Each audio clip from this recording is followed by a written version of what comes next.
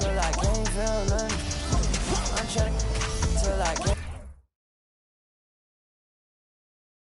Oh, who say does that?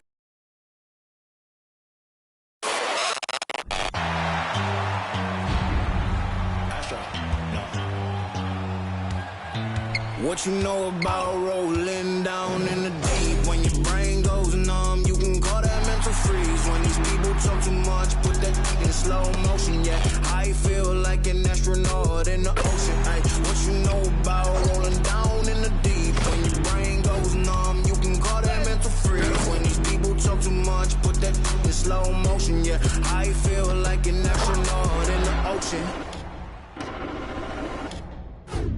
What you know about rolling? Thanks for joining us on 2K Sports. What's better than NBA basketball on a Saturday night? We're here to bring you the action.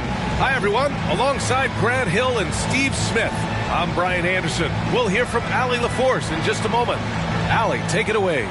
Hey, Brian. Well, after the super team, A little more meaningful building from the ground up, Allie. Thank you. Go. And so off the tip, it's Washington. And the starting lineup for the Grizzlies. They've got Miles Bridges and Freddie Simons out there with Markelle Fultz. Then it's Isaiah Stewart, and it's Tatum in at the 3. Oh, and he got fouled on his way up. He'll head to the line to shoot 2. And Grant Donovan Mitchell wears the number 45. Not one we see a lot of in the NBA. That's true, B.A. But Donovan's got a good reason to wear it, paying homage to Michael Jordan. Mitchell said growing up, everyone always took 23, so he went to MJ's return number 45. Both free throws good for Mitchell. Something a lot of folks don't know about Donovan Mitchell. He was in the crowd during the famous broadcast of the decision by LeBron James. Now here's Tatum. And a nice finish on the layup. With the skills of a guard, Tatum has the size of a power forward. It makes him so tough to stop inside. Here's Claxton. Stewart defends. There's Bogdanovich with the 3. Grizzlies with the rebound. That's pretty crazy to think Mitchell was actually in person for LeBron's announcement, Smitty. B.A., he was just 13 years of age. It took place at his high school in Connecticut, and he begged his mom to go. He said there were so many Knicks fans there, he was the only one to cheer when LeBron chose Miami. Easy look when the defender isn't fighting over the screen. Reason why it takes extra energy to do it. You have to trust your defensive rotations, but it's worth it. And the basket is good. And setting the tempo with an assertive move. Like, where was the defense on that play? No excuse. You have to be aware. He should be on your radar all the time. And that streaking rack attack is the Mobile One drive. Yeah, taking the onus on himself to make something happen. Got it into the teeth of the defense and made them pay. And the Grizzlies with possession here. After the basket by Washington. And it's Tatum missing. And he's frustrated. That's a shot he can make in his sleep. And out of bounds. The Grizzlies will take it.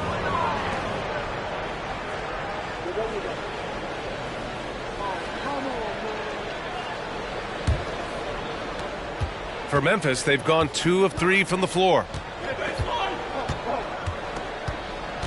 Mitchell against Simons. About 2 minutes gone by in the first quarter. And Stewart with the basket on the assist by Simons. Anthony Simons looks real comfortable running the pick and roll as the young combo guard continues to grow as a passer.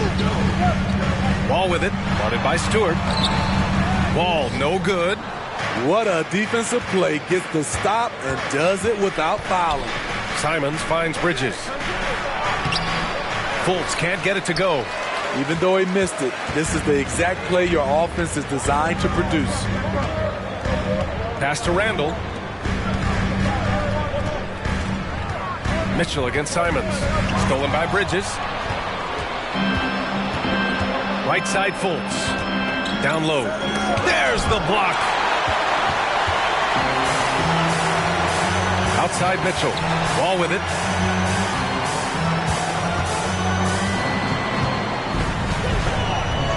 to Mitchell. Three-pointer. He can't hit that time. And it's Memphis the other way. They're coming off that loss against Denver. They failed to create enough good looks. The ball movement just wasn't quite where it needed to be. You know, they take one step forward, two steps back, and exercise in frustration. And the Wizards call time here. Well, Grant, it's still early in the season, but when you're on a team, do you have a good sense of where you stand in the league at this point? Well, it's hard to say. The year is just getting started. You just never know about injuries, trades, chemistry, how it all comes together. So I think most players aren't too concerned with the standings just yet.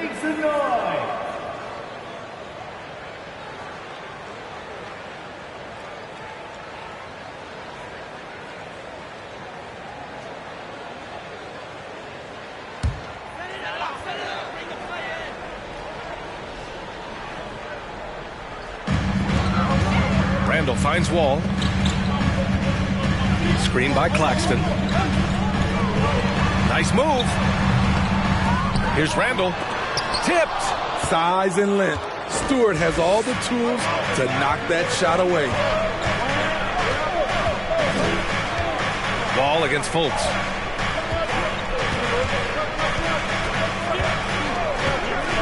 To the middle. Pass to Bridges. And out of bounds, the Wizards will take it.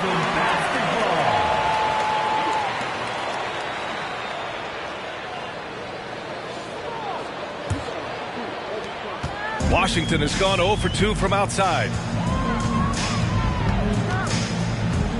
Here's Mitchell. Randall, a screen on Simons. Here's Mitchell. Oh, and Mitchell powers it home. What you love about Donovan Mitchell, not only does he explode into his moves, he finishes with authority. There's the AT&T 5G Slam Cam, capturing the moment. The Grizzlies have gone 4 of 8 and looking in control. Stewart, a screen on Mitchell. And here's Simons outside. Rebound by the Wizards. They're getting their first look of the season at the Grizzlies in this one. Fultz against Wall. Randall, a screen on Fultz. Outside Mitchell. That one off the back iron and out. Very surprising. He gets the ball where he wants it in a decent matchup. And the basket by Bridges. Pounding it inside early and often, setting a physical tone. Randall outside. Screen by Claxton. Bogdanovich on the wing. From downtown, gets the 3 ball to go. Bogdanovich is most effective when his teammates are setting him up. And all he has to do is knock it down. You know, the Wizards really came up short last season on the defensive end. They consistently struggle to get stops, which makes it twice as hard to win games. Now here's Randall. Now quiet so far offensively, searching for his first points of the game. Adding the stat sheet, getting the board, and the hoop all on one play. Yep, he's earning his coach's appreciation. Memphis has gone 1 of 2 from three-point land so far. Now here's Tatum. He had a 30-point outing in their last game against Denver. You can't forget about how great he was at forcing contact and getting to the line. He racked up a lot of easy points at the line that way. Yeah, just not on the same page. Unfortunate, wasted possession. We got to see that one again. That block was all-out effort. Yeah, what a play. I mean, that'll have the offense thinking twice about taking shots in his presence. And for Washington, they're shooting just 36% here in the first quarter. Bogdanovich with a screen on Bridges. Outside Bogdanovich. Three-pointer. The rebound by Bridges. You just wonder how the Wizards can remedy their defensive weaknesses from last year. Well, B.A., mindset is a big part of it. They just need to have better focus on pressuring the ball handlers and making sure shots are getting well contested. Fultz. Randall pulls down the board. Randall's got 4 rebounds now.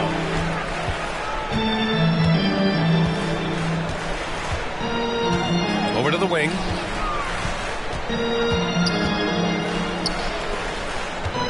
With the fadeaway. Misses off the right iron. He looked just a little out of rhythm. He's still trying to establish consistency from there. And count that. 2 points and a chance for one more at the line. That sends Jason Tatum to the free throw line. Bojan Bogdanovic picks one up. Hey, guys, talk about silencing the critics. Tatum made first-team All-NBA last year and led the Celtics to their first finals appearance in over a decade.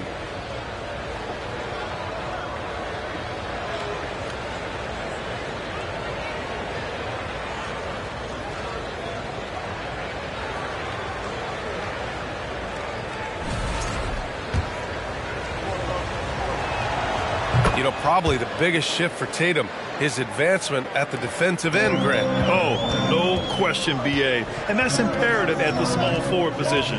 Think about it. You have guys like LeBron, Kawhi, KD. Now Jason Tatum is in that elite two-way group as well. And you have to put Jimmy Butler in there as well. Man, he made sure to get his money's worth on that foul. And Grant, a career resurgence for Reggie Jackson. Yeah, B.A. After dealing with injuries, even at one point considering walking away from the game, he's found renewed success, and he's shown he's got plenty left in the tank. Take a break. Take a break. 2 shots.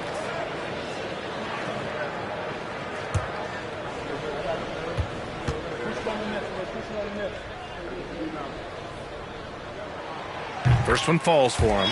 And with the Memphis Grizzlies, Smitty, they felt like an underdog for as long as they've been around. It seems to fuel each and every guy that plays here.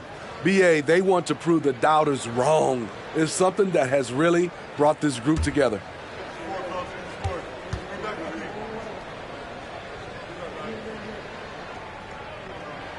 And so he hits both.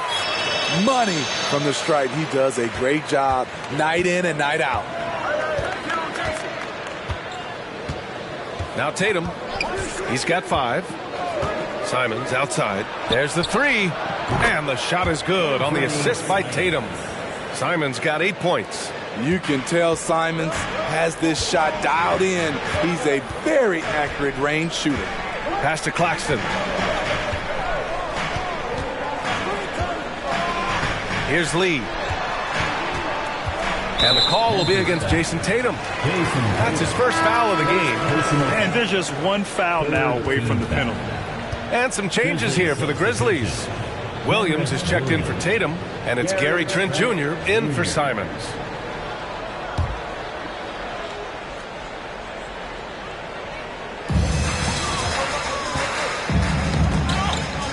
Pass to Lee. Now Williams. Jackson on the wing. Shot clock at 5. Fader on the way. And it's Harrell with a rebound. We've seen him make that shot, but not all that often. It's the kind of shot that gives hero ball a bad name and causes your coach to consider another line of work. Empty possession, and you don't want to miss these easy looks. Jackson outside.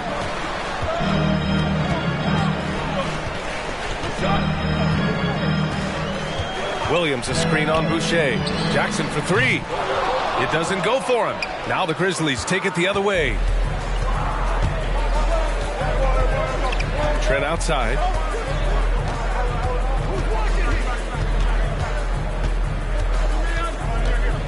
Shoots over Jackson. That misses, so no good on his first attempt of the night. Washington trailing.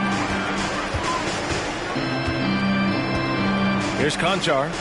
Still getting warmed up offensively. No buckets yet in the game from him. Jackson can't get it to go. Memphis has gone 2 for 3 from outside the arc. Trent outside. Outside Porter. Harrell up top. Pass to Trent. And he was fouled while in the act of shooting, so he'll take 2 free throws. And when you watch the way Trent Jr. can take over a game, just a gifted scorer who can explode once he gets going, he's impossible to slow down.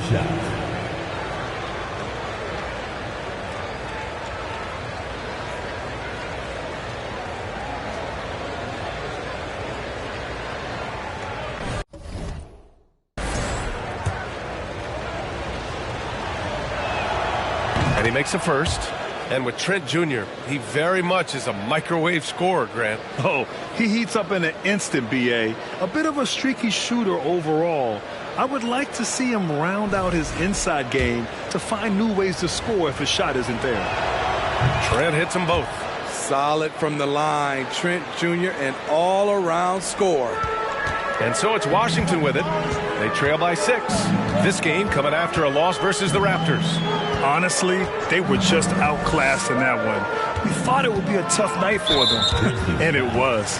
Ugly, ugly display. I thought they'd be more competitive, but I was wrong.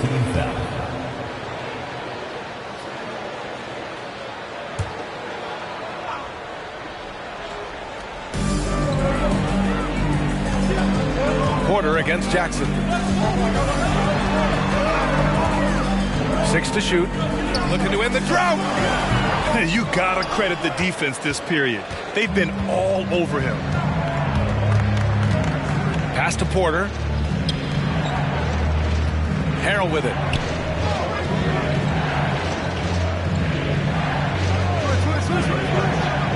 Now here's Porter.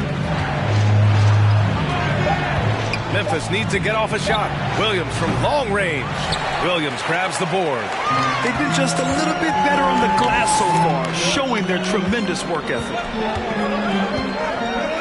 Now Jackson. The 3-ball. The kick out to Williams. Sinks it from distance. And that's what they want to do. Get him open looks early. Memphis leading. Harrell up top.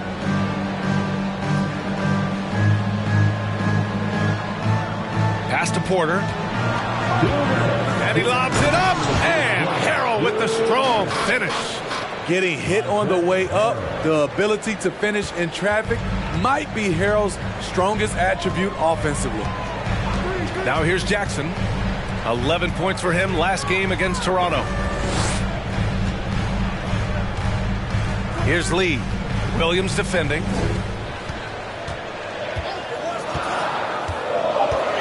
From the right block, and he nails the jumper. Perfect play to run there to get a clean look. Memphis has gone 2 for 4 from range to start things off. Harrell the screen, and here's Porter outside. The rebound by the Wizards. Jackson outside. Pass to Conchar. Kicks it out to Jackson. Fires the 3. No good on the shot. Now the Grizzlies take it the other way. He's kind of lost his way this period, having a hard time getting anything to go down. And here's Boucher. Harrell down low. Uses the glass to finish the layup. Harrell's gotten his second bucket. What a great shot. This is why Harrell shoots over 60% for his career. Jackson outside. They set a pick.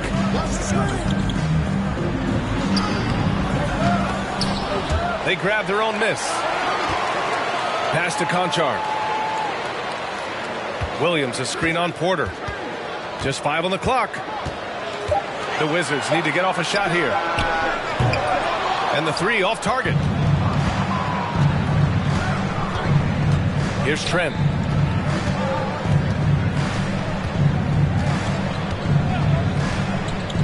Back to Porter. Beyond the arc. He can't get that one to fall. Anthony Simons has been leading the charge for the Memphis Grizzlies. 8 points in the quarter, showing how effective he can be.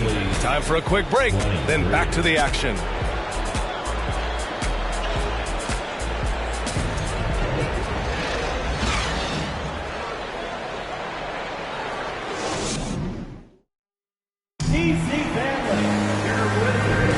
Hope you've enjoyed the broadcast so far. Halfway through the first half in this one. What stands out to you from the Grizzlies in this one? Well, I think it's pretty obvious they were well prepared defensively coming in. Yes, what they do, they take away the things that teams like to do offensively, also keeping them out of sync. Donovan Mitchell out there with John Wall. Then it's Julius Randle. Then there's Grant Williams. And it's Bogdanovich in at the 3. That's the 5 on the floor for the Wizards. Stewart finds Fultz. Back to Stewart. The shot is good. Fultz making the play. Stewart plays his part well, rolling into a great position to get the pass, and then he scores. And keeping us updated from the sideline, Allie LaForce. Thanks. Well, Jason Tatum added muscle to his frame and layers to his game, but still not satisfied. He said, quote, "I just got to be better. I have to elevate my level from being one of the top 10 to 15 players to a top 5 player. I got to make everybody else around me better." Brian, still work to do. And plenty of runway to do it, Allie. Thanks. No good on the free throw. Last season, we saw some shocking single-game performances, Smitty. Several stars had 45-plus point nights, or even well above that.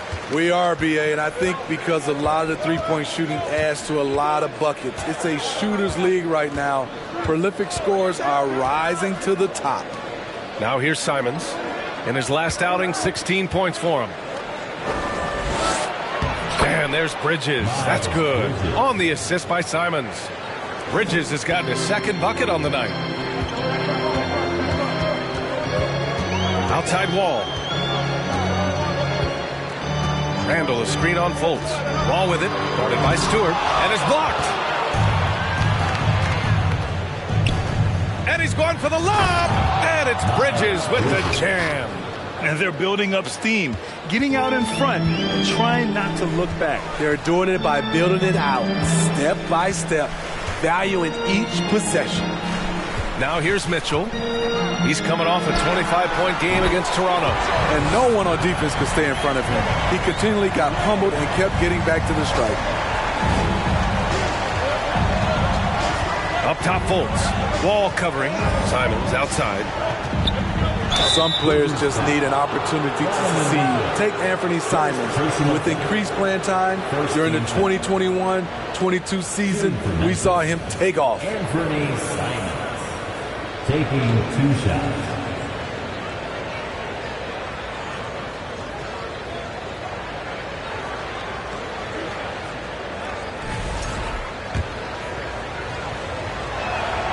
The first free throw is good. Well, for Simons during the 21-22 season, Smitty, injuries opened the door. And B.A., not just any injuries. Portland was without Dame Lillard and C.J. McCollum most of that season. And Simons filled the void. His scoring went up about 10 points per game. Last season, Washington was hot out of the gates. They started 10-3, but things did not end well. You know, and after that hot start, B.A., a 25-44 ending for the Wizards, failing to make the play-in game as well. Just a disappointing season after the promise Washington showed early. Here's Fultz, following the bucket by the Wizards.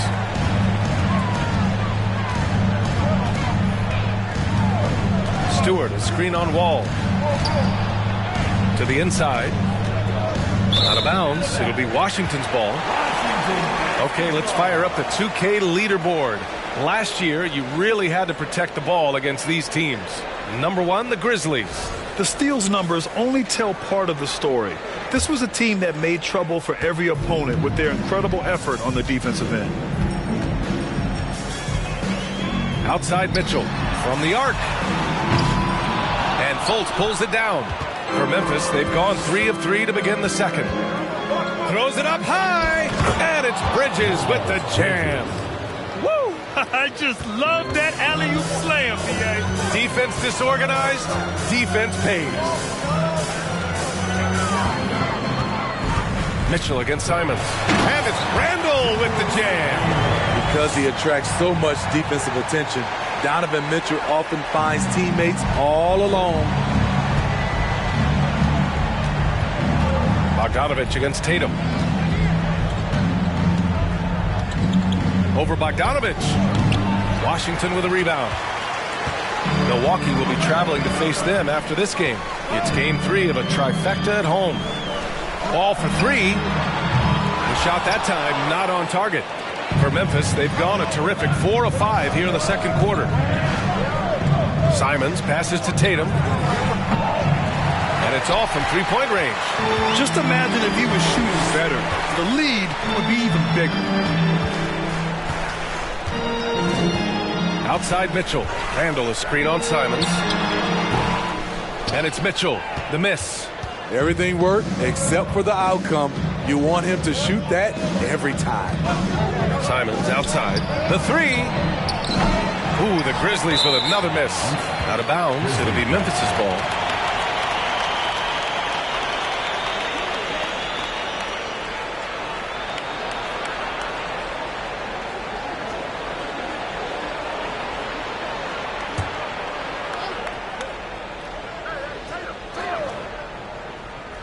Memphis has gone 0 for 2 from outside in the second quarter.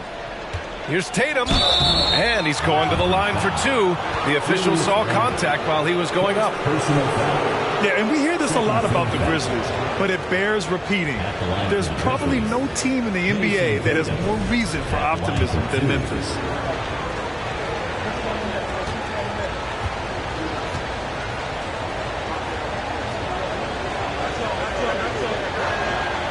First one falls. You know, I think about all the optimism surrounding the Grizzlies. The rest of the NBA has been put on notice. Yeah, BA, and they should be. This team should be a contender for years to come. If the front office makes the right moves, which they have in the last few years, they could be hanging up some banners very soon. Now here's Williams. Randall finds Mitchell. No stopping him there. Jams it in, and he's fouled. An opportunity at a three-point play. It's on Markelle Fultz. And for Julius Randle, back in 2014, a nightmare start to his career, Greg. Oh, man, so sad. I mean, Julius breaking his leg just 14 minutes into his NBA debut. A serious injury that required him to miss his entire rookie season. But give Randle credit for coming back and carving out a great career. That free throw is good for Mitchell. Strong, athletic, aggressive.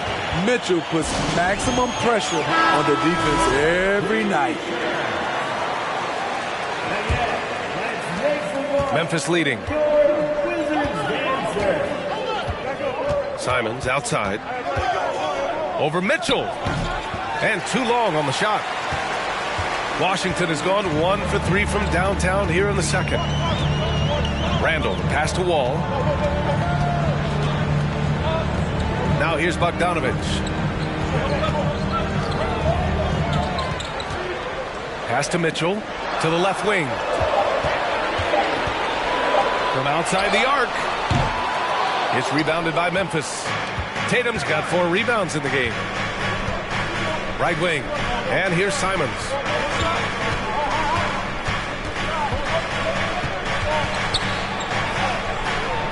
That shot is off. Ooh, solid defense from Mitchell. The Wizards have gotten 4 of their first 9 shots to go here in the second. Pass to Wall. Launches a 3. Unable to get that one. Now Memphis takes it the other way. They've led by as much as 10. It's been that kind of quarter for them. The shot has just been unreliable. Now here's Simons. He's got 10. Stewart, a screen on Mitchell. Simons passes to Stewart. So it'll be 2 free throws. He was fouled in the act of shooting. They'll pin that one on Julius Randle. Tenacious play from Stewart inside, putting up the shot all while being fouled. It's been so fun to watch the growth of Isaiah Stewart. This is a big man who continues to show impressive strides. And Stewart has quickly become a valuable player in this team's rotation. B.A., I like his hustle on both ends of the floor, and he gets after it on the glass. This guy wants to keep getting more minutes and have more responsibility. Now here's Wall. 14 points for him last game against Toronto. And not only was he creating for himself, he was setting up teammates with good shots. Hey, they're just getting pushed around inside. Memphis has gone 0 for 2 from outside in the second quarter. Fultz against Wall. Charity stripe shot. Fultz is good. And the Grizzlies lead by 7. Some sick ball skills displayed right there. And he's not the guy you expect to pull that off. Wall against Fultz. From deep, Mitchell. It's rebounded by Memphis. Bridges has got rebound number 5 here tonight. You like that he's still attacking, but the results tonight just haven't been there. Pass to Tatum.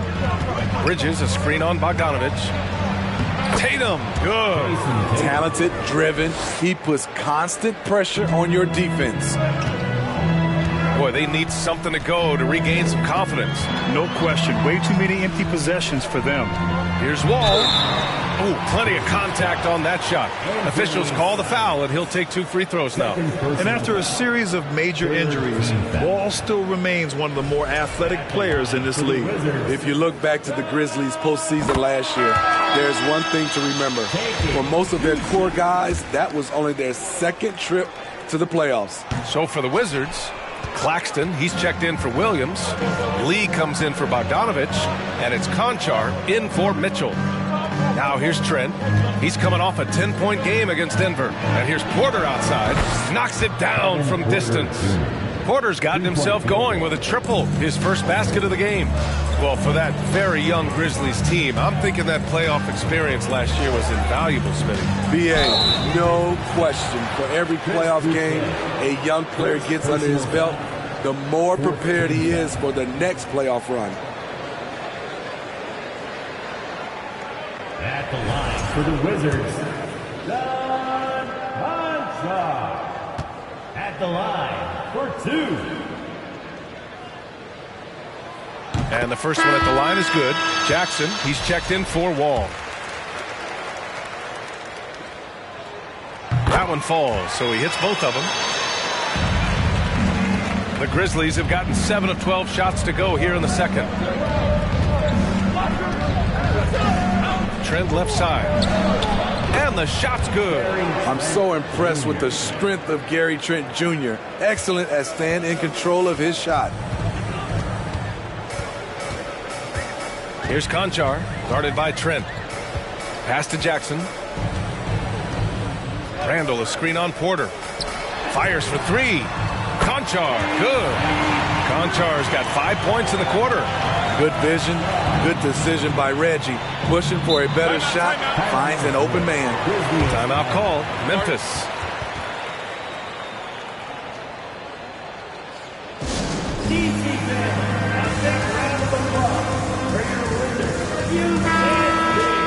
And here's a look now at who shot the ball the best during last season's campaign.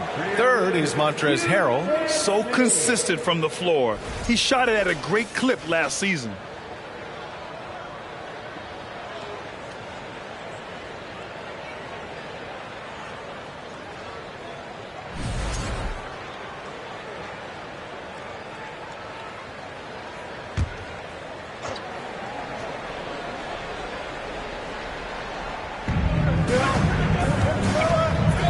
Porter against Jackson.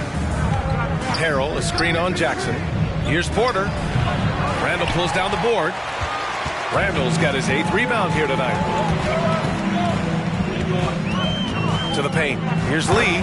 And he caught that pass in full stride on his way to the big slam. What a beautiful look. Randall continues to round out his game in the prime of his career. Trent outside. High post Boucher. Pass to Porter. 4-3. Conchar pulls it in. Well, so far, this cold night from the field has not affected their ability to maintain this lead. Here's Claxton, covered by Boucher. Oh, rejected by Boucher. Boucher loves coming up with blocks, and his presence, it was felt on that play. Oh, nice one-handed jam there, B.A. Hey, little exclamation point. Here's Conchar. He's got 5. Jackson outside.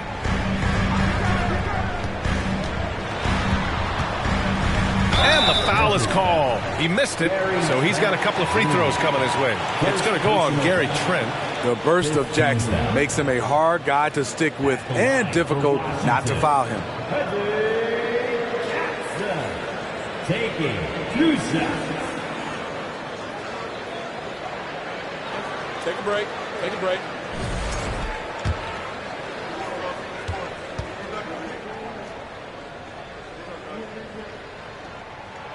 And that one falls for Jackson.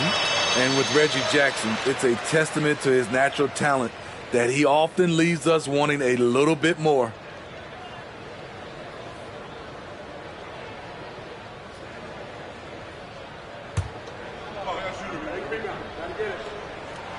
And so Jackson nails both of them. Memphis leading. Porter the pass to Harrell.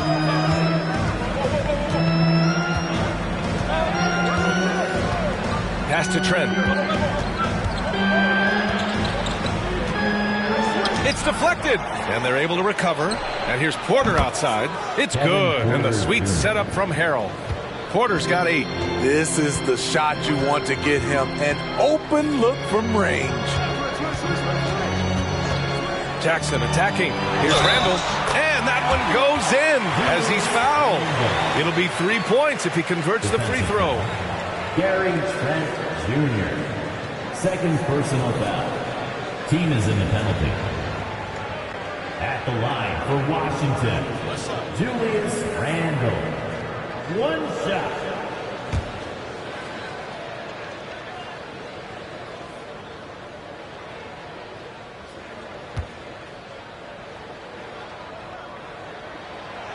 Still looking for improvement from the line. Randle could pick up a couple extra points a game if he did. Trent right side. All right, here's a look at the schedule for the Memphis Grizzlies. On Tuesday, they'll head home to take on the Minnesota Timberwolves. Then on Thursday, they'll be playing against Joel Embiid and the Charlotte Hornets. 2 shots.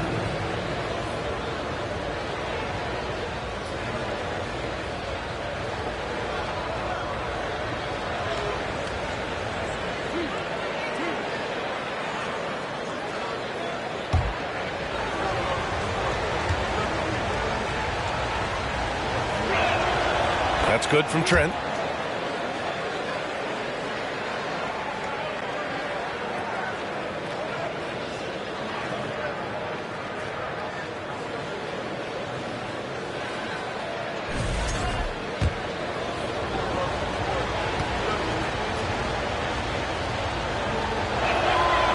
No good on the second free throw. For Washington, they've gotten half their shots to fall in the second. 8 for 16. Conchar, good. Memphis has gone 2 of 5 from distance here in the second quarter. Outside Porter. Pass to Boucher. Harrell, a screen on Randall. Boucher outside. Harrell with it. Just 4 to shoot. And here's Porter outside.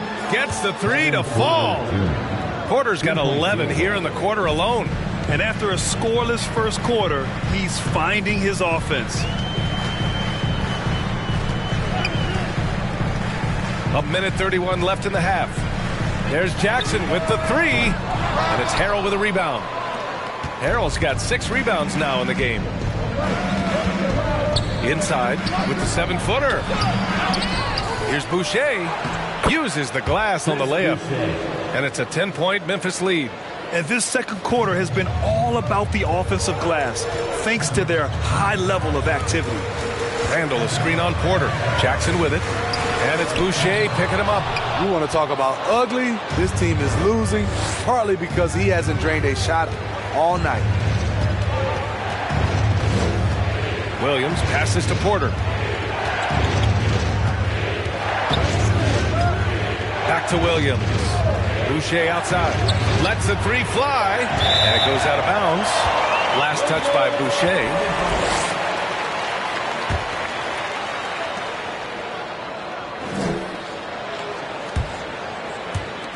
There's 39 seconds left to play in the half. Jackson outside. There's a screen. Back to Conchar.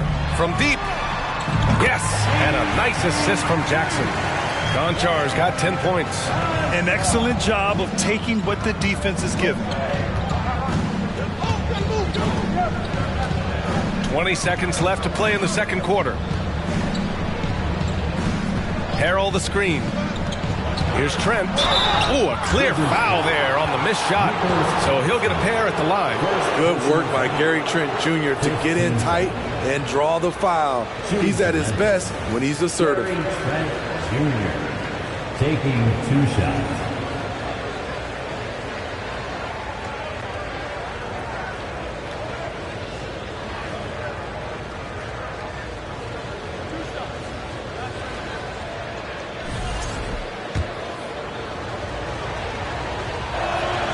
That's good from Trent.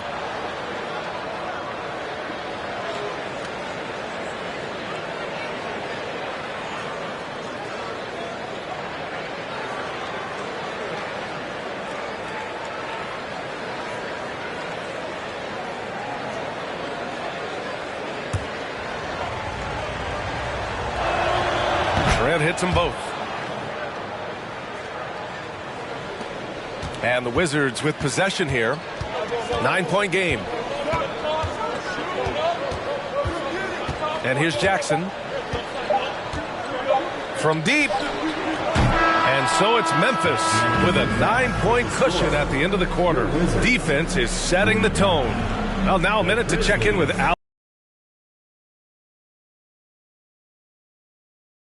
Jenkins, what's the focus as you look forward to the second half?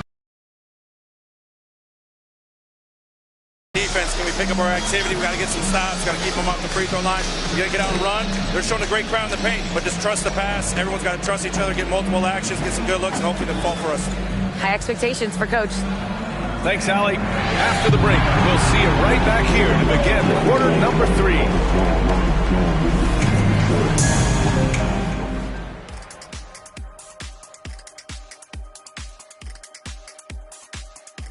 Thank you for joining us. Getting right to the story. Things are going well for the Memphis Grizzlies.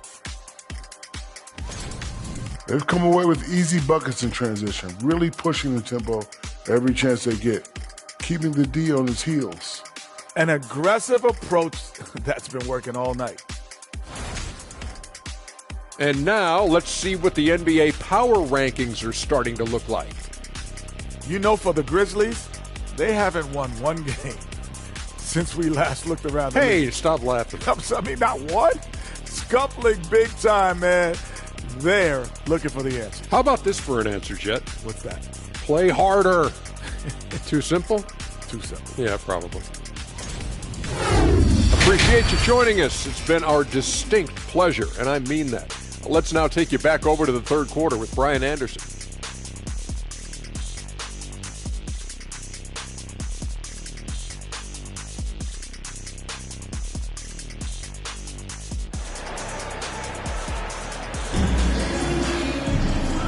And we've got third quarter basketball here. 2 quarters in the books. Without question, Kevin Porter displaying his skills today. Through the first 2 quarters and change, his perimeter shooting continues to be spot on. What can you say? Shooting is a premium in this league, and you can see why. On the court for the Grizzlies, Isaiah Stewart out there with Miles Bridges. Then there's Anthony Simons. Then there's Markelle Fultz. And it's Tatum in at the small forward position. And once Simons gets cooking, watch out, because he's capable of dominating games all by himself. Ooh, a great look there. Brought to you by the AT&T 5G Slam Cam. Wall, the pass to Mitchell. Wall with a screen on Simons. Here's Mitchell. No good off the back of the rim. Nice rebound. Trying to match the other team's intensity right now. Bridges outside. Pass to Fultz. Stewart, a screen on Mitchell. Here's Fultz. Rebound Washington. Won't see him miss that one too many times. Yes, let's look on the bright side. You got a great look. It's a play that you might want to go back to again. Now here's Randall. Outside Mitchell. Now Randall. 5 to shoot. Shoots over Fultz. Can't get it to drop. Now Memphis takes it the other way. Minnesota will be traveling to face him after this game, and that'll launch a 4-game homestand for them. On the wing, Simons. Wall covering. Simons passes to Stewart. Simons right side. On the wing, Tatum. The three. The rebound by the Wizards. Randall's got the glass covered here tonight. That's 11 boards for him. Ball for three. And another miss by Washington. The Grizzlies have gone just 1 of 3 in the second half. Fultz with it. Now Bogdanovich defending. Back to Simons. Fires from deep. Randall pulls down the board. Randall's got rebound number 12 now. Tenacity on the glass. Here's Wall. Oh, and that one, no question, powered it down. B.A., forget about attempting the long-range three to cut into that lead. Just attack the rim, my man. Man, that was sweet. Now here's Fultz. That shot off the mark. Wall with the defensive effort. Ugly start to this half. Hitting just 20% from the field.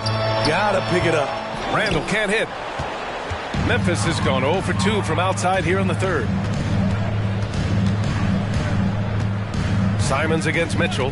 Bridges a screen on Mitchell. Simons' shot is good. A pro at working the pick and roll. Simons just taking what the defense gives him. Boy, they'd love if anyone could get a bucket. Yeah, their offense has been grinding to a halt. Here's Mitchell. It's rebounded by Memphis. Bridges has got 7 rebounds in the game. The 12th overall pick back in 2018, Miles Bridges was part of a loaded lottery. Guys like Luka, Trae Young, SGA also part of that class. Now here's Simons. They lead by 11, largest margin of the game. Shoots over Wall, and it's Simons missing. And the Wizards shooting just 33% so far in this game. A chance here to catch up with Allie from the sideline. Well, guys, Commissioner Silver's open to change. He said, quote, "We're not beholden to pure tradition. We care a lot about it, but all the factors I think about when we talk about changing the rules, I'm less concerned about that. We should live in the present, be respectful of those records, but also be willing to adjust when it makes sense." B.A.? All right, thanks, Allie. And they'll get another chance. And finished by Tatum. Wow! We don't always get to see this from Tatum, adding the sizzle to the steak. Now a timeout called by Washington. DC family, it's t-shirt time. Make some noise if you want a t-shirt. Williams is checked in for Washington. And a chance now to look at the highest scoring teams in the league from last season. The Grizzlies, second. And last year, I liked watching this team operate on the offensive end. The ball movement, the patience, the confidence. You love seeing all that come together.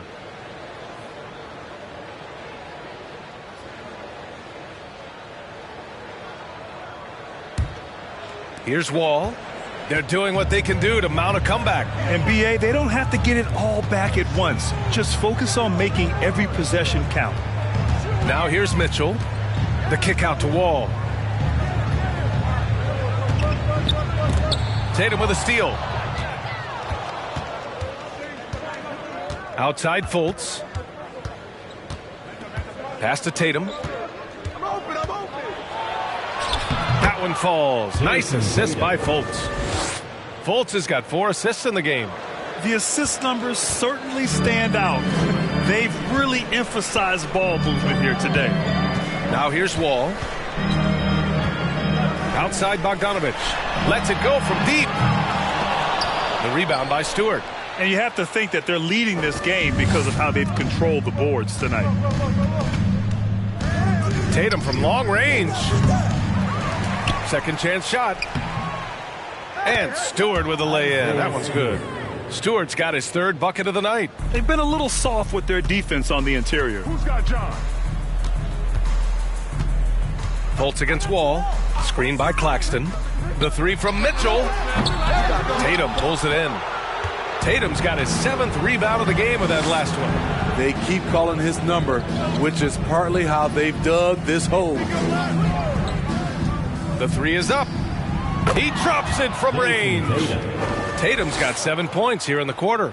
On the catch and shoot, Tatum is a go-to option. It seems like he's always ready to put up a shot. Washington calls timeout. Coach definitely wants to talk about their interior defense, which has not been impressive. It's a matter of want to. Helping out, contesting shots. You have to want to make the effort.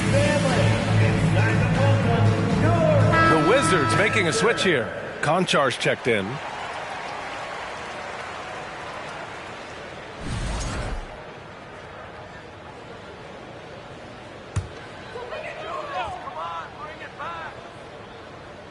Here's Bogdanovich. Wall with it. Outside for Mitchell. On the wing, Konchar. Who's watching now? Williams, a screen on Tatum.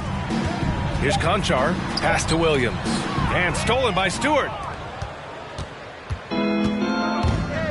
Fultz against Wall. Fultz passes to Simons.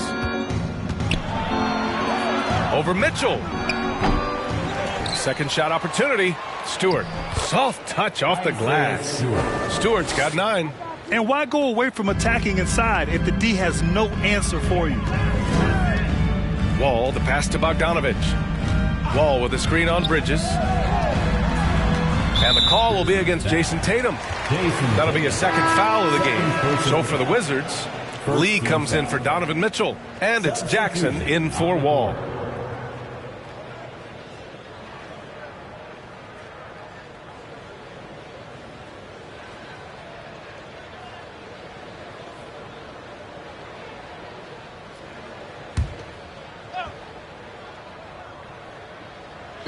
On defense, the Grizzlies. Jackson with a screen on Trent. Shot clock at 6. Konchar, good. He's got 12. Rock solid screen right there. The defender got completely lost. Hey, if you're not going to fight over, you're essentially giving the shooter the look he wants. Now here's Tatum. 16 points for him. Oh, Tatum slams it home. I like how Isaiah Stewart found a teammate there. Impressive passing for a big. Pass to Williams for 3. Porter pulls it in. They really have a commanding lead, not just in points, but in rebounds as well. Trent. That shot, no good. And it's Washington the other way. Here's Konchar. 12 points for him. Outside Bogdanovich. Ooh, and he took a hard foul on the shot. So he'll head to the line to shoot a pair. It goes on Chris Boucher. Look at Bogdanovich getting physical. Works hard to get the shot off and the foul. And a look now at how the offensive approach has been going here so far for the Grizzlies. It's just a passing clinic from them in this game. Solid communication and unselfish play all around. They're also doing a good job working the ball inside tonight. The defense has been struggling to slow them down there in the paint. First free throw is good. Drafted in 2011, Bojan Bogdanovic didn't make his NBA debut until 2014. Decided to stay in Europe to continue to improve his game.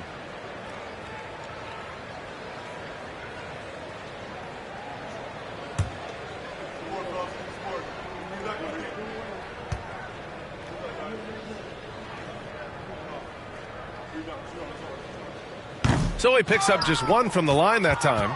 And Bojan, with that great career abroad, entered the NBA at age 25. I think it was a great move for Bogdanovic. Not everyone is ready at a young age. He worked on his game and his body. Came into the NBA ready to contribute. Now here's Williams. Pass to Bogdanovich. Here's the 3. The rebound by Stewart. Stewart's got rebound number 10 tonight with that last one. Trent right side. Count it. Trent's got 9. What a tough finish with all that contact. When Gary's doing damage inside, it's scary. Bogdanovich with a screen on Trent. Williams finds Jackson. On the wing, Konchar. Here's Lee. Off target with the three. They've shown that power inside. Their rebounding effort has been sensational. Now here's Tatum. 18 points for him. Boucher a screen on Jackson. Tries the 9-footer. Tatum, shot is good. Tatum's got 20. And they keep on figuring out ways to force the rock inside and convert. Timeout. Things just don't seem to be clicking for them offensively. Yeah, they really need to find a way to get back on track. Washington calls timeout.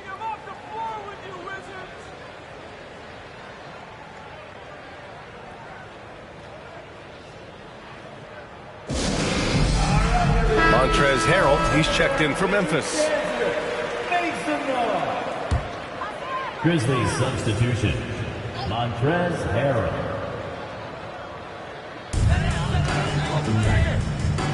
Here's Lee to the paint. Porter with the steal.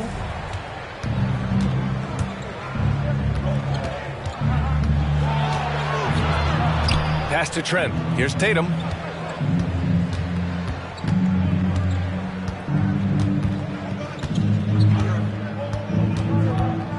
Tatum draws the double. 4 on the clock. Took the opportunity when he saw it. He's got 17. Well, you know, it's already tough to play like this at home, but it's even tougher to do so on the road. They built up this huge league with great play at both ends. They're going to love watching film tomorrow. They double-team Tatum. Here's Boucher for 3. That falls. Nice feed that time from Tatum. Tatum's got 5 assists tonight. Backing up that last 3 with another 3. The defense has to stop giving them so many clean looks. Now here's Williams. 2 minutes. Bogdanovich with it. Picked up by Tatum. Bogdanovich, no good. The other team just looks more in sync and is riding the momentum. You know what? This has always been a debate. Do you take the timeout or do you let your guys try to fight through it? Credit them for making the right halftime adjustments. What it was, they are getting better shots, which has gotten them into a rhythm, and they're knocking down everything. Jackson can't get it to go. Decent look from mid-range, but there may have been a better option for them in that set. Allowing any room to operate, you know he's going to be aggressive. 1:16 left in the third quarter. On the wing, Tatum. 23 points in the game. Outside for Porter. Ooh, excellent D there from Jackson. The Wizards shooting a low 31%. Their offense is lacking. And the call will be against Jason Tatum. That's his 3rd foul so far. Randall, he's checked in for Bogdanovich. Now into the lineup for your Wizards, Julius Randle.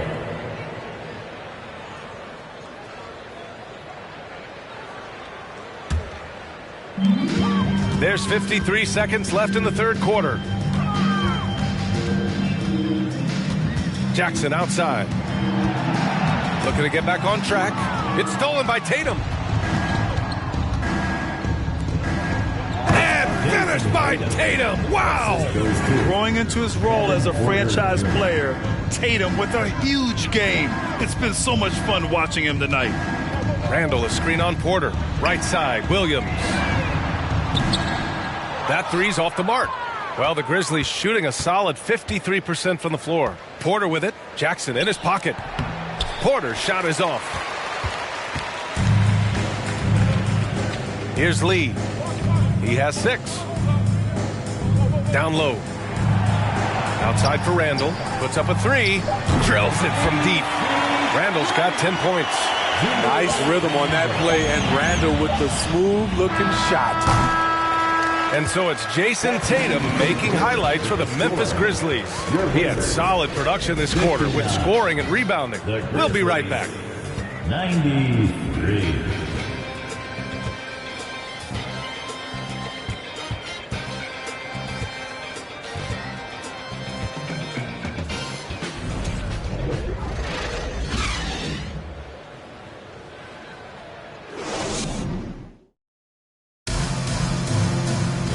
And 1 quarter to go in a game that, to this point, has not been an evenly fought contest.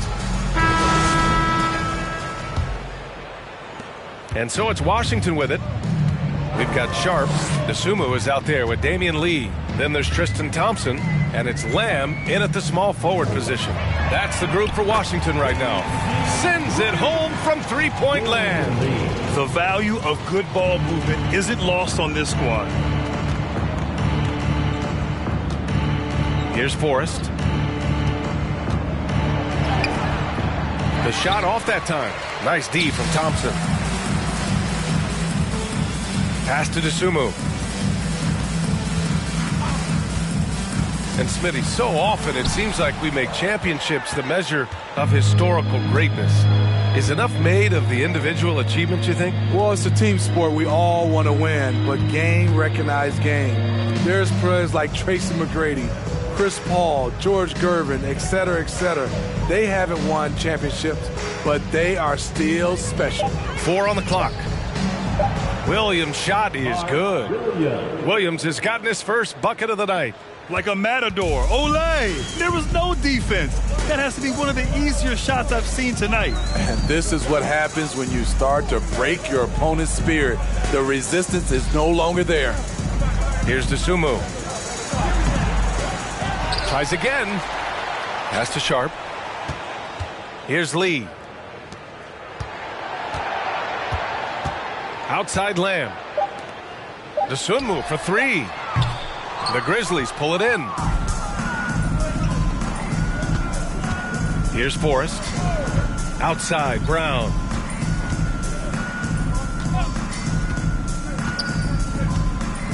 Harrell with it.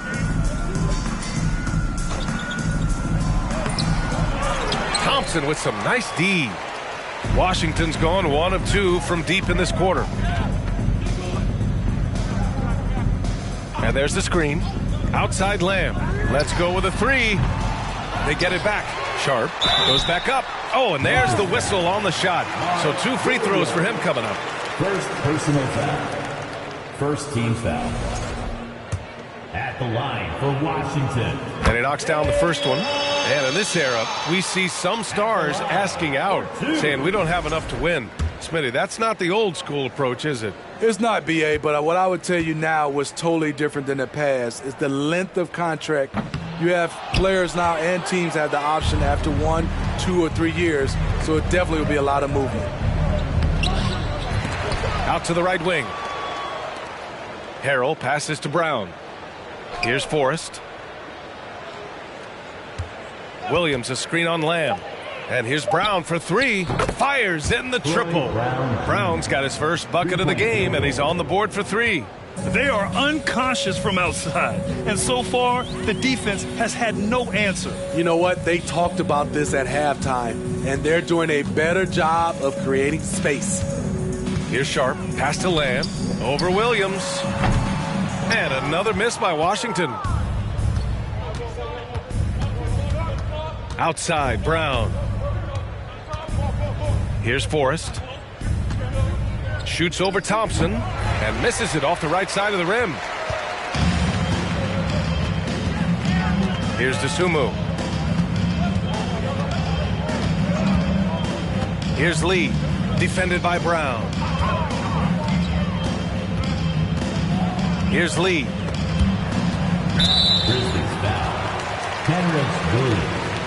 And that shot was going nowhere thanks to that aggressive swat.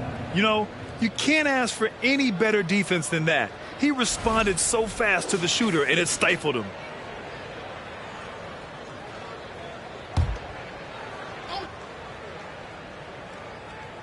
A look at the clock. A little under 3.5 minutes gone by in the fourth.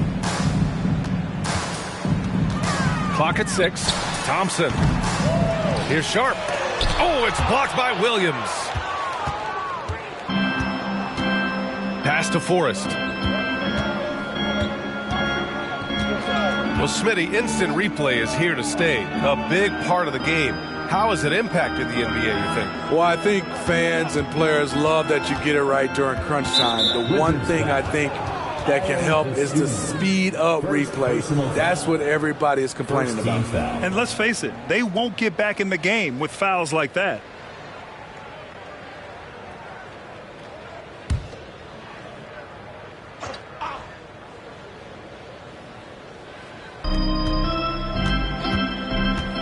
Here's Forrest. Pass to Harrell. 6 on the shot clock. To the right side. Tristan Thompson, his wingspan bothering that shot. And B.A., he takes his rebounding so seriously. This dude is such a grinder. His teammates appreciate the effort. Just goes all out on the glass. You know, this is one of his specialties, keeping plays alive, creating second chance opportunities. And Washington has possession, following the bucket by the Grizzlies. And so he draws the foul, headed to the line to shoot a pair. And when you look at Ayo Dosunmu, he's not your typical facilitating guard. He can score also.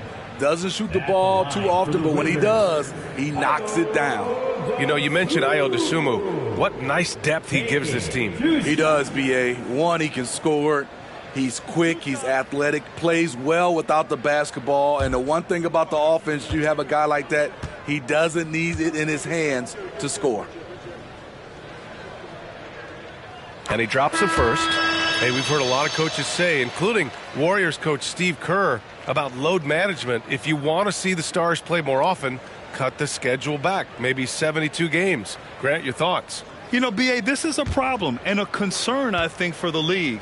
You go back 20, 30 years ago, Stars played every night when available.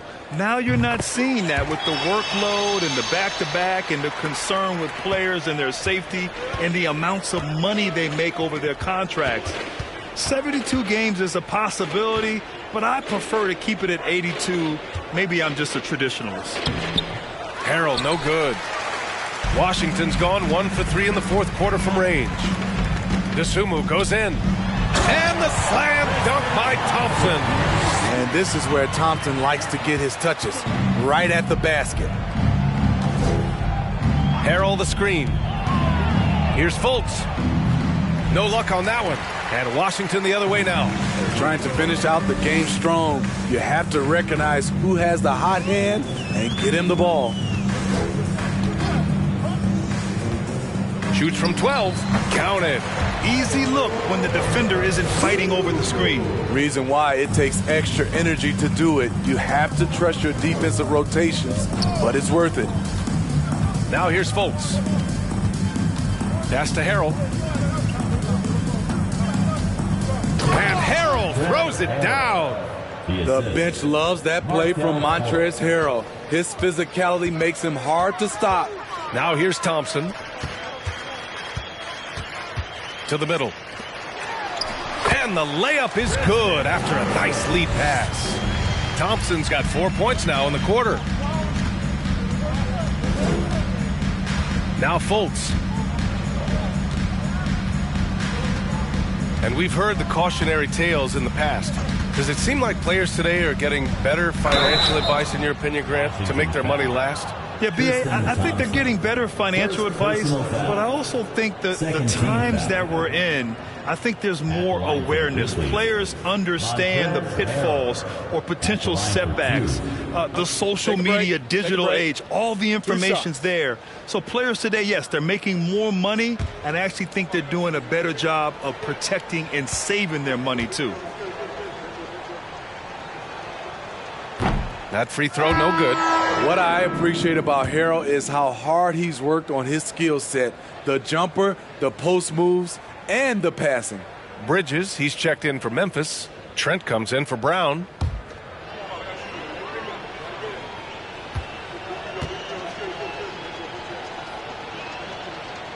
And he sinks the second.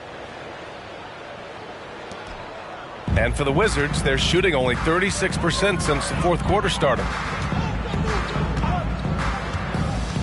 Jackson down low, pounded by Fultz. Well, Memphis shooting it well, almost 50% from the floor. Williams finds Trent. Back to Williams. The rebound by the Wizards. Claxton's got rebound number 7 tonight. Fultz against Jackson. With the drive. Oh, nice D from Fultz. The Grizzlies shooting 33%. This hasn't been their quarter. Bridges down low. And he drains it. A solid 5 for 6 now. And this is what you want to do when you've got a big lead. You must stay aggressive. I'm impressed with their intensity tonight. They've came in focused and they've executed. Jackson, and there's a whistle. He'll head to the line to shoot 2. Well, Grant, in the pace and space era of the NBA, it seems like the rate of free throws league-wide has declined dramatically. Yeah, I love that, B.A. It keeps the game going. There's a flow to the game, and we like it as broadcasters, and you know the fans love it as well. So I hope the league will continue on this trend. Julius Randle's checked in for Washington. Boucher's checked in for Memphis.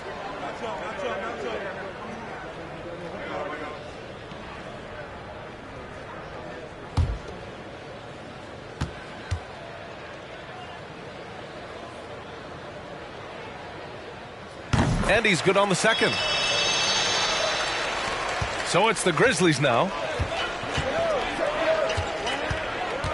Trent outside. Offline with a 3. Washington has gone 1 for 3 in the fourth quarter from range. Here's Conchar, guarded by Trent. Back to Jackson. Randle on the screen. Launches it. The Grizzlies pull it in. Williams has got his 7th rebound of the game with that last one. Boucher passes to Trent. There's Fultz with a 3. The rebound by Jackson. And the Wizards shooting a low 31%. Their offense is lacking. Randle outside. Jackson with a screen on Fultz. For 3, Randle. Yes! And a nice assist from Jackson. Jackson's got 3 assists in the game. You just can't give him that shot anymore. Julius is now comfortable from distance. Now here's Trent. And he'll draw the foul. He'll head to the line for 2. One thing I know players are happy about, the number of back-to-back games is way down from just a few years ago, Smitty. Yes, indeed, B.A. About a decade ago, about a quarter of a team's games were part of a back-to-back. Now it's only about 15%. That's a change everyone likes, players, coaches, and broadcasters. Washington has got 2 of 5 threes to go here in the fourth. Jackson, the pass to Randle. Jackson with a screen on Boucher. To the inside, and he dunks it down. Hey, when in doubt, run the defender off the screen. And you know, with a result like that, we'll see them run it again. Especially if the defense is going to allow you to do it. Have to switch on that play. Now here's Fultz. Basket counts. Coming out of the half, making a commitment to the offensive boards has proven successful. Out to the right wing. Randle with it. Harrell picks him up. There's Jackson with the 3. And the Wizards with another 3. Lackluster defense, showing no desire to chase shooters off that line. And here's Trent.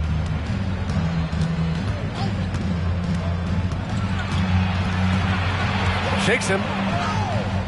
Claxton with a rebound. Claxton's got rebound number 8 here already in the game. To the middle. And he goes up strong with a one-handed jam. These are the fundamentals we're always talking about. Excellent bounce pass. Outside Fultz.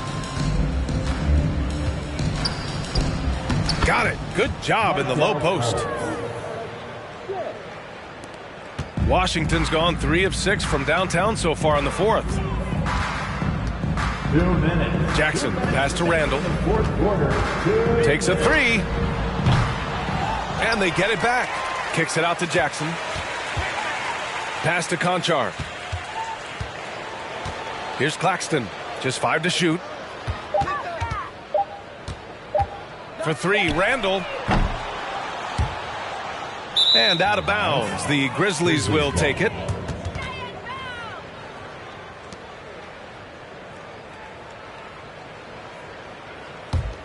Memphis has gone 1 for 3 in the fourth quarter from range. Boucher a screen on Jackson. The kick out to Williams. Pass to Boucher. Back to Williams.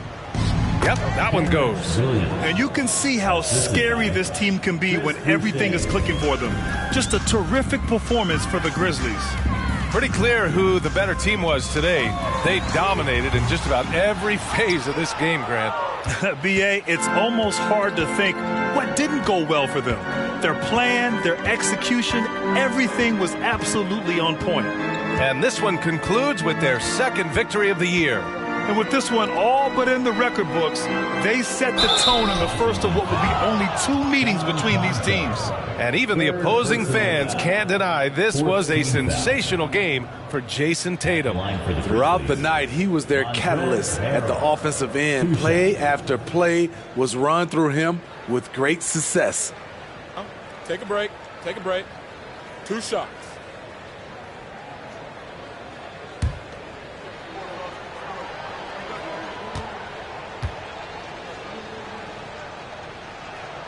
First free throw is good.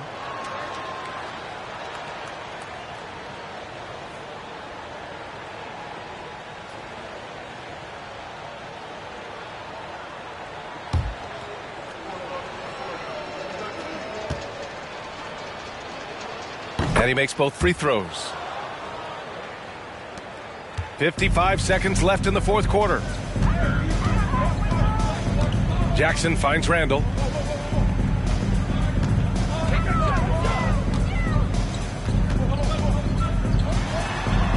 Count it. That's his 6th field goal in 12 tries. Because of this great combination now where he can attack the rim and stretch the floor, Randall has many more big nights. Now here's Trent. 29 seconds left in the game. Rebound Washington. Randall with it.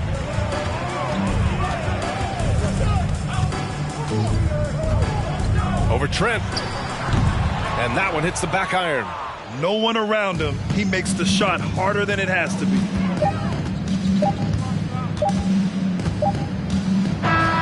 And so it's the Grizzlies taking care of business in this one. Boy, this crowd has to be shocked by the way their team was dismantled. Shocked and surprised. It doesn't matter what the matchup is. You never expect a road team to just waltz in and cruise to the type of victory like we saw tonight. And now we have Allie LaForce standing with the player of the game. Allie, take it away. Markel, the assist numbers for you, jumping off the page. Talk about your effort to get everyone involved. I just try to make the right play every time I'm on the floor. You know, like Coach said, if I see 2 on me, I'm going to try to hit the open man. And we were just moving the ball today. I think that's a focus that everybody has, and I think we showed a little bit of today, and we just want to keep building. The ball movement was outstanding. Congrats on the win. Allie, thank you as always. And that's going to do it tonight, folks, for our broadcast. For Grant Hill, Steve Smith, and Allie LaForce, this is Brian Anderson. Thanks for watching tonight's game. And now we present the New Balance Player of the Game, Jason Tatum.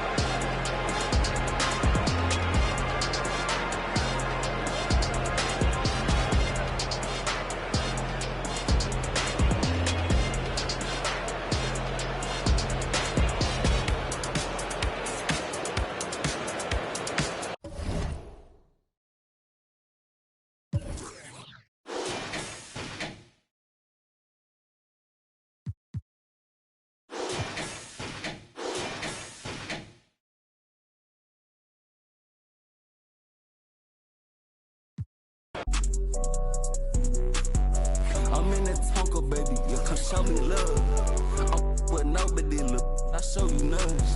I ain't trusting nobody, look. I keep a if a problem come up, ring to us, cause we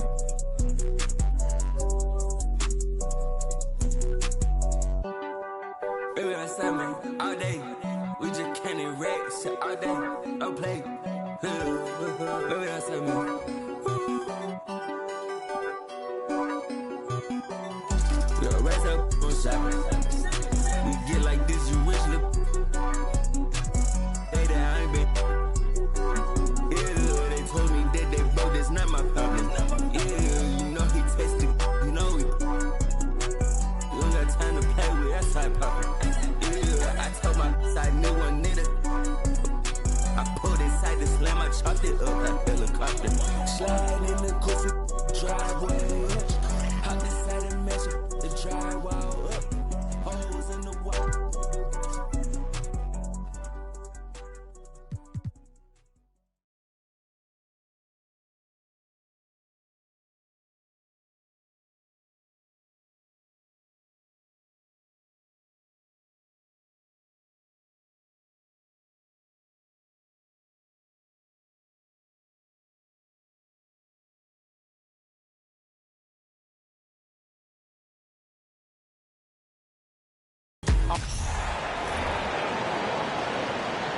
Introducing the starting five for your Milwaukee Bucks. At the power forward position, standing 6'5", number 0, Jason Tate. At point guard, at 6'3", number 50, Anthony. Starting at the other side, 6'4", number 3, Jordan Poole.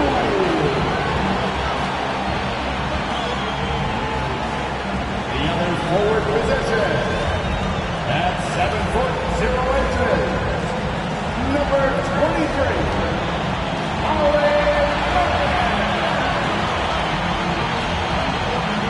starting at 7, standing 6'11", number 15, Nikola Jokic. Welcome, everybody. Thanks for joining us for NBA action on 2K Sports. Kevin Harlan here, and I'm joined by Greg Anthony and Clark Kellogg with David Aldridge on our sideline. D.A., take it away. Thank you, Kevin. Seth Curry has solidified his place in the league. He says, I've just embraced my role no matter where I've been. Growing up with a pops who played 16 years in the NBA and who was never a starter, I looked up to him just as much, if not more, than the All-Stars. I want him to have a long career just like him. Kevin? On his way, for sure. David, thanks. So the New York starting five, the two stars, Melo and Porzingis down low. T.J. McConnell is out there with Harden, and it's Martin in at the 3, the small forward. And for Milwaukee, Jordan Poole is out there with Anthony, and it's Nikola Jokic. Then there's Jason Tate, and it's Markkanen in at the 3. And it's been a rough stretch for the New York Knicks, a team that has only had a handful of playoff appearances in the last 20 years. It'll be the Knicks off the tip. Now McConnell. He kicks it to Anthony. The rebound by the Bucks. The Knicks are trying to get back to being competitive, GA, but it has been difficult, hasn't it? They haven't been able to attract top-level talent for quite some time, which is surprising when you consider this big market and the status this franchise has within the city. And hitting the mid-range jumper here early gives the defense just another thing to think about. Well, they better be thinking about him. I mean, we know how dangerous he is. Anthony, the pass to Porzingis. That one falls coming off Anthony's feet. This is why Porzingis is special. I mean, exceptional accuracy from range for a man of his size. The pass to Tate. Anthony on the wing. He's covered by McConnell. Anthony, the pass to Jokic. 5 on the clock.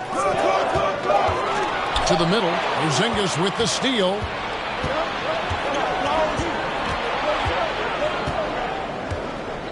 outside Martin. Back to Porzingis. Anthony in the corner. Martin against Markkanen. And it's Martin missing. Boy, he really bungled that finish.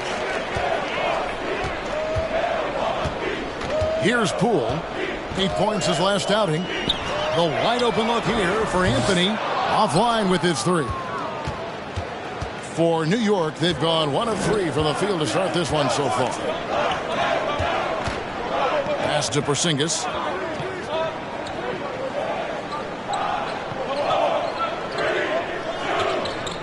Passes it to Harden. Lets the 3 fly. Tate with the rebound. They're 1 of 4 here to start, looking to get into a flow offensively. Anthony, the pass to Markkanen. Jokic sets the screen for Markkanen. And he draws body contact. Looked like a blocking foul, and he was in the shooting motion. So he'll head to the free throw line. Boy, in this day and age of how the game is played, Markkanen's skill set, hand and glove fit. Superb at spacing the floor with his shooting stroke. At the line for the Bucks, Markkanen. At the line for 2.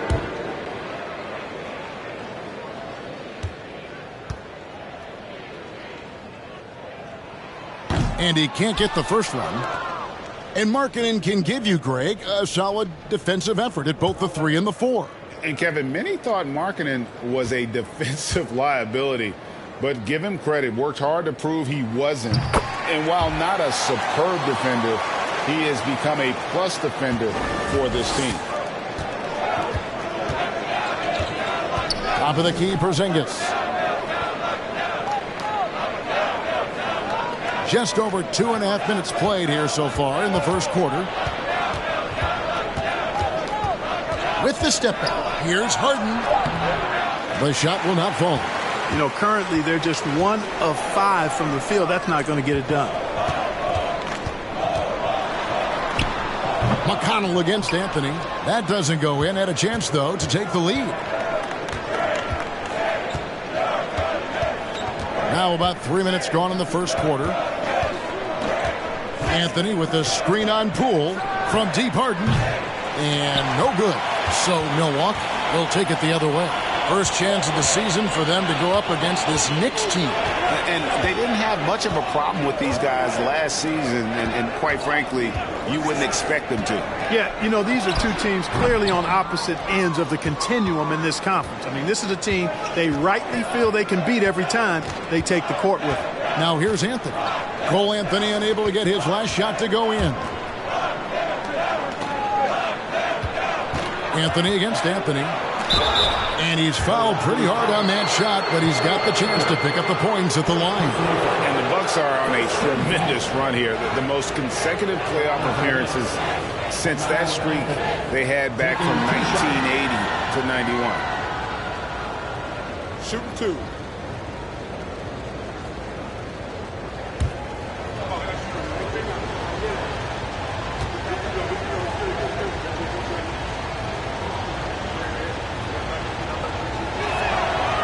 That one is off.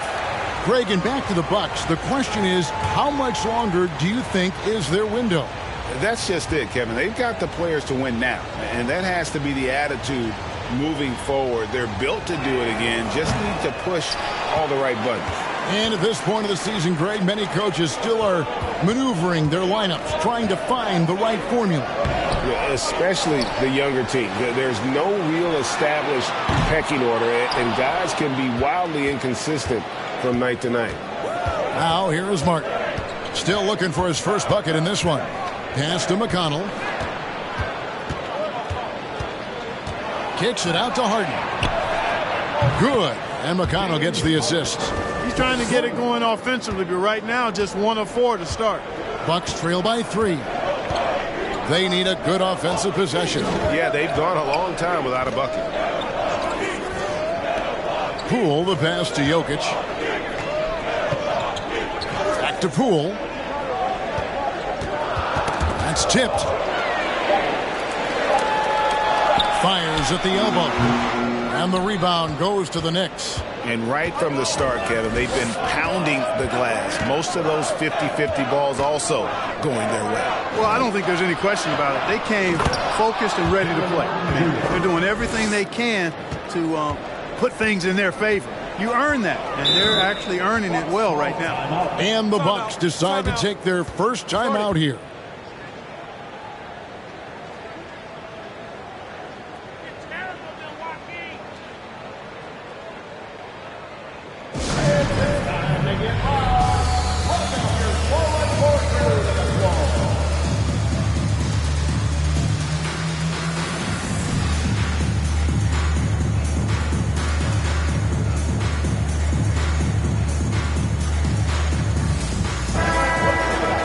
Take a look at the players who were the best on the glass a season ago. Jokic is second. What a season he had in the paint. I mean, his rebounding numbers really mind-boggling. Who wouldn't love to have a guy like that?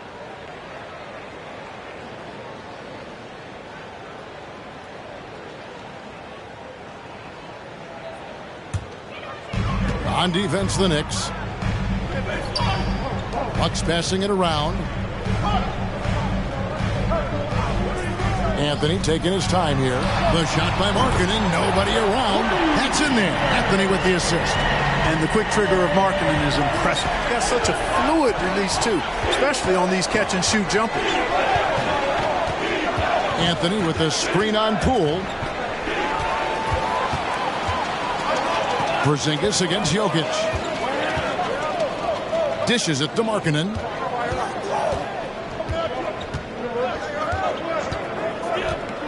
Back to Jokic. Now the pass to Tate. Down to 5 on the shot clock. There's the triple. He can't get it to go. The Knicks with the lead. Right side, Porzingis. Here's Anthony, and the Knicks getting another bucket right there. Well, you got to respect the jump shot of Anthony because he's got the ultimate green light. And because of that freedom, he's a dangerous guy on the perimeter. Now here's Anthony. Nothing yet on the scoreboard for him. Pass to Markkanen. And the 3-ball is good. And that's exactly what he's looking for, draining the triple. Here's Harden. And that'll be 2 free throws coming up. Officials on the call with the foul.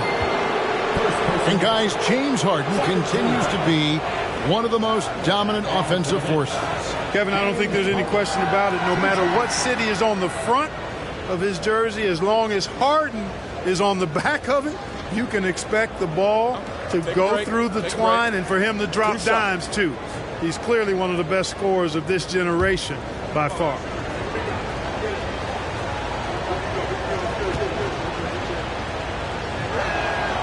And the first one at the line is good. Well, James Harden still a tremendous player, but now in his early 30s, some question, can he be the dominant MVP force we saw in Houston? Here's what Milwaukee's going with right now. Simmons checked in for Jokic. Davis is subbed in for Jordan Poole. And a new group in for the Knicks. Wagner's checked in for Porzingis. Johnson comes in for Carmelo Anthony. Curry's checked in for Martin. And it's Dante DiVincenzo in for T.J. McConnell. You know, he can be your primary scorer, but he also can be your primary playmaker. Offensively, Harden does everything at a diamond level. Drills it from outside. And Greg, Harden in recent years dealing with hamstring injuries. Has he lost a step to age or injury? Probably a little of both, but we've seen players with a new diet or training regimen get back to peak production. Hopefully, he can as well. Well, just cannot buy a bucket, guys. I'll tell you what, that's a painful quarter for him, and it's painful for me to watch, too. Passes it to DiVincenzo. Wagner with a screen for DiVincenzo. Off to a good start as he hits his first shot attempt. Outstanding focus from Dante DiVincenzo, not allowing a bump to throw him off his shot there. Good concentration. And you love seeing that great mobile one drive a second time. And continuing to press their advantage. They're not taking their foot off the gas. Anthony kicks to Simmons. Tate a screen on Wagner from the baseline. A shot by Tate with no one around. And again, the Bucks miss. he has to make that one. I mean, you have to make the defense pay when they slough off of you like that. Pass to Wagner. Off target there. That would have pushed the lead to double digits. And that's a foul called on Lauri Markkanen. That's his first foul. A different look for Milwaukee. Hamid Bamba, he's checked in for Anthony. Jones comes in for Tate. And Diallo subbed in for Markkanen.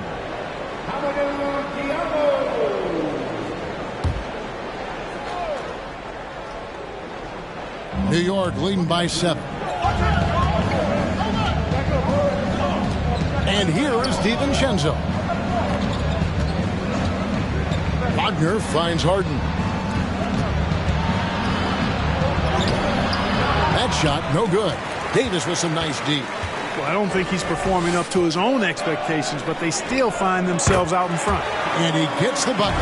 You know, Ben Simmons can make spectacular passes, but he doesn't need to be flashy. He's all about helping his teammates get easy baskets. Now here's Curry. 8 points his last outing. The pass to Harden. Beyond the arc. They get it again. And here's Johnson outside. Wagner kicks to Johnson. Off target from three-point range. And so it's Davis. He'll bring the ball up for the Milwaukee Bucks. Trailing by 5. They put up a nice win against Detroit the last time out. And really showed their depth when they needed it most. On the road, having to manufacture points. And, you know, the guys on the bench have great confidence in themselves. And when their name was called, they were ready to compete and contribute. And Ben Simmons picks up the foul. That is his first foul of the game. And the Knicks decide to take their first timeout here. New York calls timeout.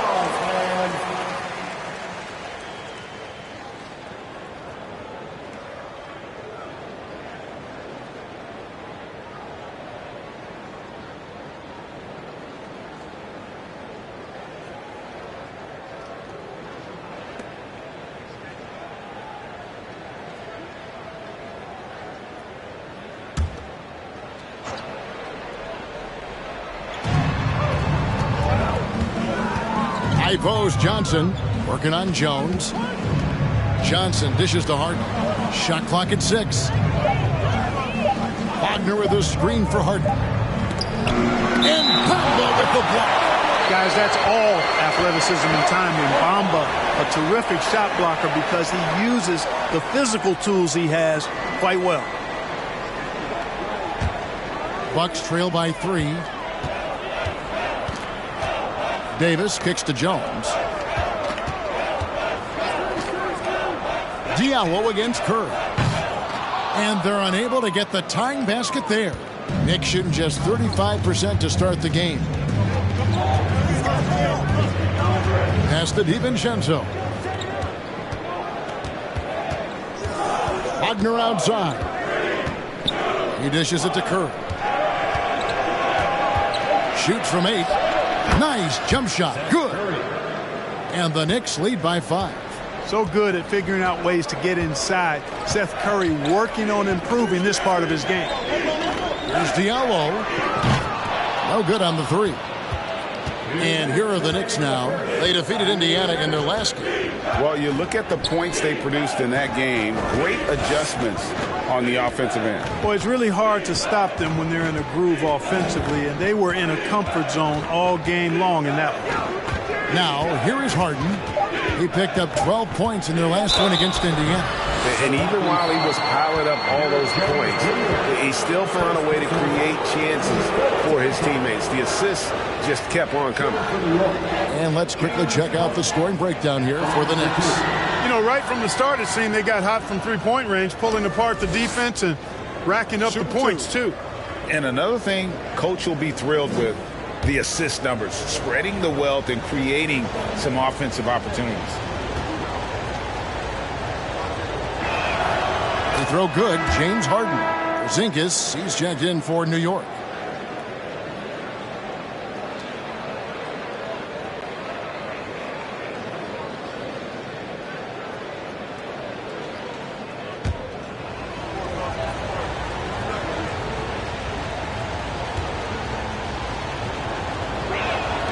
And good on the second, so he makes them both. And Milwaukee has possession. 7-point differential. They could use a big shot here to get this offense going. Too many empty possessions. Right now, they need a basket. Jones, the pass to Davis.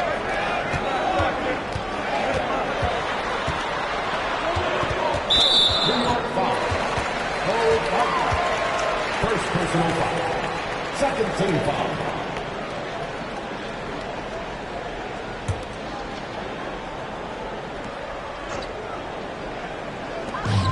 .122 left in the first quarter. Jones sets the pick for Diallo. And he lobs it up toward the rim. 6 to shoot. Clever, crafty defense. He saw that pass coming before it was even made. Passes to DiVincenzo.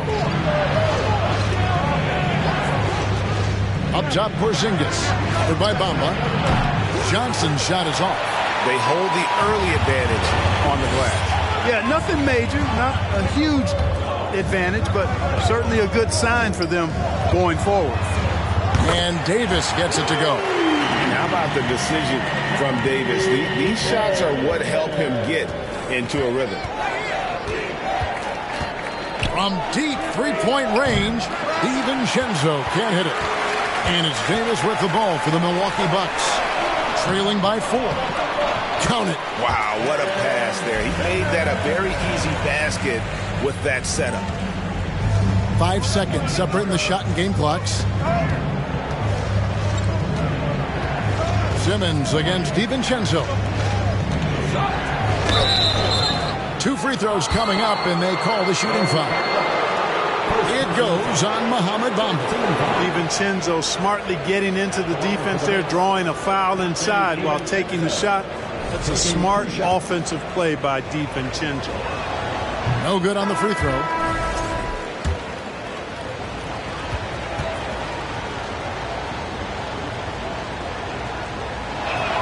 And he can't hit the second. Boy, the upside DiVincenzo has is obvious. I mean, now it's up to him to continue working on his game and keep getting better. Milwaukee shooting their 3rd and 4th free throw attempts of the game. Yeah, a year ago, though, Kevin, 78% conversion rate from the free throw line. So that's a nice all-around effort.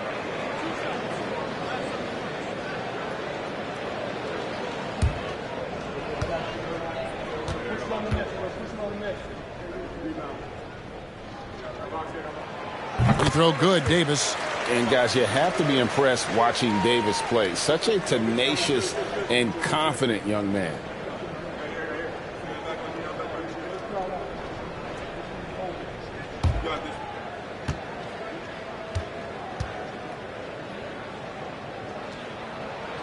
And it's tied up with that one.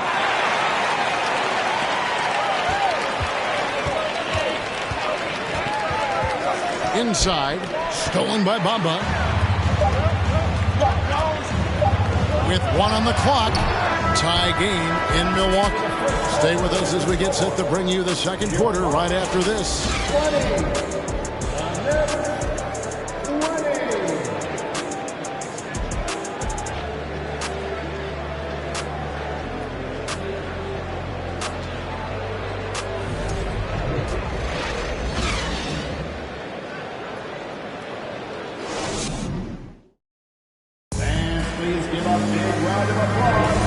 It's been a pretty even game here after 1 quarter of play. When you consider how the Bucks are doing, what do you guys think? Showing a lot of confidence in their rotation. They went right to that bench when they needed points. And, you know, when the bench is playing such a big role early, that certainly allows the starters to stay fresh throughout the game.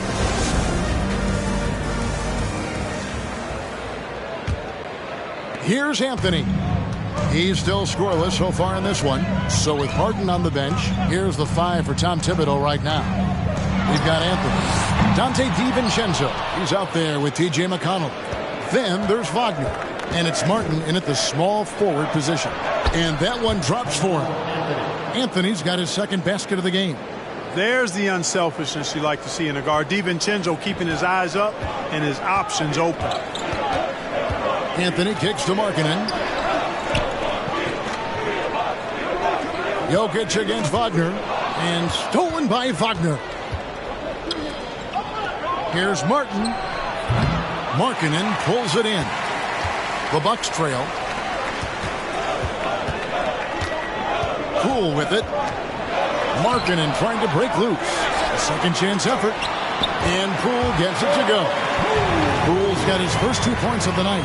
Yeah, and there it is again. On a lot of their possessions this first half, they've established great inside position. He takes it in. A shot by McConnell, no good. Yeah, he just flat out tricked that one, missed it, and has no one to blame but himself.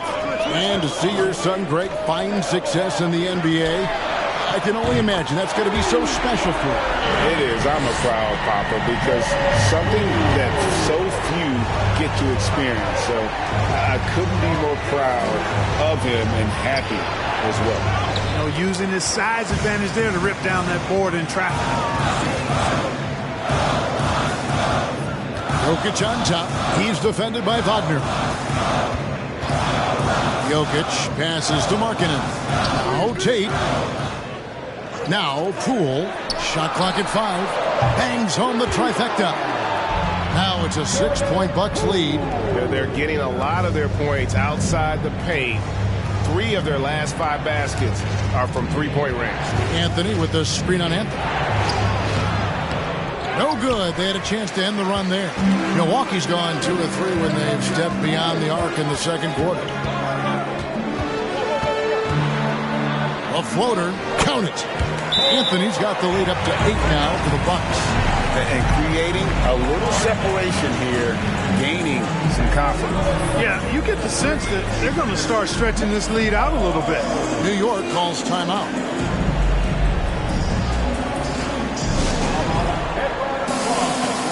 Seth Curry, he's checked in for Dante DiVincenzo.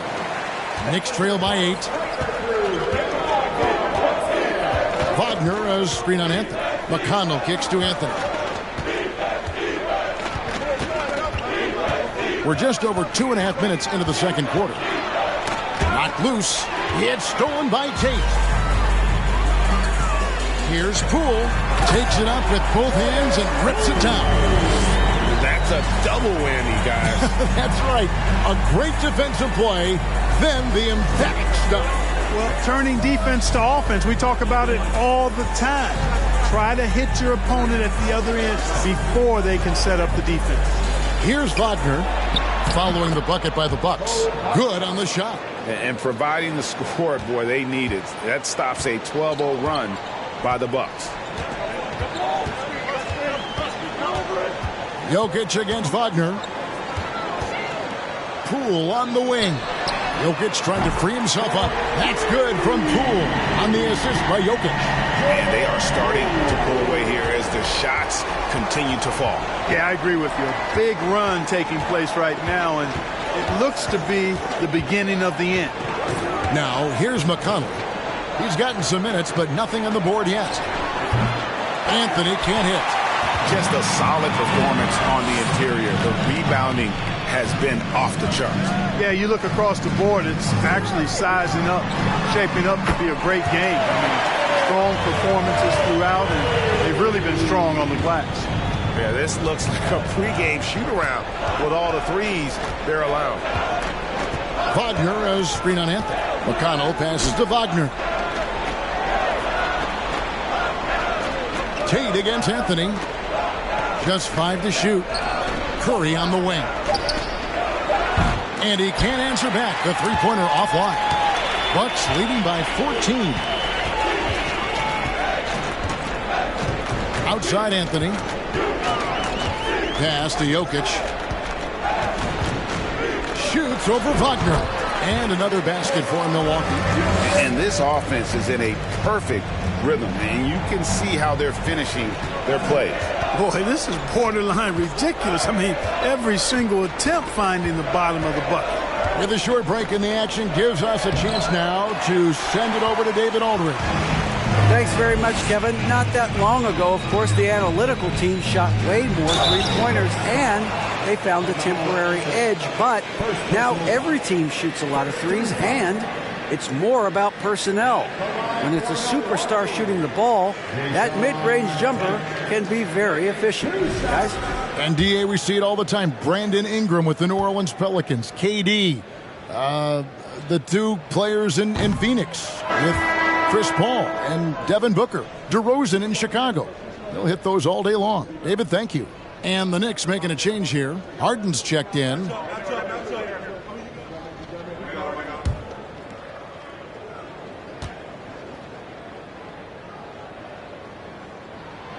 He hits the second from the line. Greg, you look at a player putting up big numbers on a losing team. How do you determine if those are quality numbers, so to speak? You know, Kevin, it's a great question because somebody's going to put up points or collect rebounds or get assists. So, you know, you look at efficiency, you look at effort, and there's no doubt that you can have winning players on losing teams.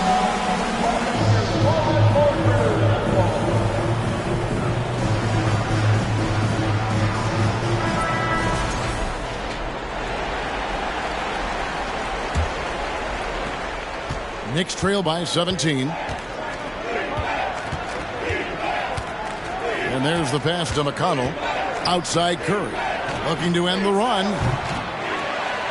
It doesn't go for him.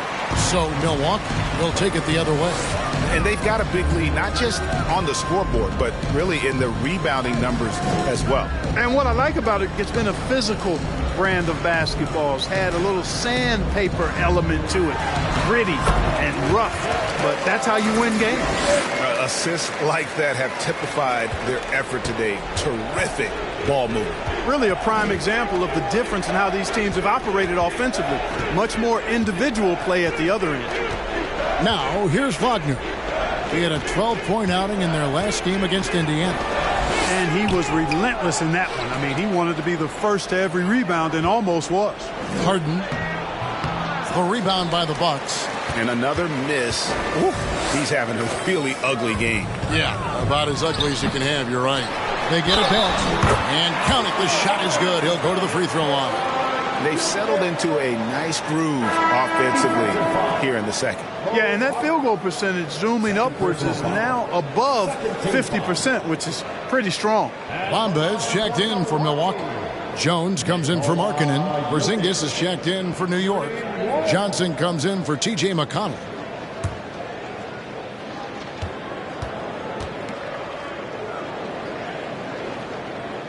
Free throw, good. Jokic.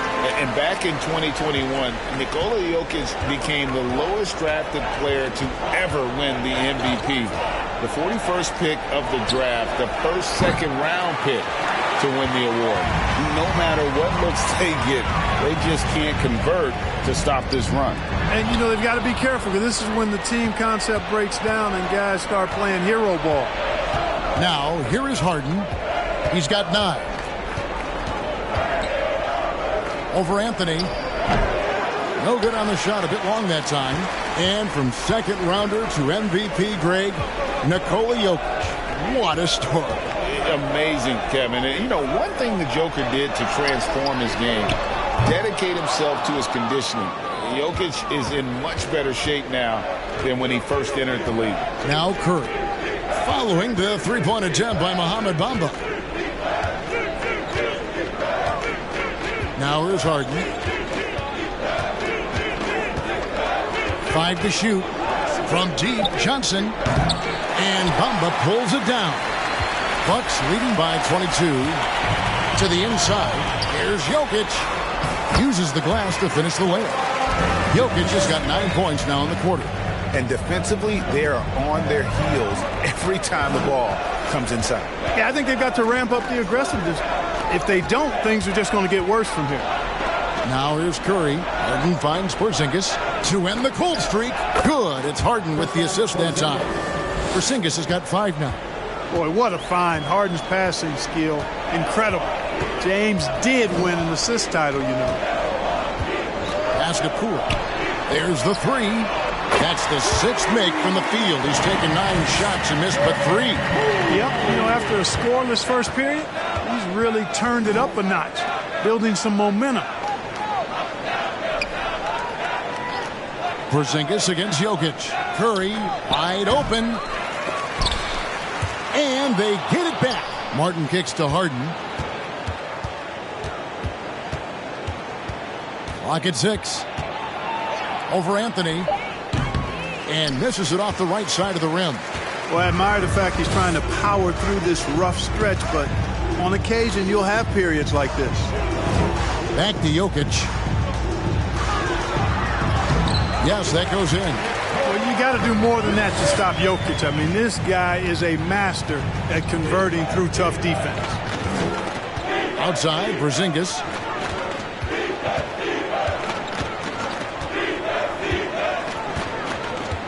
Kicks it to Harden.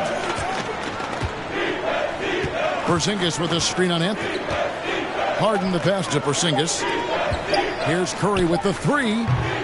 It's hauled in by Jokic. Jokic has got rebound number 12 now. Tenacity on the glass. Pass to Bamba. Now here's Jones. Fires the 3. Porzingis with the rebound.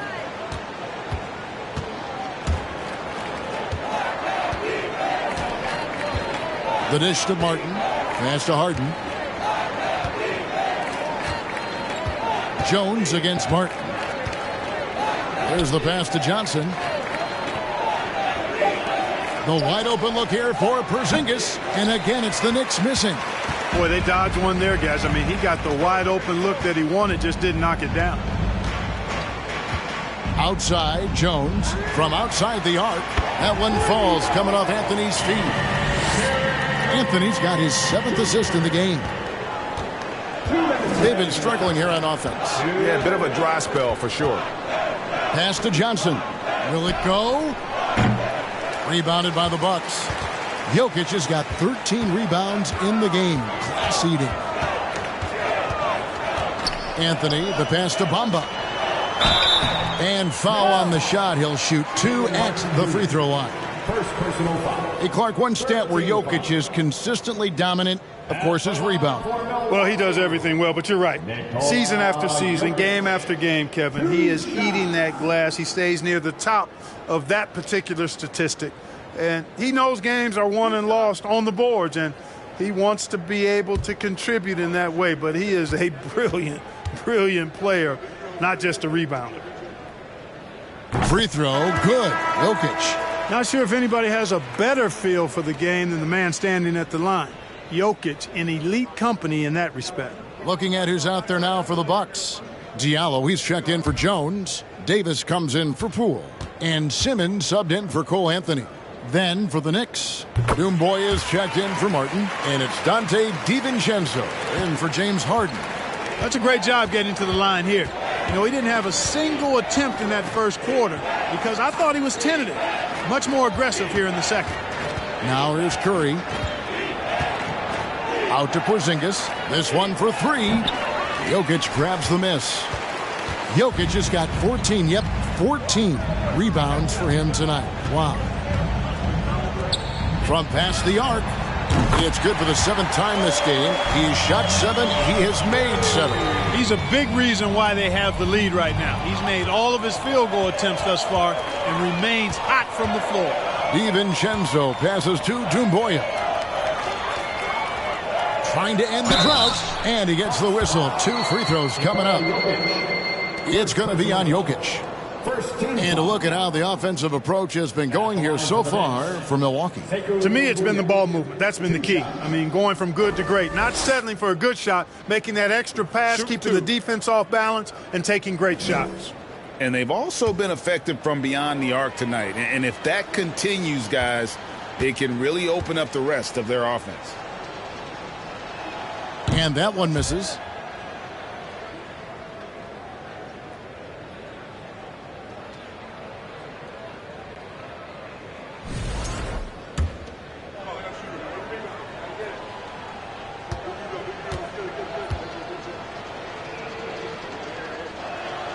And he's good on the second. And so it's Davis. He'll bring the ball up for the Bucks. They've got the Wizards ahead of them. Their next game in Washington. That one will start off a 3-game road trip for the team. For the three. The shot, no good. The Knicks go the other way with it. Porzingis kicks to DiVincenzo. Passes it to Curry. Porzingis with a screen on Davis. Out to Porzingis. The tray. Good, and Curry gets the assist. Porzingis has got 5 points in the quarter. Not trying to second-guess anything or throw any shade, but Porzingis is terrific at understanding when to shoot off the catch. Simmons against DiVincenzo. Johnson in the corner for three. That one doesn't drop. Jokic firing on all cylinders for the Milwaukee Bucks.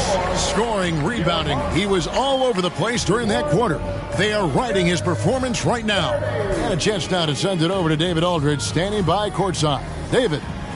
Thanks very much, Mike. Stout effort defensively in the first half. What did you do to limit them? I just think our activity on the ball, we got to try and keep it in front of us. Our bigs did a good job, I think, being big in the paint, making things tough there. We got to finish it with the board. Yep, rebounds and possessions, Coach. Thanks. Back to you guys. Thanks, David. And we'll be back shortly following halftime to get the...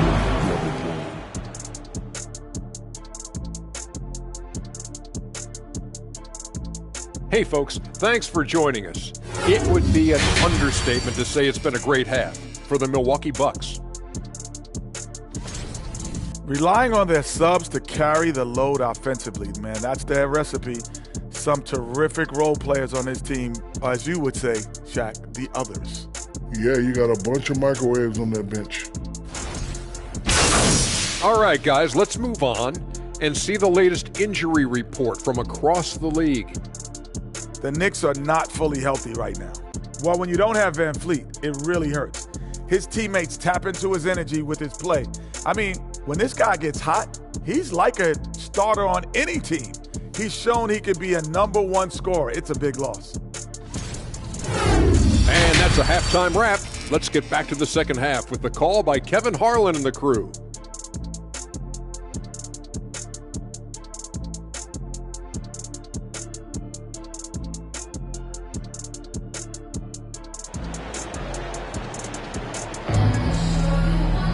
Well, we've got a second half of basketball for you. We think it's going to be pretty good. A big comeback, though, is needed for this game to be competitive, and it probably has to happen quickly. You look at Jokic in this game, he has been everywhere. Well, with a double-double in hand through 2 quarters, you can just imagine what his stat line will look like at the end of this one. Yeah, he's got that locked-in look in his eyes tonight, and he's not going to start taking it easy. I think he's going to be going hard until that final whistle blows. And with the second half upon us, we'll find out if this game becomes the route that it's threatening to be. They've got Nikola Jokic. Markkanen is out there with Jayshawn Tate. Then there's Jordan Poole. And it's Anthony in at the point guard position. They're the group for Mike Budenholzer starting the second half. Harden dishes to Martin. McConnell against Anthony. McConnell kicks to Martin. And it's sent back by Jokic. You know, this is what we've seen Jokic do every night. I mean, he puts himself in position to make an impact on the game. The Knicks shooting around 24%. Not a good showing here.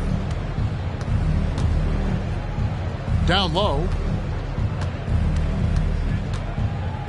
McConnell against Anthony. Outside for Martin. His three-pointers off the mark. Martin's gone just 1 of 5 from the field. Pass to Tate. Here's Markkanen. To the paint. And Jokic gets it to go. The assist by Markkanen. Jokic has got the first points of the third quarter up on the board for Milwaukee. And we're about a minute and a half here into the second half. Anthony sets the pick for Porzingis. Down low. Got a piece of it. It's stolen by Tate. Here's Anthony. The pass to Jokic. Now Tate. Right wing. Three-pointer. Markkanen hands it from downtown. Markkanen's got 10 points in the game. And early on, Markkanen has demonstrated how efficient he is from that range. Have to run him off the line. Anthony with the screen on Poole. Harden the pass to Carmelo. Misses the layup. And they start the second half with 3 straight misses. Poole with it. Now guarded by Porzingis. And here's Anthony from the arc. And the rebound goes to Martin. Martin's got 5 rebounds tonight. To the left wing. Anthony against McConnell. The shot misses. Excellent D there from Markkanen. Boy, they need to pick it up here now. I mean, they're 0 of 4 coming out of the break. Tries the spin move. The 3 from Anthony. Drops in the tray. Anthony's got his 3rd basket of the night. Yeah, there's 6 points on consecutive 3 balls. They're finding holes now in the D. Pass to Carmelo. And just miss after miss right now. Ouch. 5 shots without a make. That's a really ragged start coming out of halftime.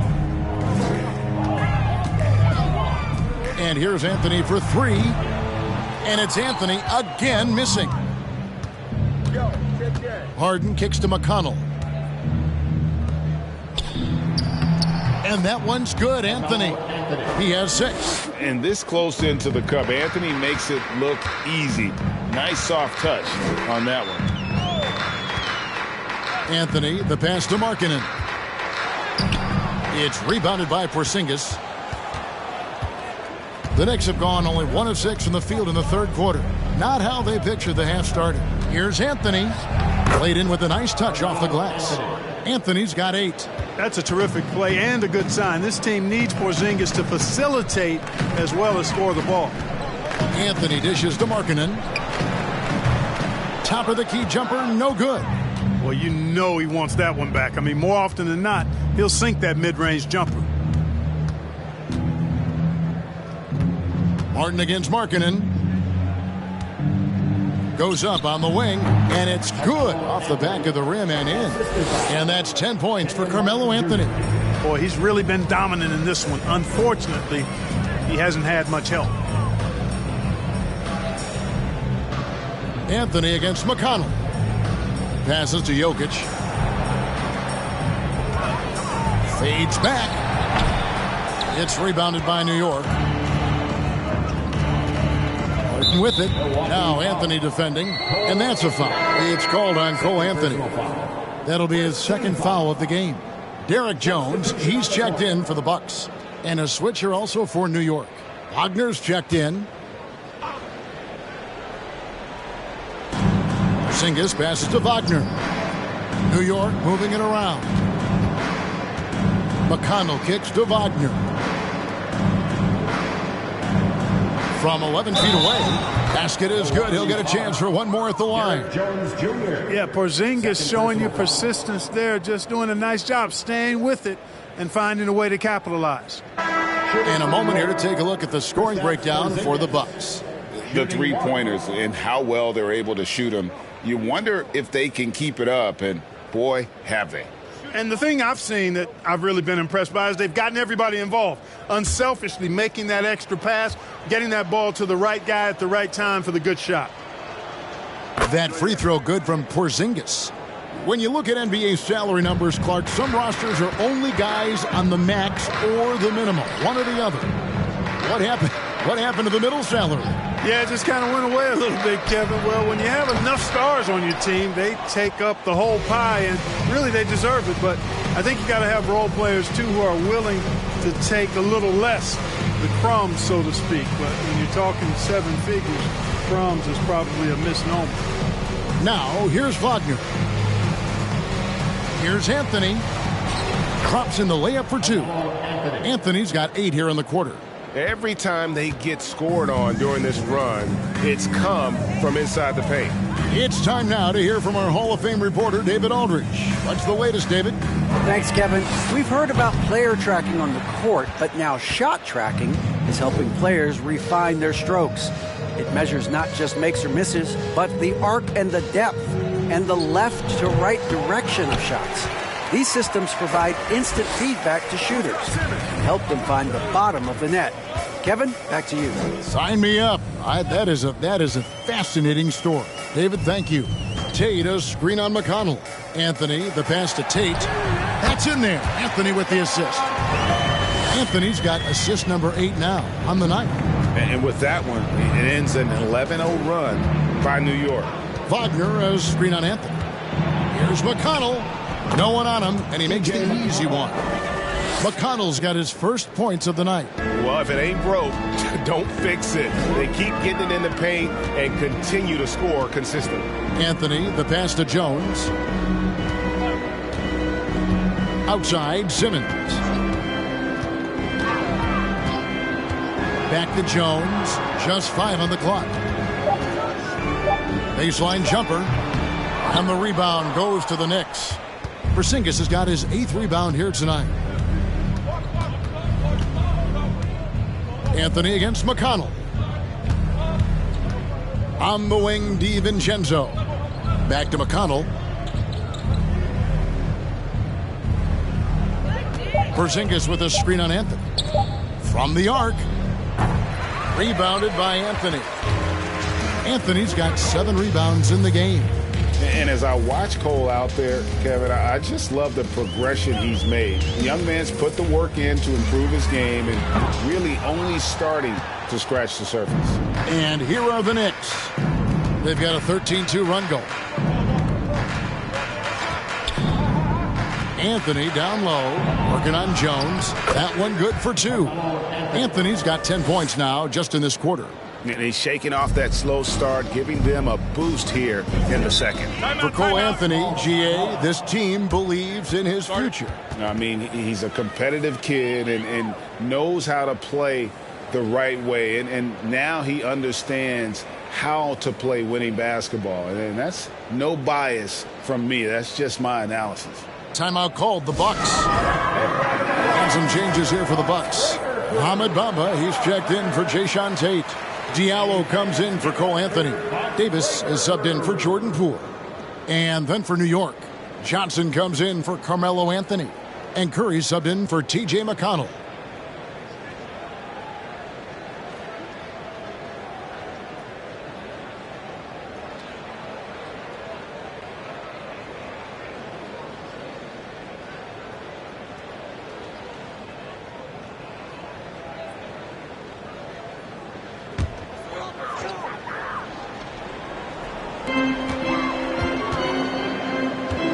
Simmons against DiVincenzo.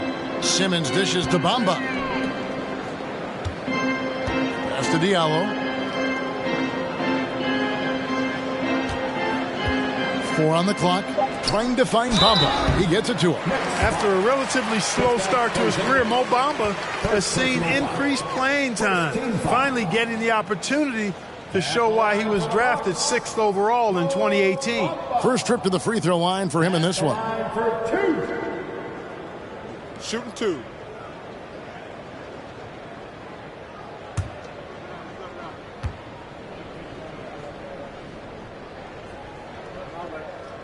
And that one falls for Bamba. You know, the comparisons to Rudy Gobert are understandable. Bamba's insane reach really helps on both ends of the court. Good on both. Knicks on offense. They're on a 15-4 run. Curry passes to Johnson. Back to Curry.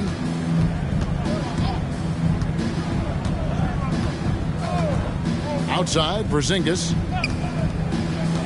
To the inside. Down to 5 on the shot clock. Here's Diallo. He kicks to Simmons. Bamba setting the pick for Simmons. And that one clearly a foul. Gets the whistle, and 2 shots coming up. It's on Porzingis. And for Bamba, his shot blocking and ability to space the floor really stood out. And, Greg, that's a very valuable and unique combination. I mean, this guy has a 7'10" wingspan, covers a lot of ground defensively, moves his feet well, has a nice stroke. And at his height, he's able to get a lot of clean looks from beyond the arc. No good on that one. You know, Ben Simmons, so unique as a player. I think he's one of the few non-bigs who can actually dominate a game scoring below the foul line. Not just scoring, but with his passing, too. And New York making a change here. Doomboy is checked in. And he sinks the second. Greg, Ben Simmons, one of 4 players in the entire history of the NBA to average at least 7 rebounds and 7 assists per game through his first 4 seasons. Think about it, joining Magic Johnson, Oscar Robinson, and Luka Doncic. That is some pretty elite-level company. They've shown some strength in the paint today. Their work on the boards has been impressive. Guys, that's putting it mildly. I mean, they've been absolutely dominant. Now here's Curry. DiVincenzo with it. Picked up by Davis. DiVincenzo kicks to Curry.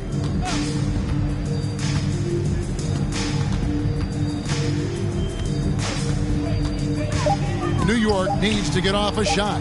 Lets it go from 14. And the shot is good from Johnson.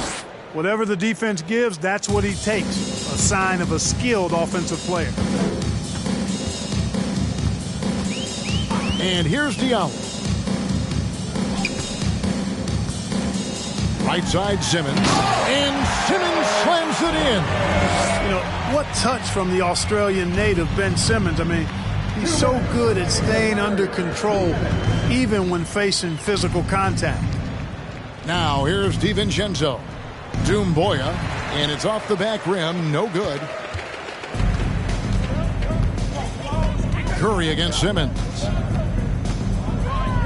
This is to Bamba. Bucks passing it around.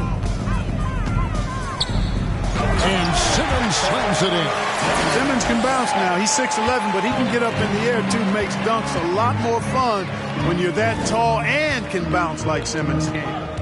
Now here's Curry. We've got 1:18 left in the third quarter. Here's DiVincenzo.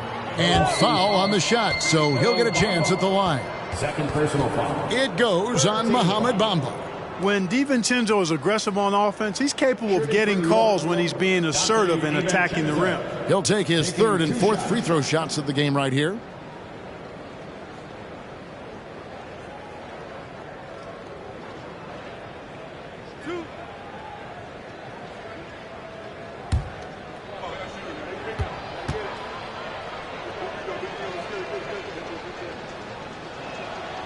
Free throw drops for DiVincenzo.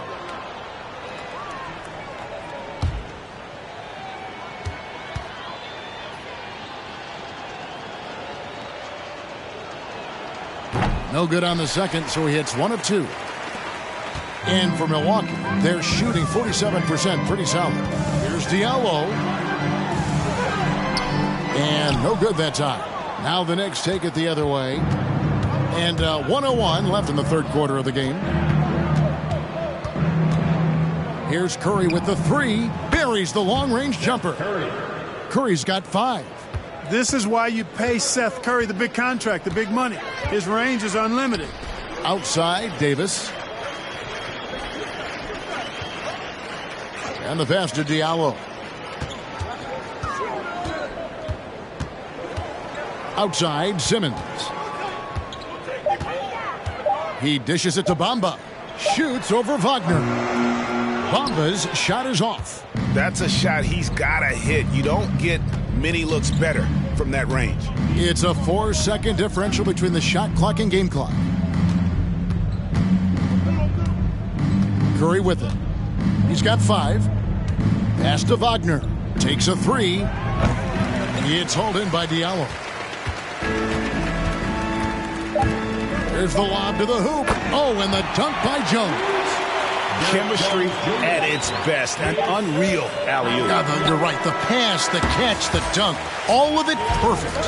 And it all had to be, because that's not nearly as easy as they made it appear. The 3 quarters of play all in the books, and this one all but over already. The Bucks on top, just dominating this one. And we'll have the start of the 4th quarter for you as soon as we get back from this short break.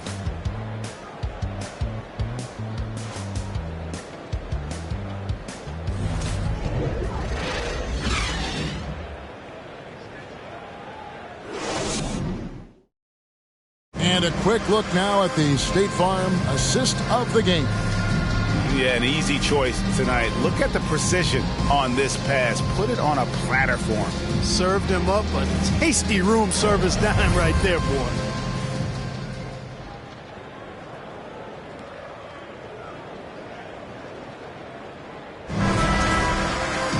And there have been 2 very different performances from these teams today as we get going in quarter number 4. So with Harden on the bench, here's the 5 for Tom Thibodeau right now. Williams is out there with Doumbouya. Then it's Jeremy Lamb. Then there's Dante DiVincenzo. And it's Fernando in at the 5 spot. DiVincenzo against Moutier. From downtown, DiVincenzo can't hit it. The Bucks shooting at 46%, making some buckets. Diallo kicks to Moutier. Jones, the pass to Davis. To the left side wing. To the middle. Here's Bamba. It's rebounded by New York. Outside, Lamb. Inside. Here's DiVincenzo. Shooting foul as the whistle blows. He'll shoot 2 free throws. First personal foul. Last season, of course, Marcus Smart won the Defensive Player of the Year. You know, Greg, it's rare to see a guard win it.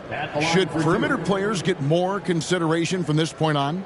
It's tough, Kev. I do think they should. And I think the numbers, though, tend to favor the rim protectors. But it's only right to recognize great defense at every position, especially in an age of positionless basketball.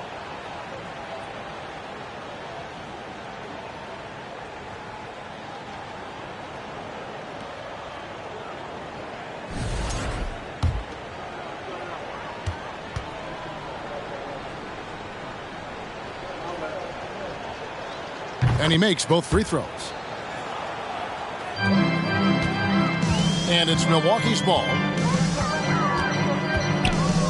Passes it to Moutier.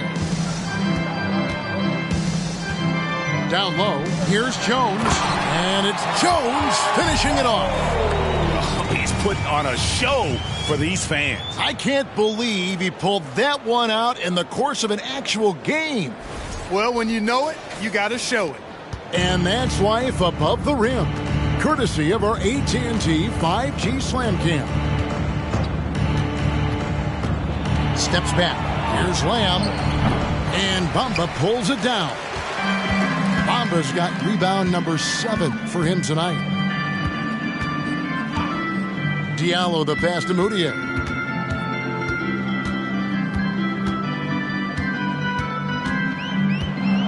Bamba a screen on Williams.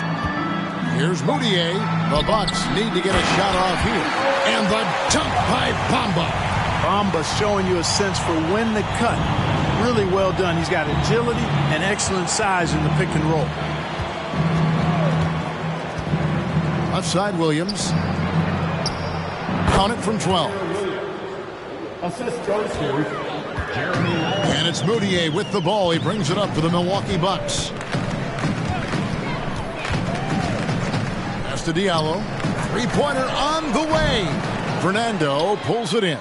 And, you know, even though they're on top, they're winning. I mean, they could use more from him. Trying to shut the door on this one. Davis against Lamb. The pass to Fernando. Nice pass. Led him to the rack perfectly for the layup.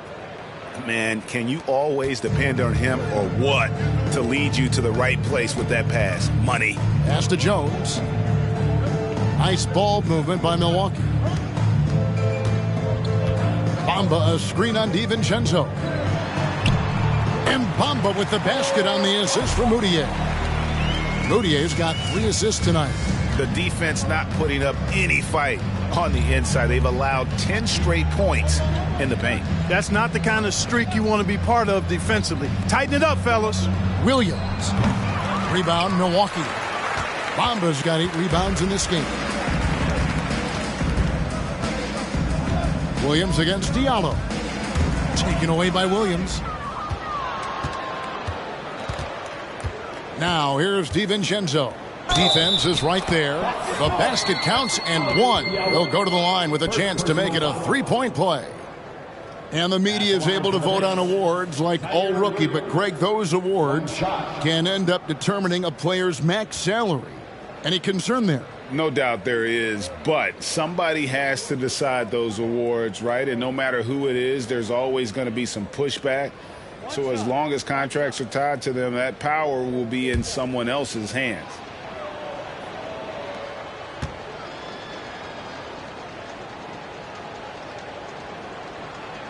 That's good from Williams.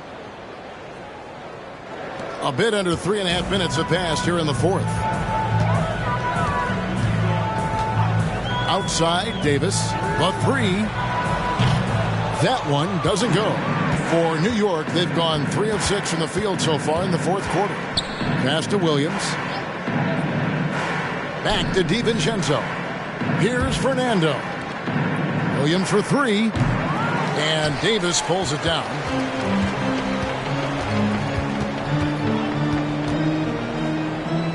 Up top, Moutier.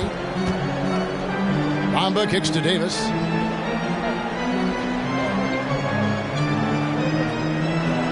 Six on the shot clock.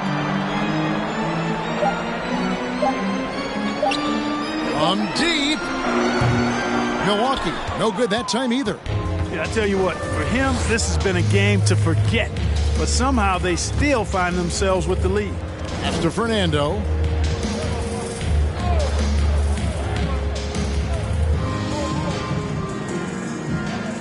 Back to DiVincenzo. Over Bamba. Bamba with the block. And they force the shot clock violation. Great D. And the Bucks making a change here. Jokic is checked in. For your Bucks, Nikola Jokic. Milwaukee's gone 0-3 so far in the 4th quarter from long range. Davis finds Jokic. It's Davis on the wing. And the NBA last season announced the creation of 6 new trophies for the division winners and named them after 6 pioneering players. Kevin, anytime you can connect the past, the legacy of the league to the present in meaningful ways, I think that's a winning situation. I mean, greats like Wayne Embry, Sam Jones, Willis Reed, who paved the way for generations of black players. I mean, I think it's a great move to recognize them and continue to realize the importance they played in helping to build the foundation on which the league stands now. First personal foul. Here's a look at what's coming up for New York. On Sunday, they'll be matching up against Kevin Durant and the Houston Rockets. Then on Wednesday, they'll be playing against Damian Lillard and the Los Angeles Lakers.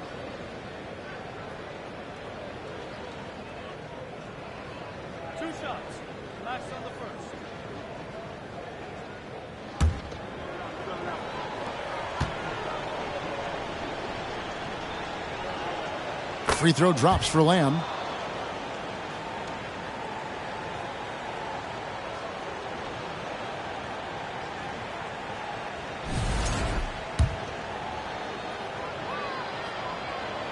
And Lamb drops them both. And so it's Moutier with it. He'll bring it up for the Milwaukee Bucks. The pass to Jones. Now, here's Jokic. He's guarded closely. Diallo has the open look. Off target from outside. And the well is running dry for him right now. Nothing falling. And, you know, you can sense his frustration. This is going to be a test of his resolve here. Out of bounds. Milwaukee takes possession. That is just a careless turnover. You've got to be smarter in those exchanges. Tate, he's checked in for Jones. Carmelo Anthony, he's checked in for the Knicks. James Harden comes in for Lamb. Now here's Moutier. Here's Diallo. Milwaukee, no good that time either. Now Harden. And the play-in tournament, Greg, is here to stay, but the terminology is somewhat in limbo.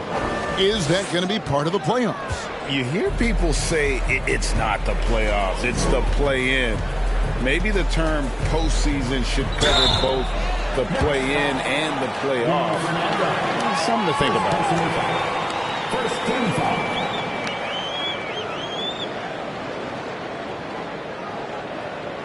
At the line for the Bucks, Emmanuel Moutier. Taking 2 shots. Shooting 2.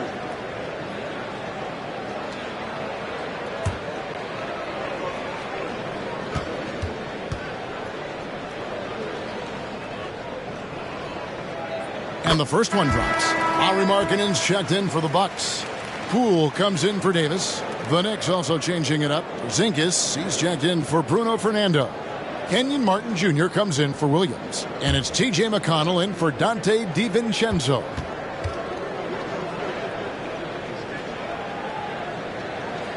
Both free throws good from Moutier. And the Knicks with possession here. Porzingis with a screen on Poole. Harden finds Porzingis. And the basket is good, and he's got a chance here for one more at the line. You can see they're trying for higher percentage looks here in the second half. A strategy they hope will help them close ground. Anthony's checked in for Moutier.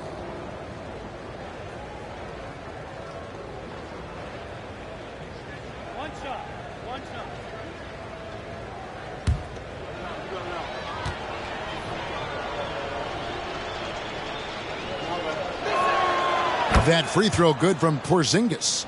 Greg, we know a lot of teams using former NBA officials now working as consultants to teach their players how the refs see the game. I guess always looking for that edge. Yeah, Kevin, I think it's a great idea because philosophically sometimes as the rules evolve, players got to learn how to evolve with them. So not getting the calls you might expect, also how you communicate with officials. I think all of that stuff plays a big role in just furthering that dynamic between the officials and the players. 2 shots. Take a break. Take a break. 2 shots.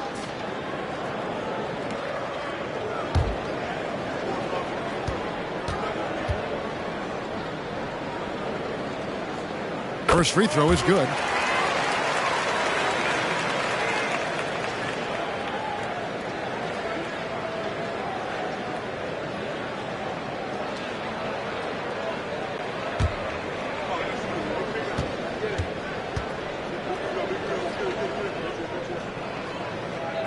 He's off on the second. Markkanen passes to Jokic.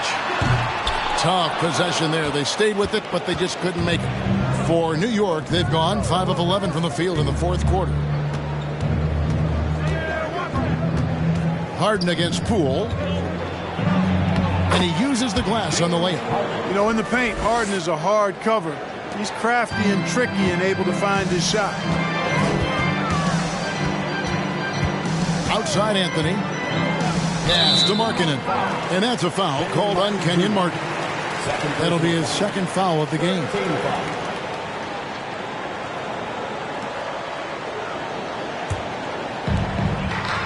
Anthony, the pass to Tate. And here is Markkanen. And here's Anthony from the arc. They're not shooting the 3-ball as well as they did in the first half. Oh, let's go home. That was just ridiculous. I do not remember the last time I saw a dunk like that in a game. And guys, it's going to be a long time before we see another one just like that. At the elbow, Harden. Greg, you think of everything that goes into making it to the NBA as a player. Did it come easy for you, or was it all work? It's easy, really, to overlook the grind, but when you love the game, all those hours in the lab don't feel quite like work. At least not until you start getting a little longer in the tooth. At the line for Milwaukee, Jordan Poole.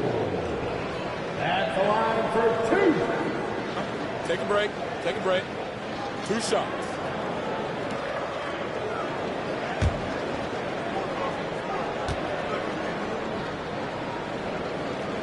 First one falls for him. Big group substitution here for Milwaukee. Mohamed Bamba, he's checked in for Jokic. Derek Jones comes in for Tate. Diallo, he's checked in for Lauri Markkanen. Davis is subbed in for Cole Anthony.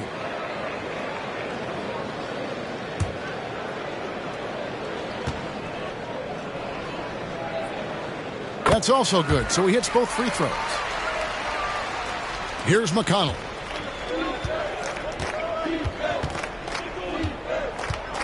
Kicks to Harden. Passes it to Porzingis. Harden scanning the floor. Over Davis. Another miss by Harden. And physically, there's no doubt they've been the stronger team. A plus 10 rebound advantage tells you all you need to know. Diallo finds Poole. Plays it up and banks it in. Poole's got 20 points. When you allow good scorers to get uncontested shots at the rim, no wonder you're losing. You know, he should be getting extra attention from the defense, not less. Outside, Porzingis. The offensive rebound. Tries again, and the layup by Martin. Pretty much all of their buckets coming from inside the paint now. The Bucks have gone only 6 of 14 from the field in the fourth. Pass to Diallo. Bamba with it. And for coaches' challenges, the refs review their own calls. It's a little like grading your own test. Maybe, Greg, give that job to the review center. You definitely risk a confirmation bias, and everyone wants to be right. It does seem like some calls stand that probably could be reversed. On the wing, Harden. He's guarded by Davis. Tries from 10. Harden's shot is good. Pick works well there. Not much resistance from the D. Yeah, that's not the defense you need. You got to be tougher defensively. Harden against Davis. Here's Bamba.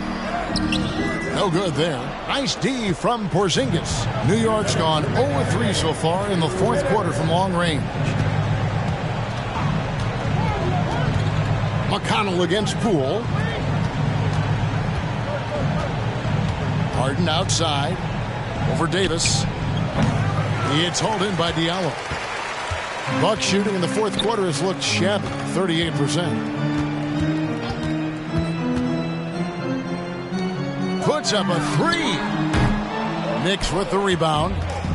Anthony's got 4 rebounds now tonight. Had their fingerprints all over this matchup tonight. Just an impressive victory for the Bucks. This was a team performing to its fullest capability.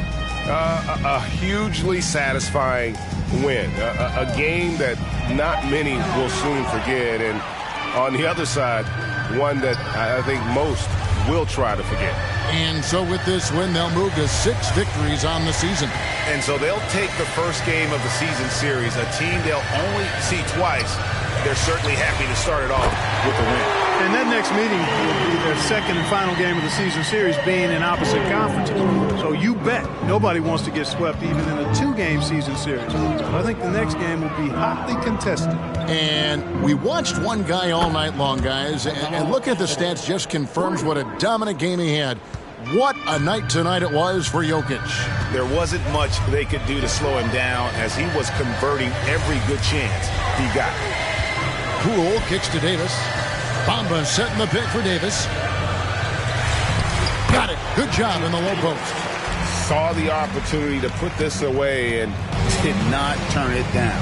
And, you know, this run shows what kind of attitude this team has. I mean, the win is there. Go get it. 3-second difference between shot clock and game clock. And there's the feed to Carmelo.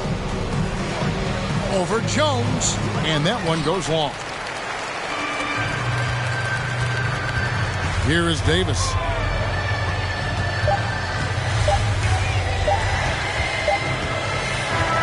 And so it's the Bucks taking care of business in this one. It was a tale of two teams tonight, one that was in total control, operating flawlessly, and the other just searching for answers that they could never find. I mean, the energy here is just so tremendous. Fans involved from the get-go, and once they started to really pour it on, it was fun to see that rhythm and flow from their perspective. And now, let's check in with David Aldridge reporting from the sideline for our player of the game. David, take it away. Thank you, Nicola. What are you able to do that allows you to impact the game so dramatically? I don't know what is happening, but I'm playing good. The team is playing good. We're kind of clicking and we're playing better and better. Hopefully, we're going to continue to play like that. It is really flowing right now, man. Congrats on another win. Back to you. All right, David, thank you. Well, folks, that's going to do it for now. For Clark Kellogg, Greg Anthony, and David Aldridge, this is Kevin Harlan thanking you for watching the NBA, presented by 2K Sports. And now, we present the New Balance Player of the Game, Nikola Jokic.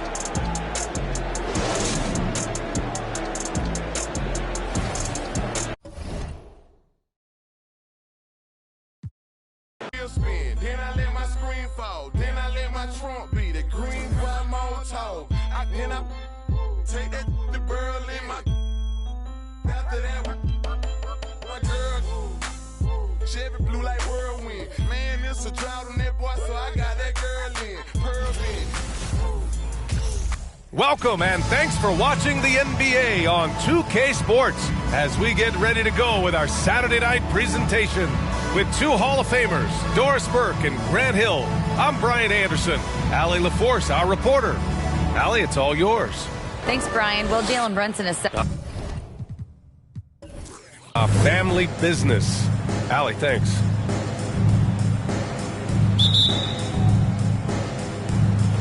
Tip-off goes to the Clippers. Now the opening lineup for the Los Angeles Clippers.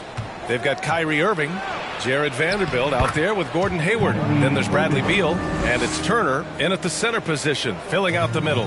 Well, Doris, we're expecting most of the action to come out of the backcourt in this game. No, exactly, B.A. Both teams are led by their terrific guard play. The outcome of this game likely hinges on the respective performances of those two positions. Now here's Irving. Vanderbilt, a screen on Brunson. Pass to Vanderbilt. Here's Beal, and counted from 19 feet away. Bradley Beal may be the premier off guard in our league, and off a clean pass, turn the lights out. That's going down. Brunson finds Melton. Basket is good. Off the assist from Brunson. Defensively, you have to stay connected to him on the perimeter. We played just over a minute here in the first. Vanderbilt, a screen on Melton. Here's Beal, and he got the whistle on the way up, so he'll be headed to the line for a pair. And look at this. This summer, a 5-year extension for Bradley Beal, one of the richest contracts in NBA history, over $240 million. Take a break. Take a break.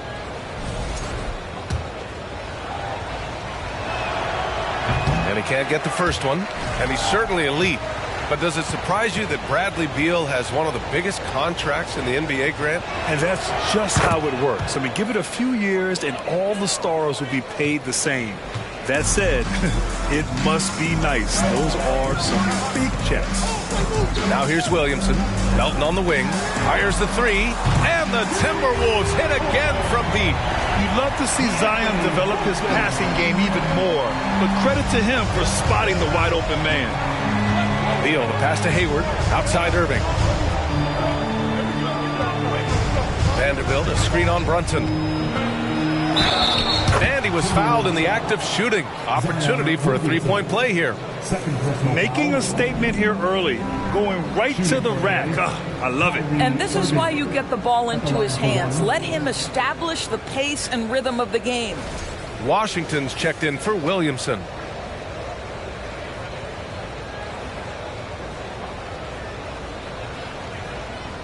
One shot.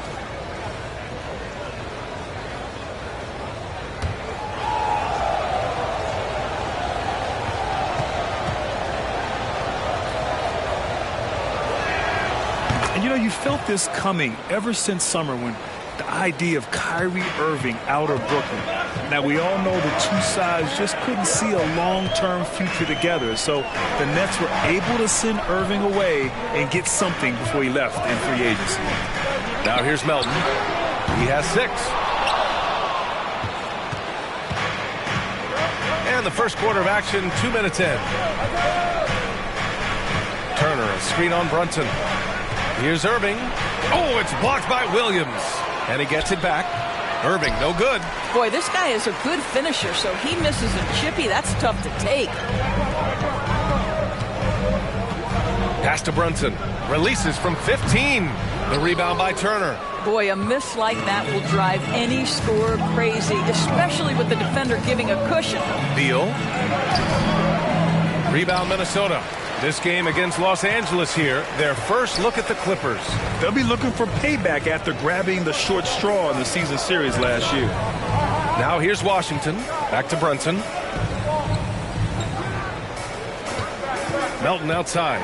6 to shoot. Good D by Vanderbilt. It's one thing to prevent the layup. It's another to do it without fouling. Just terrific defense. Beal against Melton. Vanderbilt with a screen. Here's Beal. Oh, it's blocked by Williams. Melton finds Brunson.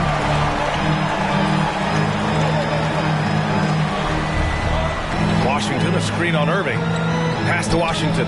This one for 3. Drains the triple. Well, if you offer no resistance defensively, he's going to knock down the 3. It's really that simple, guys. The Clippers trail. Beal outside. Here's Irving.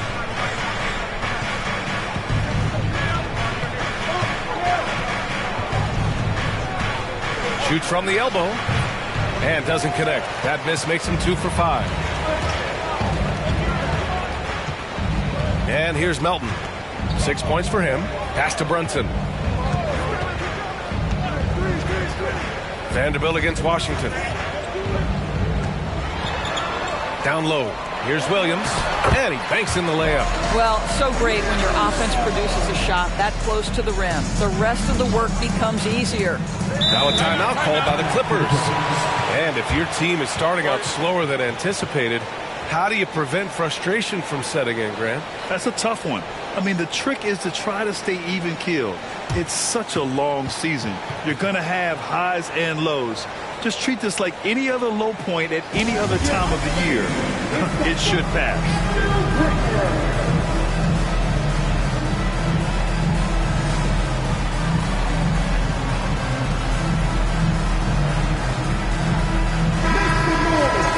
And checking the 2K leaderboard.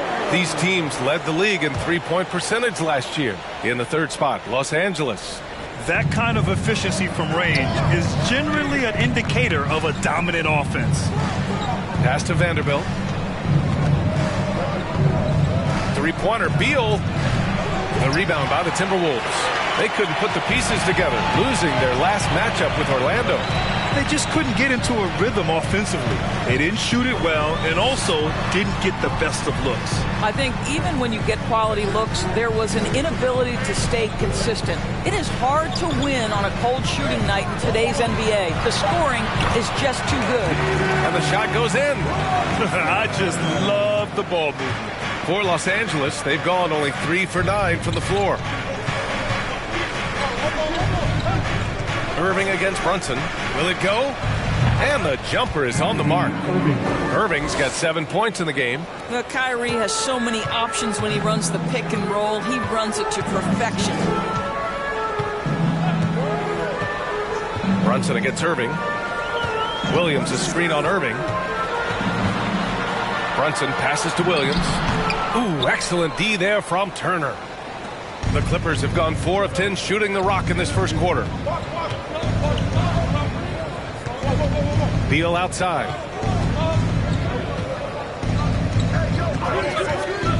Outside Irving. Over Brunson. Irving, no good. Minnesota's gone 3 for 5 from deep so far in this matchup. Pass to Brunson. Back to Winslow.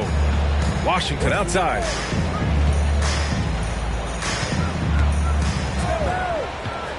Now here's Brunson. From behind the arc. And it's Washington missing. The Clippers shooting just 36% here in the first quarter. The 2021-22 season felt like a lost one for the Clippers.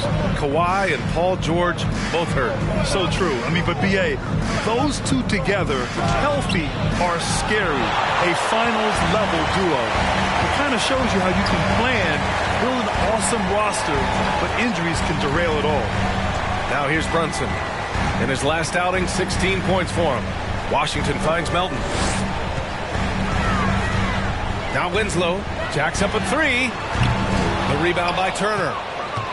Turner's got his 5th rebound in this one. They've been having major problems offensively. Definitely in a bit of a dry spell. Melton against Beal. Shoots over Melton. And the Clippers miss again. Right now trying to get into a rhythm, but so far this quarter, boy, he is struggling to make anything go down. Washington left side. And he can't stop the drought. Another miss. And the Clippers have possession. They trail by 3. Last game matched up with the Thunder. Tough loss there. Yeah, it was really just the failure to convert shots on a consistent basis. That's going to cost you games, believe me. I thought most of the shots they took were low percentage looks. The key in the NBA is, can you get your best scorers into their best spots? They didn't do that. Now here's Irving. He had a 12-point outing in their last game against Oklahoma City. Well, yet another selfless play from Miles Turner. Pretty pass to his teammate. And Minnesota calls time here. Hey, every team wants a guy who can block shots, and they certainly want a guy who can hit threes. Miles Turner does both, Grant. Yes, he does, B.A. Miles has led the league in blocks multiple times. He also shot it well from the three-point range. He's just a unique skill set. It's really hard to find guys like Turner.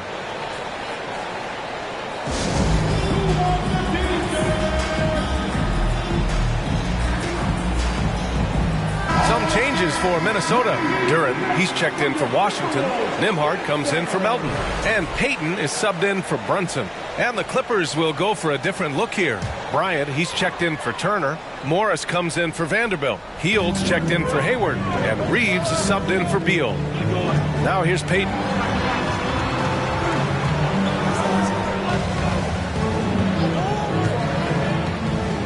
Pass to Winslow. Over Hield. Oh, they need this. And it's the Clippers with the rebound. Here's Irving. He's got 10. Morris, a screen on Payton. Irving, the pass to Morris. Here's Hield. Outside Irving. Takes the 3. Another miss by Irving. And for Minnesota, they're shooting 33% in the first quarter.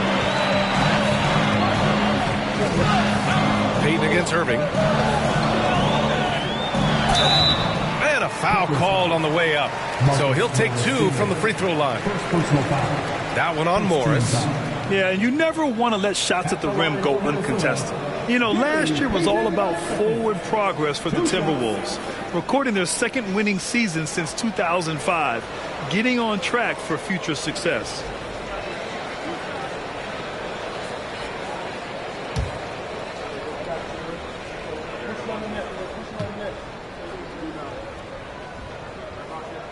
The first one falls. So what do you think the keys are that could help Minnesota continue to grow over last year? Well, you know, there's always room for guys to improve their game, but I think it's really the intangibles, building trust amongst players and becoming a more mature team. And he can't hit the second. Last year, the Clippers finishing 8th in the West. However, they missed the playoffs, Doris. Right, B.A., but keep in mind, they didn't have Kawhi for the entire season. No Paul George for most of the season. In fact, I thought Ty Lue did an incredible coaching job getting that team to the 8th spot. They just went on to lose 2 tough games in the play-in tournament. Here's Reeves. And in the game with Oklahoma City, he did not play well.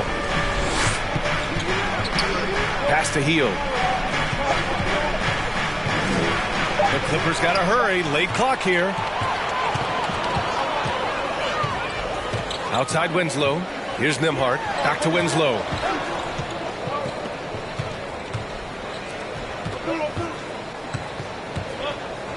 Here's Duren. Well, no scoring yet from him, but that's likely to change. The Timberwolves need to get off a shot here. Payton, no good. Los Angeles has gone 1 of 4 from deep. Here's Reeves. Winslow defending. Irving for 3. Williams grabs the board. Williams has got 5 rebounds tonight. Pass to Duren. 2 minutes remaining in the first. 2 minutes. 1:56 left in the opening quarter. Here's Winslow. High quality look as he sinks it. Boy, not nearly tough enough inside on the defensive end. They made that all too easy for him. Here's Reeves. Hield for 3. Minnesota with a rebound. Williams has got 6 rebounds in the game. Pass to Duren. Here's Nembhard. There's the triple. Rebounded by Hield. And this is exactly who you want taking that shot. He just missed it. And here is Morris. Here's Reeves. Off the mark, and the drought continues. 1:05 left in the first. And stolen by Irving. Here's Reeves. After missing his first attempt, now 1 for 2. There's no quitting this guy. He just gives you great effort, and he continues to give you great production. Pass to Nembhard. Here's Duren. Covered by Bryant. Here's Nembhard. Outside Payton. Now here's Winslow. Williams on the wing. 5 on the clock. Goes up on the baseline. Off the left rim and out. The Clippers trail. Outside Hield. Morris, a screen on Payton. Irving finds Morris. Oh my! Came close to a 4-point play. He'll head to the line for 3 free throws.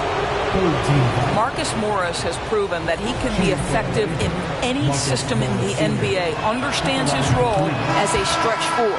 Ties it up, and his next one could give him the lead.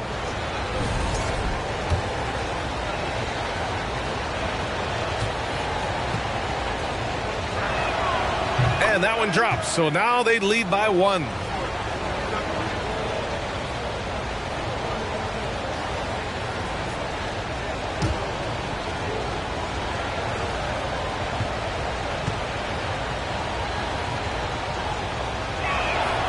And he nails the third. The Timberwolves shooting an unremarkable 30% in the first. Washington against Morris. Washington outside. Over Morris. Ooh, and once again off the mark by Minnesota. Kyrie Irving has been on display for Los Angeles. He put together 10 points in the quarter. More 2K action in just a moment.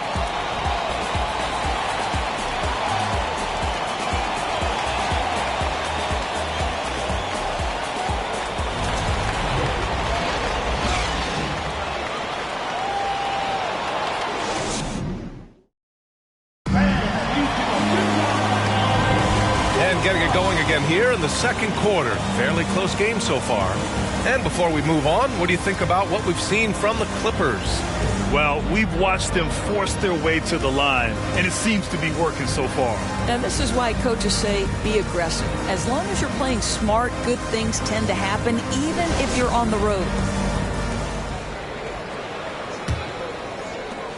The Timberwolves trail. So, on the floor for the Clippers.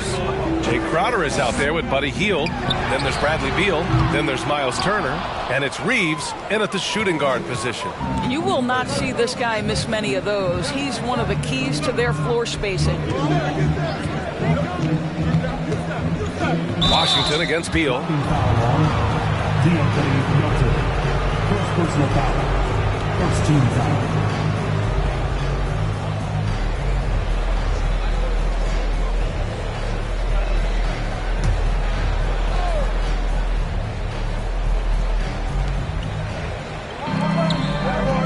Here's Reeves. It's Beal on the wing. Brunson defending. And he was fouled while in the act of shooting, so he'll take 2 free throws. And when you're trying to slow down a top scorer, often the game plan is to get physical. Grant, you would know better than anybody. What's it like in the trenches here? Well, BA, it's interesting. I mean, it can wear on you. It's a mental challenge. When you're in the trenches trying to slow down a great offensive player, it really becomes a battle of wills. You have to stay focused. You have to be disciplined. And most importantly, you just cannot take a play off and allow a great player to get going. Now here's Hield. He's coming off a 10-point game against Oklahoma City. Second chance effort. Turner, no good. Minnesota's gone 0 for 2 from outside in the second quarter. Melton passes to Payton, and here's Brunson. Pass to Melton. Here's Williamson. The Timberwolves again can't hit. The Clippers have got none of their first 3 shots to fall so far in the second. Here's Beal. Turner with it. Now here's Hield. Clock at 4. Here's Crowder. And he buries his first look. I'll tell you this, Jay Crowder is one tough cookie. This guy won't be deterred by the defense. And that was the Mobile One drive. Low resistance to the finish line. And I love the way he played downhill on that drive. Love the attack mentality in a close game. Now here's Williamson. He had an 18-point outing in their last game against Orlando. And you know, guys, the other thing I really appreciated about his effort in that game was the effort and work on the glass. What a well-rounded performance. Washington against Beal. Washington passes to Melton. Ooh, and once again, off the mark by Minnesota. Gotta love how they've been crashing the boards, fighting hard for every miss. Crowder, a screen on Payton. Back to Crowder. Hield for 3. Counted from distance. And the Clippers lead by 7. We all know this guy is a volume 3-point shooter. Mr. Hield does not lack for confidence. Time now to hear from our reporter, Allie LaForce. Thanks, B.A. Bradley Beal played for Coach Greg Popovich with the U.S. national team, and Pop said, quote, he's hard to keep up with. His balance and movement are very impressive. He stops on a dime, can pull up and shoot. That, along with his excellent footwork, are the most impressive things for me. Brian? Yeah, great breakdown there, Allie. Thank you. And it's the 2K leaderboard. Team leaders in blocks last season. In the 3rd spot, Minnesota. Well, talk about rim protection. Last season, they were patrolling the paint, rejecting shots at will.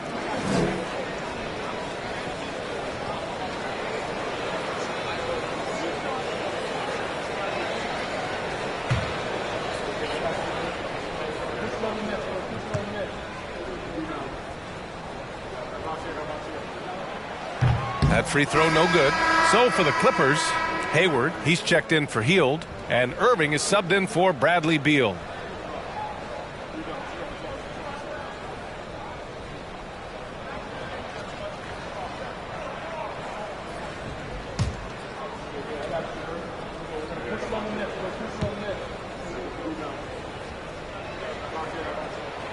He hits the second from the line.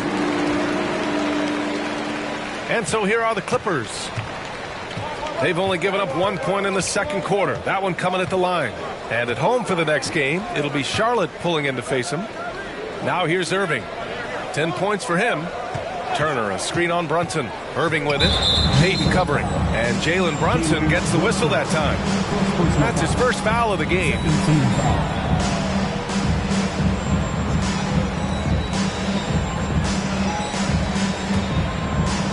Just under 3.5 minutes played here in the second quarter. Irving finds Turner. Ooh, good finish at the rack off the slick feed. Turner's got his first bucket in this one. They're beginning to take control now, and this could be a crucial point in the game. Well, working hard, building out a small lead, but you can't afford any kind of letdown here. Now a timeout called by Minnesota. And as the coaches draw up their strategies, the players staying hydrated with some Gatorade. That's key to keeping them at their best all the way up to the buzzer. It really is. And every one of those players knows it. They're all making sure to stay hydrated. It's impossible to play your A game if you're not getting enough to drink, especially towards the end of games when the physical toll of a long contest really starts to add up. Here's Washington following the score by the Clippers. Here's Melton. Oh, Hayward with some nice D. I'll tell you, they're going to need more from this guy if they're going to cut into this deficit. Pass to Turner. And here is Irving. Now here's Hayward. Down to 5 on the shot clock. Stolen by Melton. On the wing, Payton pulls up. And he drains the quick shot. Here's Irving. 10 points for him.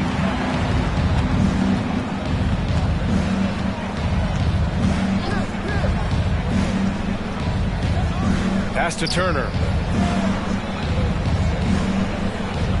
Crowder against Washington. Clock at 6. Oh, stolen by Payton. Now here's Brunson. Puts it up from 12. Knocks it loose. Oh, love the intensity in which they're hitting the boards. Here's Reeves. Brunson defending. Irving with it. Crowder a screen on Melton. Here's Irving. He hits the back iron and sinks it. Irving's got 12 points. Kyrie Irving getting to that mid-range scoring ability. Sometimes it's the only shot available. What fascinates me about Kyrie Irving, clearly he is one of the most skilled guards to ever play.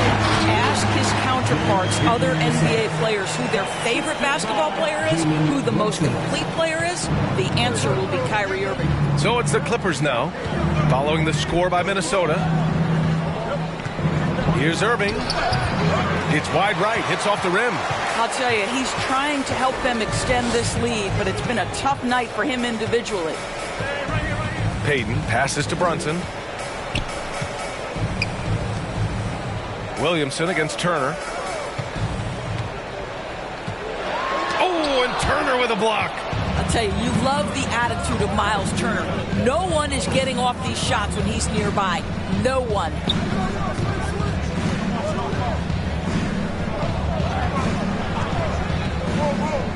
Pass to Hayward.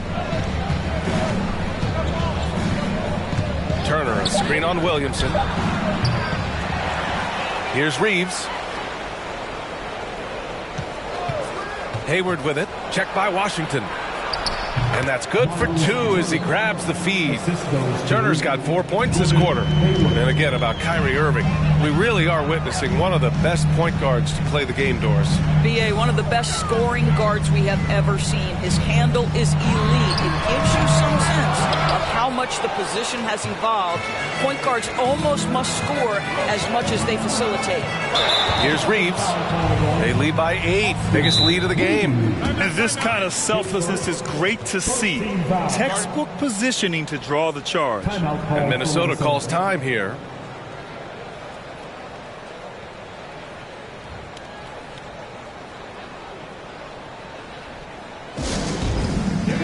And the Timberwolves will go for a different look here.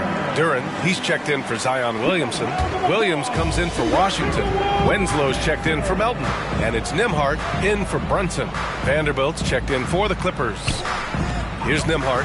Well, he hasn't put up any points yet in this one. Payton. Another miss by Minnesota. Their strong work ethic has been evident on the glass. Really getting after it and being physical. Pass to Reeves. Back to Crowder. And here's Vanderbilt. Irving for 3. They get the rebound. And then Turner with the dunk. Well, there's a level of commitment that Miles Turner is showing on the glass right now. Goes hard to get rebounds and get an opportunity for the putback. Now here's Payton. He's got 6. Now here's Williams. Pass to Winslow.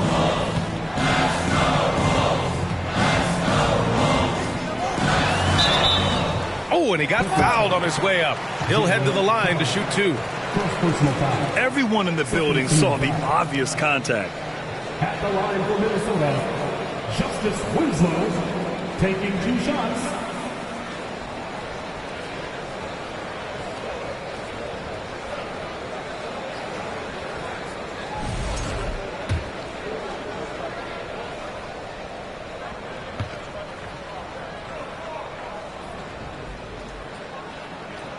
And he makes the first.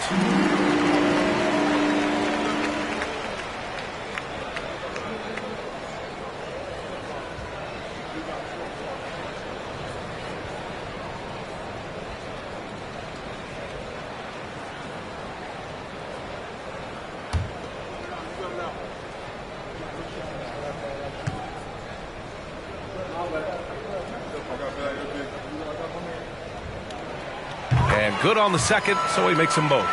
And give them credit for making a more concerted effort to get to the line this quarter. Now here's Irving. He's got 12. Crowder a screen on Payton. Puts it up from 12. Winslow with the defensive effort. The Timberwolves trail. Outside Payton. Here's Nembhard. Well, he hasn't scored yet, but I'm sure that'll change. Inside. Here's Winslow. The shot misses, so the Clippers will take it the other way. Now Irving. Pass to Reeves.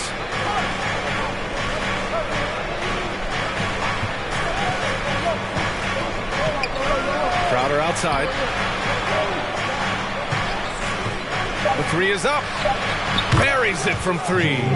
Crowder's got 5 points. Listen, this is a guy who can get hot from downtown. Great to see Jay Crowder being aggressive when given the opportunity. And there's the lob, and he goes in for the dunk. A power finish there as he breaks out the tomahawk. You could feel the shake after that. Good. Here's Reeves. Pass to Irving. Crowder outside. They set the pick. 3-pointer. Rebound Minnesota. Here's Nembhard.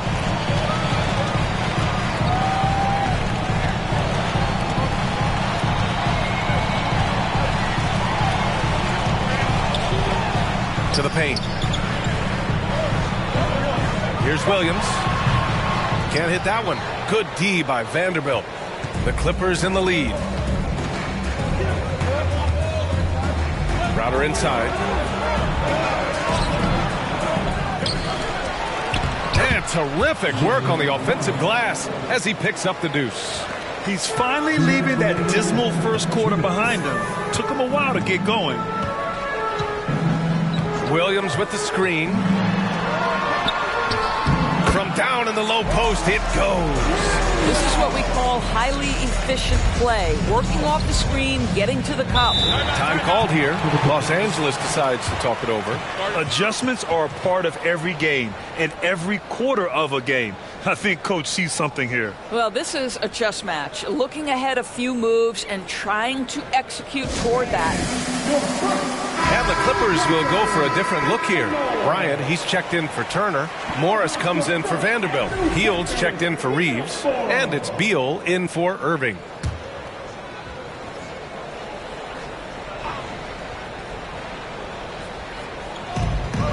.143 left in the first half of this one. Morris finds Beal. And he makes it. Beal's got 5 now. You can make the case this is the premier shooting guard in the league. Bradley Beal is tough to stop. Pass to Winslow.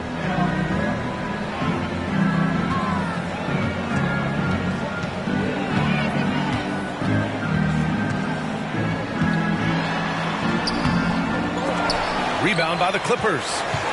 Crowder's got his 6th rebound on the night. What a brutal night for this guy, and it is having a ripple effect throughout the team. This is tough. 1:02 left in the second quarter. Shot clock at 6. And it's Hield missing. Minnesota's gone 0 for 4 from beyond the arc here in the second quarter. Here's Nembhard. Boy, he's been patient so far. Nothing yet on the scoreboard. And it's Winslow missing. And for the Clippers, they're shooting 47% so far in the second. Hield, a screen on Payton. Outside Hield. Takes the 3. Rebound Minnesota. Williams has got 7 rebounds in the game. There's a 4-second difference between the shot and game clock. Takes a 13-footer. They get it back. That bucket makes him 3 for 5. The defense getting out-hustled on the putback. Can't let that happen. You have got to put a body on somebody. We talk about it ad nauseum, but you've got to be disciplined with the box outs. Pass to Morris. All sorts of time. The shot's good. He's got 5. Well, you can tell that Mr. Morris doesn't lack for confidence. This guy is ready to shoot as soon as it touches his hands. And so that's the end of the first half. Clippers ahead, up by 11. Well, now we have some time to check in with Allie LaForce. Allie. Brad, you limited their effectiveness early. What did you guys do defensively? I think we just did a good job coming out with intensity. We did a good job frustrating them. We know this is a team that's really good at moving the ball, and they got a lot of guys who can put it on the floor, go one-on-one. So, we're just accepting a challenge, limiting them to one shot as much as possible, getting out and going. Thanks, Brad. Back to you guys. All right, good stuff, Allie. And we'll get back to the action at the start of the third quarter.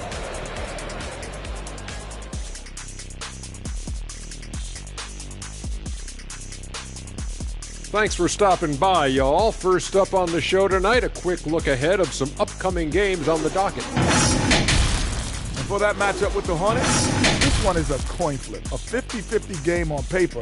Pretty even talent-wise. It's going to come down to execution. Yeah, it should be a good one. I'll be watching on my tablet. And now, looking back on that first half, things were really clicking out there for the Clippers. Reminds me of my days. These guys show up on the offensive glass and they're feasting off second chance points. Winning the battle of possessions, crucial to any team's success. Thanks for joining us. Time to head back over to the third quarter with Brian Anderson.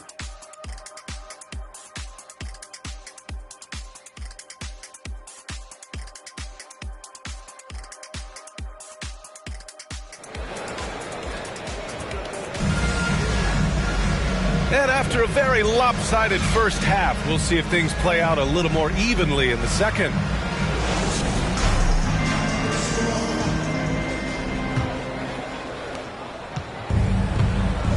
We've got Justice Winslow, Zion Williamson out there with Robert Williams. Then there's Jalen Brunson, and it's Melton in at the shooting guard. And that's the group for Chris Finch as we begin the second half. Now here's Melton. It's Winslow on the wing. 5 on the clock. Let's go with a 3. Vanderbilt pulls it in. And their physical dominance has been on display. A 10-rebound advantage is a good indicator of how this game has gone. One of the things you've watched in the evolution of Jared Vanderbilt's NBA career, starting to get more regular playing time, understanding his strengths, getting to the glass has been a key part of what he has done. The Timberwolves shooting just around 26% for the game. Outside, Williams. Pass to Williamson. The basket drops, and he gets fouled on the shot. One free throw coming his way. And when you look at Jared Vanderbilt, Doris, how dominant you think he can be? Well, dominant might be a stretch, but this guy has the build and I think the skill to make an impact. Plays the 4, but because of his footwork, he could also get some time at the 3. And as he gets more and more comfortable scoring the basketball, I think he'll earn more and more time. One shot.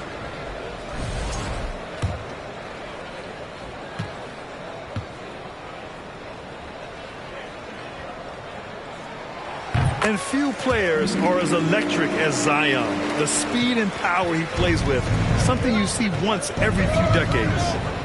Now here's Irving. Pass to Turner. The three. Williams grabs the board. Williams has got 9 rebounds in the game. Boy, he's getting it done. Now Melton. Looking to end this cold spell.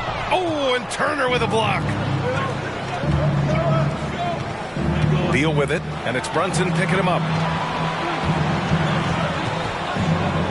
Irving against Melton. And it's Irving missing. And the blend of speed and power, as you said, Grant, Zion is unmatched. He's a rhino with a jetpack. And on defense, when you see him coming in the open floor, you don't want to get in his way. The explosiveness in the paint is really what makes him so efficient. They are just owning the boards right now. Oh, and there's the whistle on the shot. So 2 free throws for him coming up. Jalen Brunson picks one up. You know, Irving isn't just a perimeter player. He's so dynamic inside as a scorer. His strength, his savvy, tough to keep the defense on balance.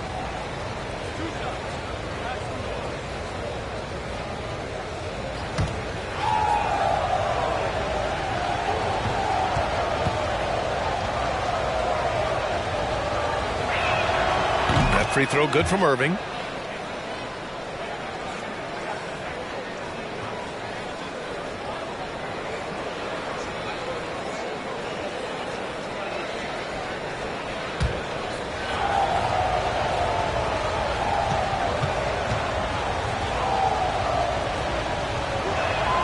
Both free throws good from Irving. You can tell when he steps to the line the kind of confidence he has in himself. It's written all over his body language. Out to the wing. Here's Williamson. He can't get it to go. And the Clippers will come the other way. Beal against Melton.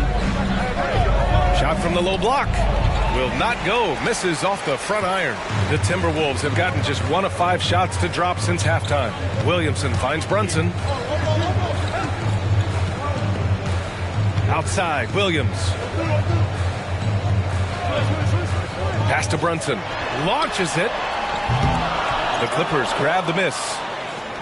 Well, we're into the third quarter. Just over 2.5 minutes played. Here's Beal.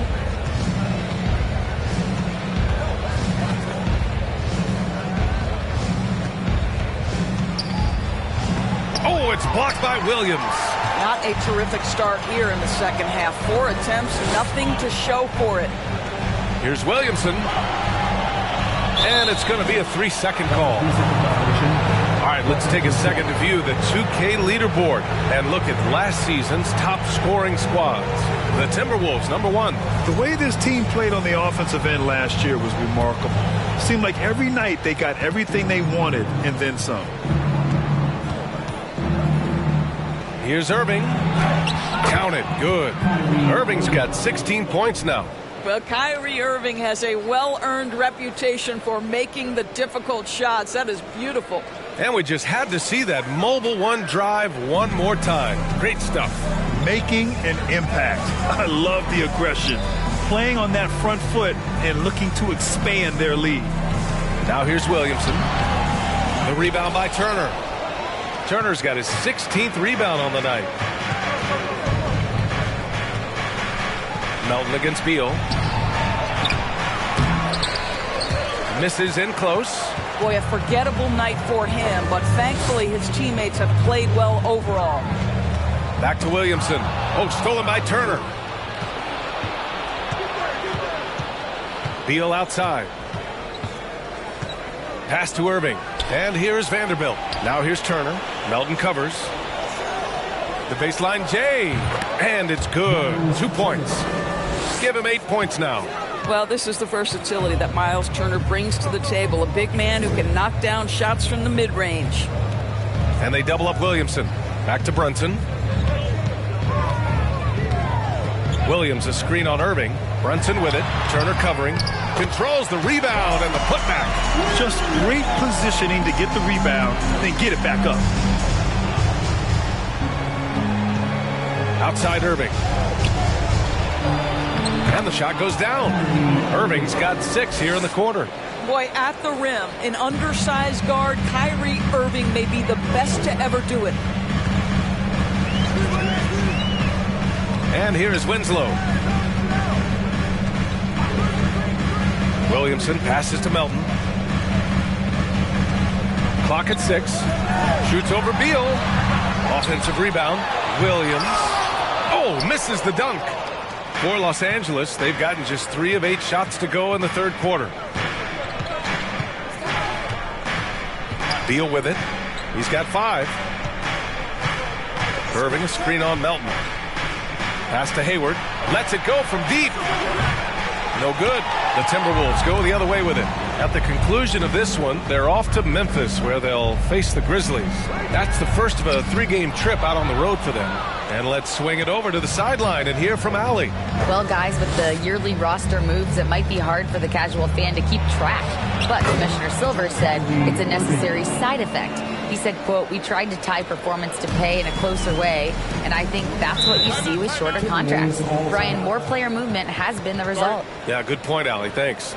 And the Timberwolves call time here.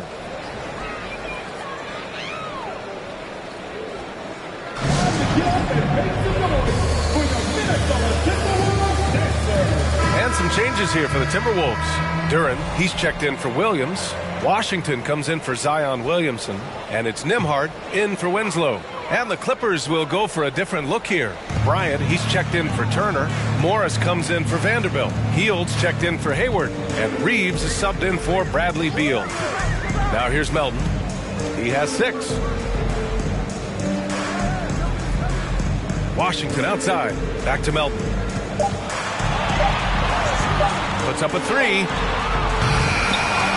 And it's Irving with a rebound. Boy, a tough go for him in this quarter. You can see how desperately he wants to get things started. He just can't make a shot. Irving with it. Brunson defending. Pass to Bryant. And here's Hield. This one for 3. Hits the trifecta. Hield's got 6. Well, one of the most valuable pieces of real estate in the NBA, that corner 3. It's shorter than other spots, and Mr. Hield cashes in. Now here's Brunson. And he drops in the layup off the glass. Another shot right in the lane. That's been their MO this evening. Melton against Hield. Outside Irving. Lets a floater go. And it's good on the layup. Irving's got 10 points here in the second half. You can see it. He's taking better shots, and the results are coming because of it. Now here's Brunson. From 13. Good. He hits the jumper. Brunson's gotten 4 this quarter. They recognized what the defense was allowing and took full advantage. Outside Irving. Lets the 3 fly. And the Clippers hit again from deep. And in the second half here, they're shooting a terrific percentage from 3. Pass to Duren. Now here's Melton. Now Brunson. He's guarded by Irving. Brunson against Morris. Here's Nembhard. 4-3. And it's Irving with a rebound. They've shown the power inside. Their rebounding effort has been sensational. There's the drive. Banked it in off the glass. Irving's got 27 points. He's putting on a show this quarter, and the team's feeding off his energy. Melton against Hield. Here's Duren. Count the bucket. Coming off a perfectly placed pass. They're going to work inside. I like how confident Jalen is from this area. Irving against Brunson. And again, it's the Clippers. I'll tell you, this guy is proving to be a problem for the defense. In this quarter, he has been special. Pass to Melton. There's the 3. And Reeves pulls it down. Well, 2 long-range bombs in the first, but that's stalled out right now. And it's Hield, that time on the assist by Irving. Hield's got 8. Seems like they've lost their defensive focus here in the second half, giving up way too much cheddar. Outside Brunson. And here's Melton. 3-pointer. Nails it from 3. Melton's got his 3rd basket of the night. His first 3 of the half. That gives him 9 total points from beyond the arc so far. Irving finds Bryant. Now here's Hield. Here's the screen by Bryant. Tried to answer back, but that 3 is off the mark. And for the Timberwolves, they're shooting just about 33% since this second half started. Here's Nembhard, looking for his first basket, still in this one. And he got the whistle on the way up, so he'll be headed to the line for a pair. No debate there. He got hammered. And a moment to look at the scoring approach in terms of where the points are coming from here for the Clippers. Well, how about the work they've done from the in-between area? They are making it rain, and the storm ain't over yet. Something else that they've had working for them is attacking the offensive glass. Boy, taking advantage and creating second chance points. Impressive. That free throw misses. The Timberwolves making a switch here. Payton's checked in.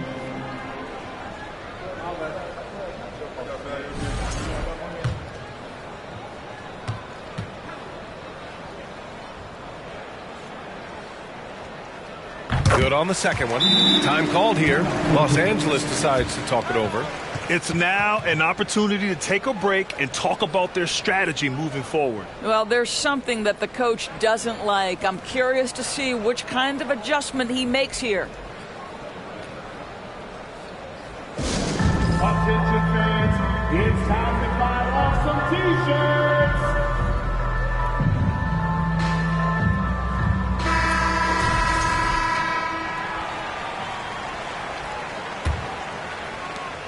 Los Angeles has gone 2 for 5 from 3 since halftime. Irving, the pass to Morris. 2 minutes. Hield with the ball. 2 minutes. Outside Irving. And it's Gary Payton the second with a foul. That's his first foul. First personal foul. 17 foul.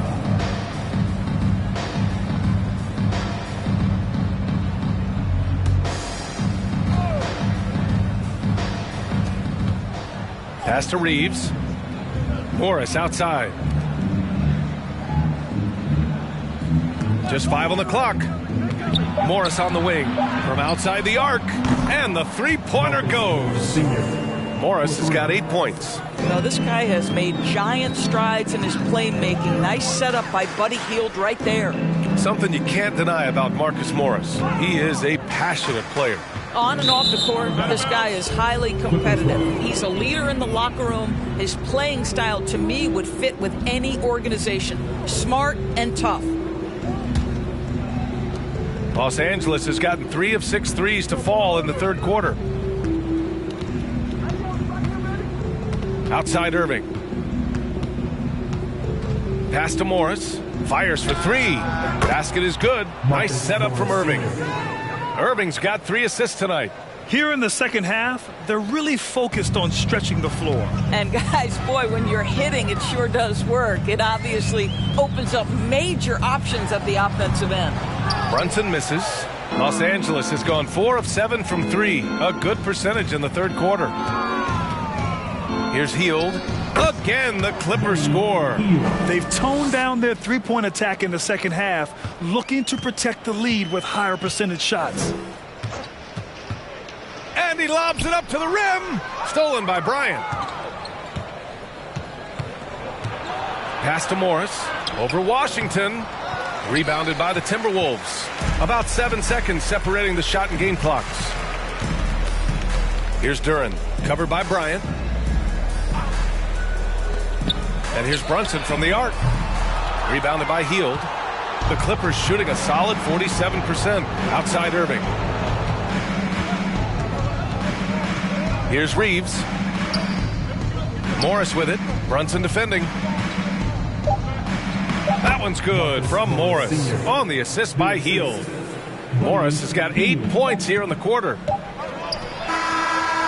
And so it's Los Angeles cruising into the next quarter with a 30-point advantage.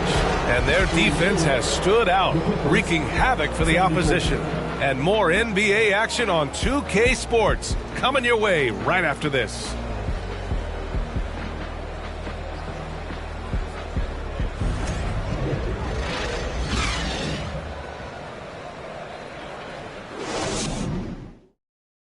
And it's time now to bring you our State Farm assist to the game.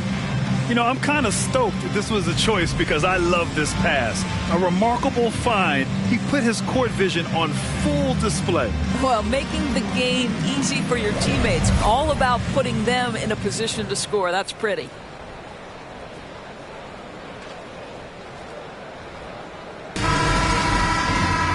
And as we head into the fourth, we'll see if there's a comeback in the works or if it's more of the same for the first 3 quarters. And so in the game for Los Angeles, we've got Thomas Bryant, Smith out there with Raul Neto. Then there's Marcus Morris, and it's Crowder in at the 3 slot. Now here's Smith.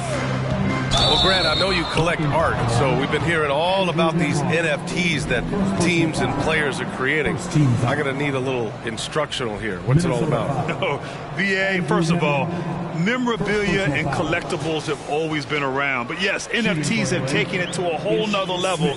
And yes, I do have an NFT. I don't fully understand it, so I can't explain it to you. But I know it's the next big thing, that's for sure. Aldridge is checked in for Morris.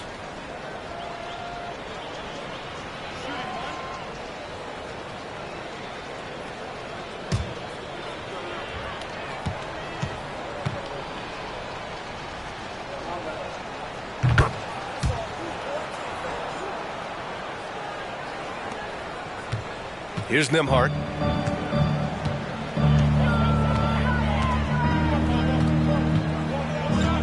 Brown, a screen on Aldridge. Pass to Brown. And he drops it in from the low post. Brown's got his first basket. Well, hit a man in stride. That is a textbook delivery. Now Smith. From 13. Hauled in by Brown. Boy, a clean, close look. What a missed opportunity.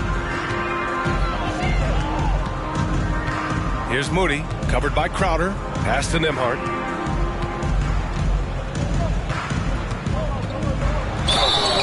And so he draws the foul, headed to the line to shoot a pair. It's going to be on Thomas Bryant.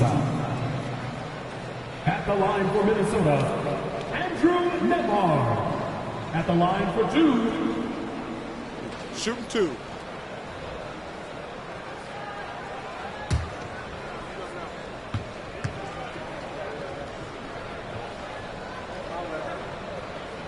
And he knocks down the first one. And Grant, you played on a Suns team whose training staff was renowned. Is that still a differentiator between teams, or has everybody caught up and on the same level now? You know, BA, I think everyone's caught up. You know, 15 years ago, the Suns training staff was ahead of their time. But now teams are all much more sophisticated. They understand injury prevention, rest, recovery, really aiding the players, and I think adding years for players in the back end of their careers. Now here's Smith. Pass to Aldridge. And the layup is good off the glass. Aldridge has got his first 2 points of the night. Looks like we're starting to see a pattern here. Not afraid to get in the paint and get wet. About a minute and a half through the fourth quarter now. There's Nesmith with a 3. And Bryant pulls it down. The Clippers have gone 2 of 3 to open the fourth quarter. Aldridge outside. Pass to Bryant. Smith outside. Here's the screen by Bryant. 6 to shoot. Now Crowder from downtown. The shot no good. Here's Nembhard, covered by Smith. Here's Moody.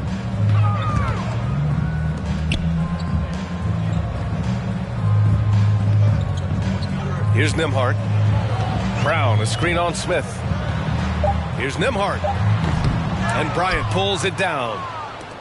Bryant's got 4 rebounds now.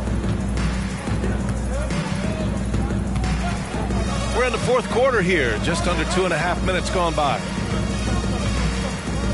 Crowder outside. There's a screen by Aldridge. Crowder goes in. Beats the shot clock, but can't get it to fall. The Timberwolves have gotten just 1 shot to fall out of 3 attempts in the fourth. Fourth quarter keeps moving along. 3 minutes gone by now. To the middle. So it'll be 2 free throws. He was fouled in the act of shooting. They're finding a rhythm from the line as they try to cut into this deficit. We've seen fans removed for inappropriate comments to players. Doris, where do you draw the line between heckling and being inappropriate? I think one way I look at this, Brian, is if I were face-to-face with somebody, what would I be comfortable saying? I think we should always err on the side of caution. It's okay to heckle and have some fun and sort of give your team support. But I think if we ultimately keep respect foremost in our minds, we'll be okay.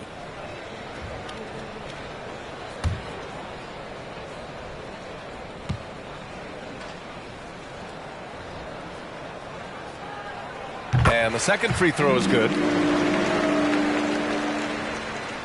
And we're about 3 minutes into the fourth now. Here's Neto. There's a screen by Aldridge. Pass to Bryant. Takes a 3. Knocks down the long J. Bryant's got his first 3 points of the game. We know that perimeter shooting is a coveted skill for the modern NBA big man. Thomas Bryant developed a great range for his shot. Here's Nembhard. And he's going to the line for 2. The official saw contact while he was going up. It's on LaMarcus Aldridge. At the line for your Timberwolves, taking 2 shots.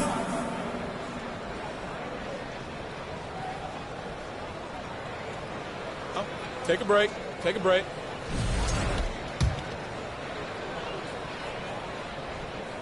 The first free throw is good. Hayward, he's checked in for Aldridge.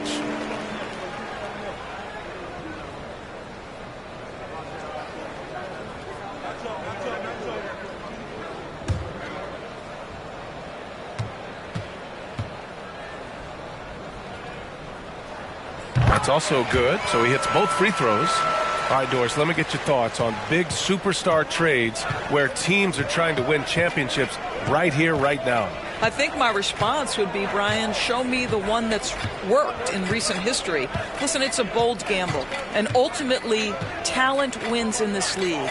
What you cannot set aside is you have to understand, do the parts fit together? Are they committed to team first? Are they willing to put in all the work required to win a championship? Without it, you won't win. Here's Nembhard. That's tipped. And here's Smith.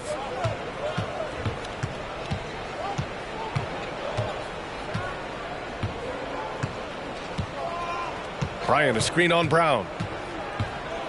Here's Smith. 4 on the clock. And it's out of bounds. Last touch by Bryant. Yeah, he loses concentration just for a moment. Might be getting a little complacent sitting on this lead.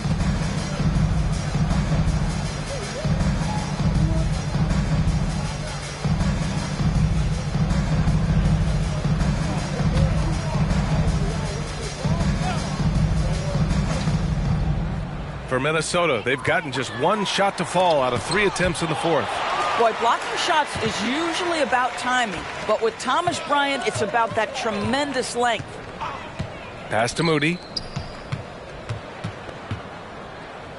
And for players, greatness can be defined so many ways, but giving back has to be a component of that. Wouldn't you say, Grant? Well, to whom much is given, much is expected. In BA, I agree 100%. Players today understand the impact that they can have on others. I love that about the league, the players, the coaches, everyone involved. You using this gift to make a change and a positive impact throughout the world. Here's Moody. Pass to Nembhard. Here's Moody. The 3-ball. It's hauled in by the Clippers. Bryant's got rebound number 5 here tonight. You have to credit their effort. I mean, they've done an amazing job on the glass. Here's the screen by Bryant. Back to Crowder. Trying to get back on track. Rebounded by the Timberwolves. Well, this has not been his finest hour, but give your teammates some credit for doing the job of stepping in. And he got the whistle on the way up, so he'll be headed to the line for a pair. You know, for team owners, it often seems best not to take too active a role in basketball decisions. But, Grant, you're a team owner. How do you feel about this? Well, it's a tough situation, B.A. Many of these owners have made tremendous amounts of money building their fortunes, of course, being very hands-on with their business. But basketball is a different kind of business. Success is not always linear. And sometimes as an owner, you're not an expert when it comes to this particular business. So it's interesting kind of being engaged, but not being too hands-on and letting your people do their job to the best that they can. Turner, he's checked in for the Clippers. Bradley Beal comes in for Smith. And he's good on the second. Doris, in the NBA, more attention is being paid to mental health more than ever before. And players are taking the lead in raising awareness. I love that, Brian, because it's such an important issue. Performing between the lines of an NBA floor requires basketball skill, but it requires mental health and strength. And a lot of players, Kevin Love in particular, have been so brave. Credit to the NBA for addressing it and being out front. Great job on the back end of the play. Yep, finished with both hands, making sure of it. Pass to Hayward.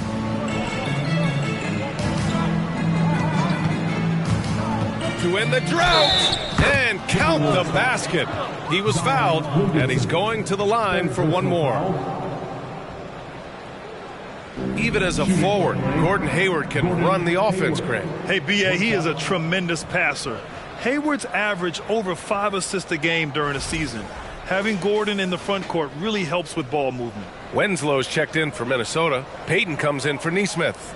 And the Clippers making a change here as well. Kyrie Irving's checked in for Neto.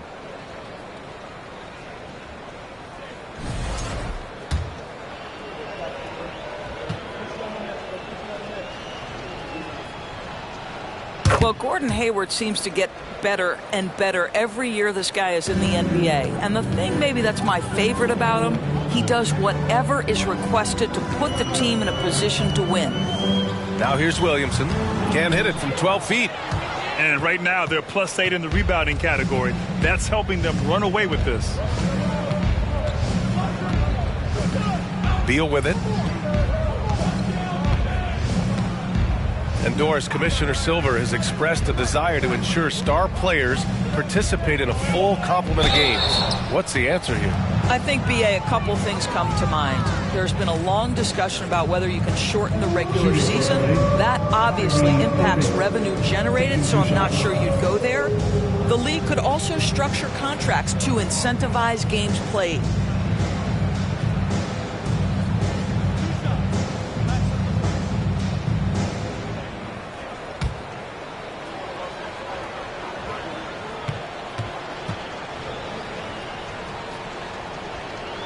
That free throw good from Irving. If they keep hitting free throws at this clip, it'll help them seal the deal. Morris, he's checked in for Los Angeles. Hield comes in for Beal.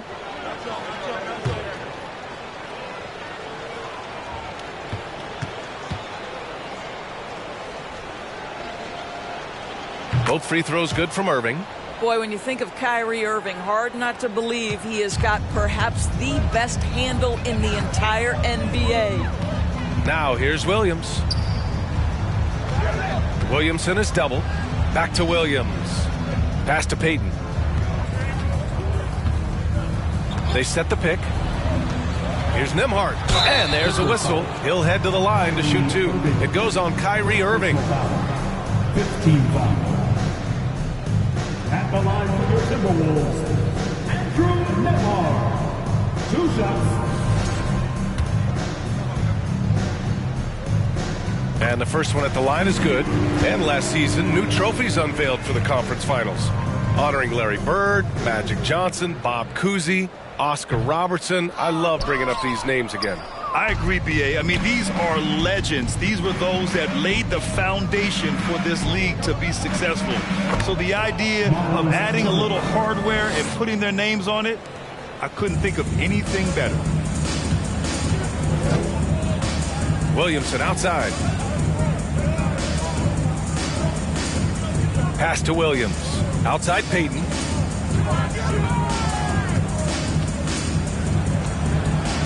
And here's Williamson, guarded by Morris.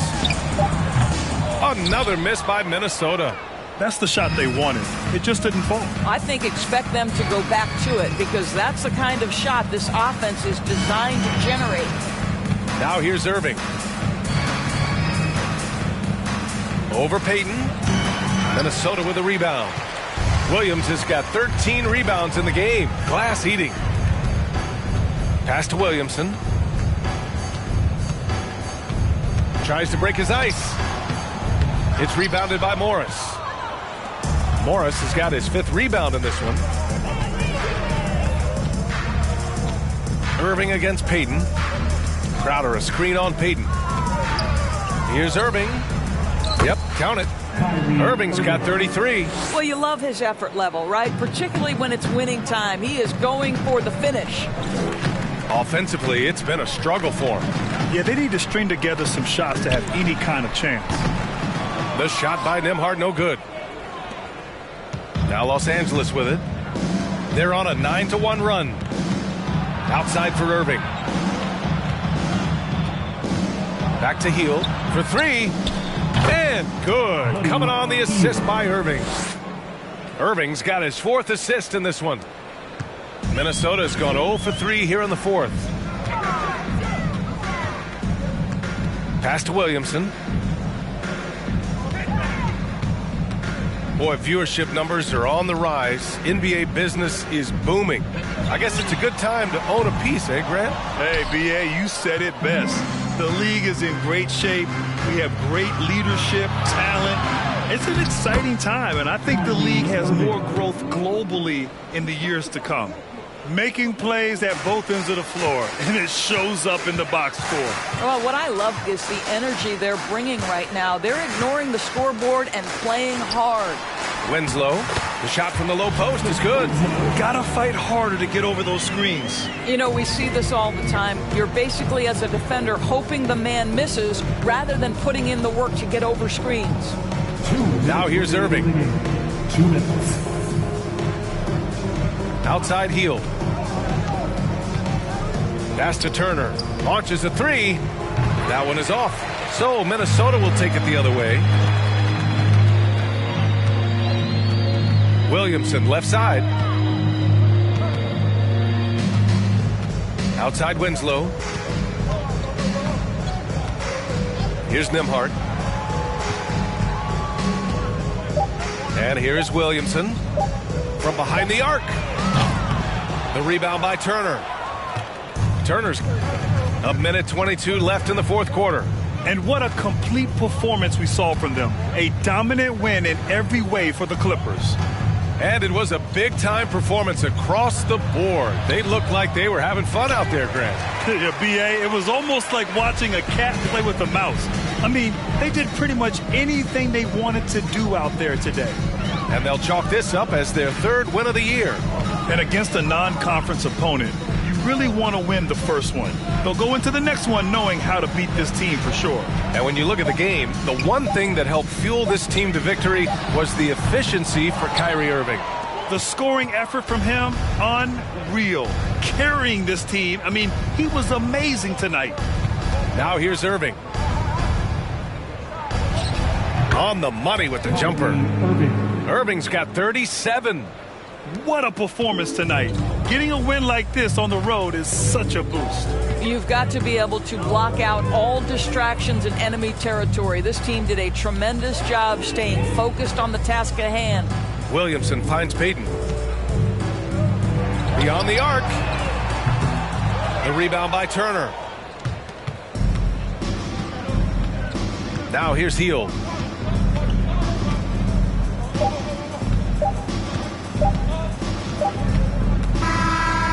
Oh, it's the Clippers winning this one easily. A statement road victory. So impressive. Statement indeed, B.A. It was in enemy territory, but they controlled the game and took the crowd completely out of it. That's how you win on the road. All right, let's send it down to Allie LaForce, who's with our player of the game. Kyrie, what does it mean for this team getting the production off the bench that we saw tonight? It's big time. When you're a basketball player and you're able to make the right plays and play at a high intensity level and really come out and make an impact on the game, no matter if you're starting or coming off the bench, we've seen special guys do that. I'm glad we came out and handled business. It's a good win. This team is so unselfish. Guys, back to you. All right, Allie, thank you. And that'll wrap it up, folks. For Doris Burke, Allie LaForce, and Grant Hill, and all of our crew, this is Brian Anderson thanking you for watching this 2K Sports presentation of the NBA. Now our New Balance player of the game, Kyrie Irving.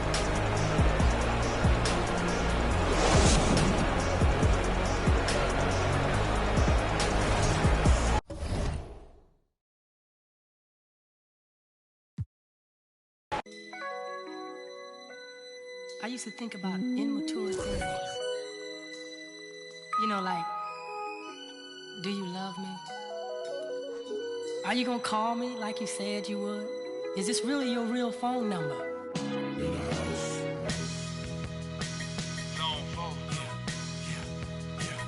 Get money.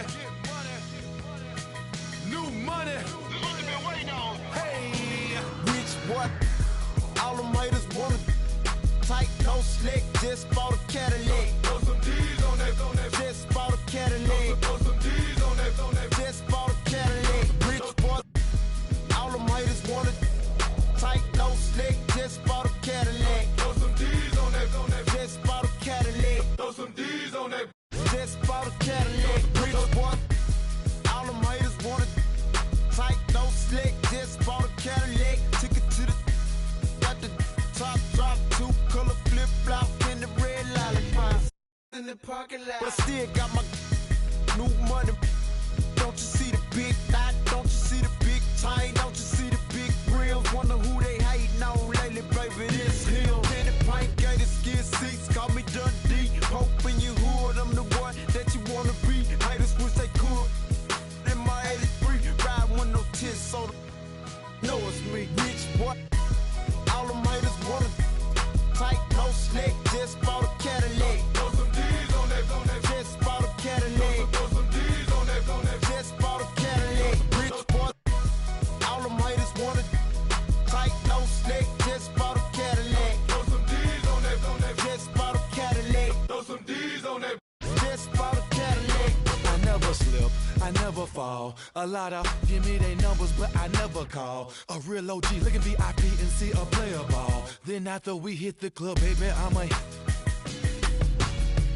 that's all. Every should have a picture of on their walls. Polo don't go be the click, yeah, this for my dog. Yeah, hustlers, busters. Wait a minute. All them haters wanna tight, no slick, just bought a Cadillac. Throw some D's on that, just bought a Cadillac. Throw some D's on that, just bought a Cadillac. Rich boy, all them haters wanna tight, no. Welcome, everyone, to the NBA on 2K Sports. I'm Kevin Harlan with Greg Anthony and Richard Jefferson alongside. David Aldridge is with us from the floor tonight. Hey, Dave.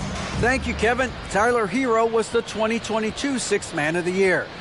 He says he patterns his game after another 6'5" guard out of Kentucky who was taken with the 13th pick. Hero said, "All I watch is Devin Booker, just picking things out of his game and trying to work on it. I think I'm capable of doing what he does if I continue to improve." Big goals, Kevin. Big goals. Big goals are good, though, especially for a kid like Hero who can go as high and as far as he wants to. Good stuff. Good model. David, thanks. And a look at the starters for the Hornets. They've got Wagner. Embiid is out there with Obi Toppin. Then there's Bogdanovic. And it's Giddey in at the point guard position. And for the Kings, Williams is out there with Brown. Then it's Tyler Hero. Then it's Clint Capella. And it's McCollum in at the point. Greg, last offseason, the Hornets decided to part ways with their coach of the past 4 years. Always a tough decision, and this is a critical time for Charlotte. They've got a tremendous young core. They think their time is now, and they want to make a bold move with the new hire. And here is Hero. Now here's McCollum. It's rebounded by Giddey.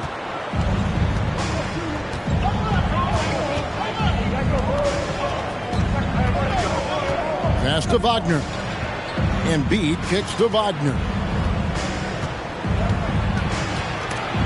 It's stolen by Capella. Hero with it. The pass to Williams. McCollum feeling it out a bit. To the inside. It's tipped. 5 to shoot. Bogdanovich against McCollum. Bogdanovich passes to Giddey. Now here's Embiid. Defense right on him. Quick off the floor. Has that long reach. Capella there with the intimidation. McCollum finds Brown. Capella with a screen on Giddey. Puts it up from 12. And the rejection by Embiid. First 1:30 gone here in the first quarter. Shot from 12. And he overshot that one, missing. You almost have to assume he's going to knock those down when he is that open.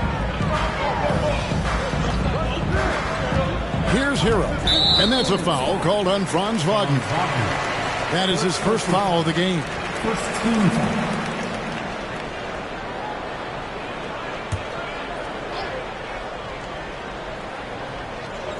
And here are the Kings now. Still without a basket in the game. Yeah, a couple turnovers here early on in the quarter, but he's got to just tighten it up a little bit.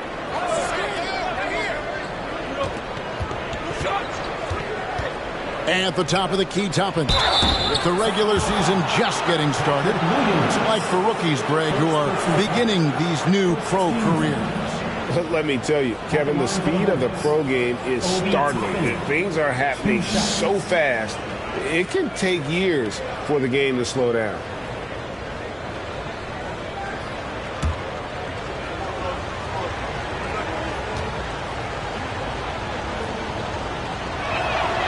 And they now lead as the free throw drops for him.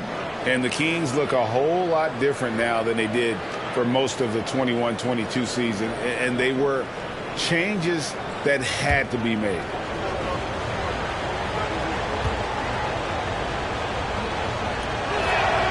And both free throws good for Toppin.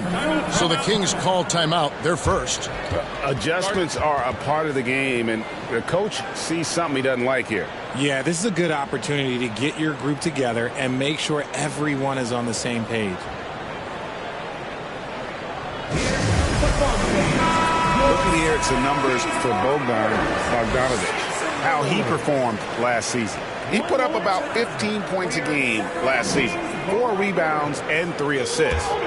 To have a scorer like him consistently deliver you points makes such a big difference for a team. He's someone you can rely on to bring it on a nightly basis. When they need a basket, he's the guy they turn to. McCollum, no good. Now when a team suffers a playoff drought like the Kings have, Greg, you can expect some major moves. And you just hope they can find some stability, Kevin, moving forward. This is a team that's gone through 12 head coaches since the last time they made the playoffs. Lock at 6. A three from Bogdanovich. Good for the basket. Starting off 1 for 1 with that shot.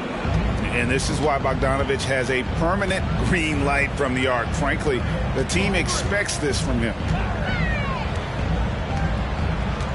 Capella with a screen on Wagner. Brown. And contact on the shot, so he'll be shooting free throws here. That one on Embiid. And Jaylen Brown is such a force on the offensive end. Hard to keep that guy out of the paint. Terrific finisher at the rim. At the line for 2.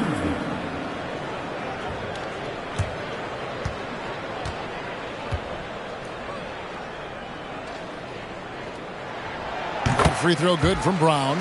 And maybe the only weakness for Brown is his handle on the ball.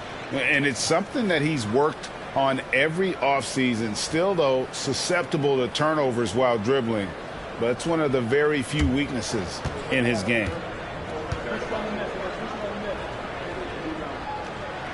That one falls, so he hits both of them. And what an advantage. You really feel like you can always trust. Sets a screen for Giddey. Launches it. Toppin, good. Toppin's got 5 now. And he likes to get in a rhythm early. Nice triple. Now McCollum really struggled in their loss against Utah. To the middle. Here's Capella, and the dunk by Capella. Offensively, McCollum sees the floor well. Not surprised to see him spot the open teammate. Giddey the pass to Embiid. Shoots over Capella. Embiid, no good. And so it's McCollum. He'll bring it up for the Sacramento Kings. 4-point game. Getting their first look of the season at this Hornets team. Out of bounds. Charlotte takes possession. Courtesy of the 2K leaderboard, here's a peek at the league's top scorers from a season ago. Number 1 is Joel Embiid. And he's not going to forget that season anytime soon. And it's safe to say neither will anyone who watched him. So for the Kings, they come in off the loss to the Utah Jazz. Well, they made a few key shots, but missed many more. It was a rough night for them offensively. And tonight, I expect them to play better offensively. Try to get some closer looks. Now here's McCollum. No points in the game yet for him. Shots good by Hero. Oh, and the touch on the interior. Hero can hit jumpers as well as capitalize in close. And here is Giddey.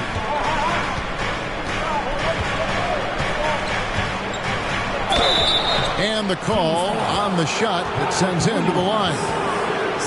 This team has credited Giddey's background for shaping him as a player. You know, he grew up in a house dominated by basketball. Both his parents played professionally in Australia, and that goes a long way toward developing your basketball IQ.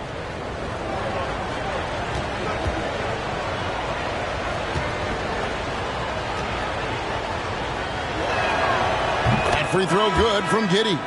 You know, Richard, this is hard to believe, but the Kings haven't made the playoffs since 2006, which is the longest streak right now in the NBA. And I remember them being 1 game away from playing us in the NBA Finals. So this has been surprising for everyone. Look, Sacramento, they have to prioritize winning because it just has not been working out, and their fans are amazing. They love some playoff basketball. Get those guys some playoff basketball. Now here's McCollum. Hero kicks to McCollum. Shooting foul as the whistle blows. He'll shoot 2 free throws. That one on Embiid. And crafty move by McCollum there, making sure he initiates the contact before letting the shot go.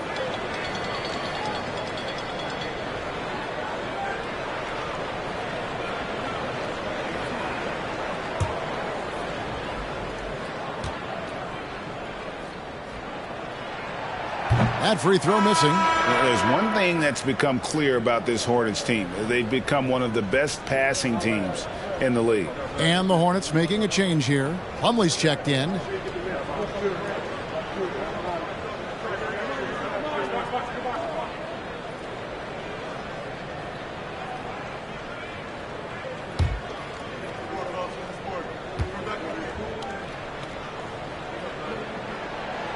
No luck that time either. And Charlotte's passing has improved a lot in the last few seasons. Greg, even more. Yeah, their assist numbers have been terrific, and they keep their turnovers to a minimum. That's a trend you want to see continue. The Kings trail by 4. Griffin passes to McCollum. Back to Griffin. Takes the 3. It's not going to go for him. And Charlotte will go the other way with it. Wagner against McCollum. Wagner outside. So here's Giddey. This game he had 12. And Toppin throws it down. Oh, and the lead gets bigger on a ridiculous offensive sequence. That dunk alone would have been spectacular. Never mind it coming at the end of an alley-oop. Now, Hero. Here's McCollum. Off with the layup. Hornets leading by 6. Giddey with it.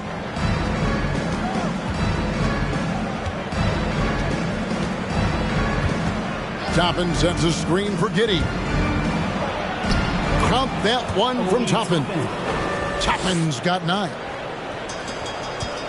For Sacramento, they've gone just 2 of 7 so far. A little bit of a slow start for them. McCollum kicks to Hero.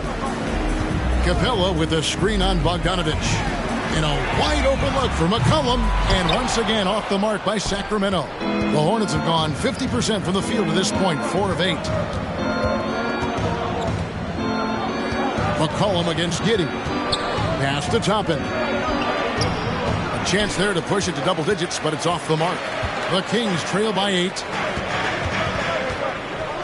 A 3 from McCollum hits the three-point line. Proving he's more than just a go-to scorer. Brown also loves swinging the ball to open teammates. Here's Giddey. A three-pointer off the mark. Griffin with it. And it's Toppin picking him up. Giddey against McCollum.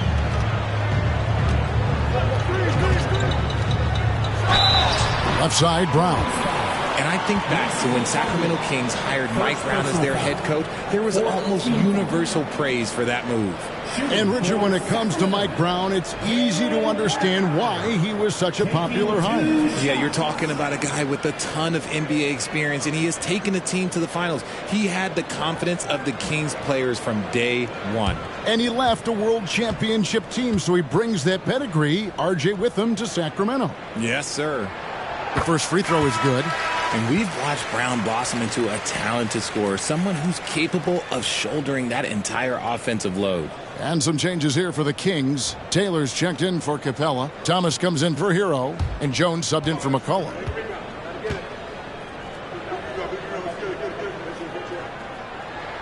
And that one goes in. 2 from the line that time. Hornets leading by 3. Here's Banton to the paint. Here's Toppin. And Toppin throws it down. Oh, taking it to the rack with power. Hammering down the two-hand slam. Over in the corner, Brown. Fires from the wing. Nope, not that time. Nothing for 2 from the field. Charlotte's gone 2 of 4 from beyond the arc to start the game. There's a screen by Toppin. Banton. It's up and it's off the mark. He's 0 for 1. And here's Griffin. He'll bring it up for the Kings. Trailing by 5. Kings moving the ball around.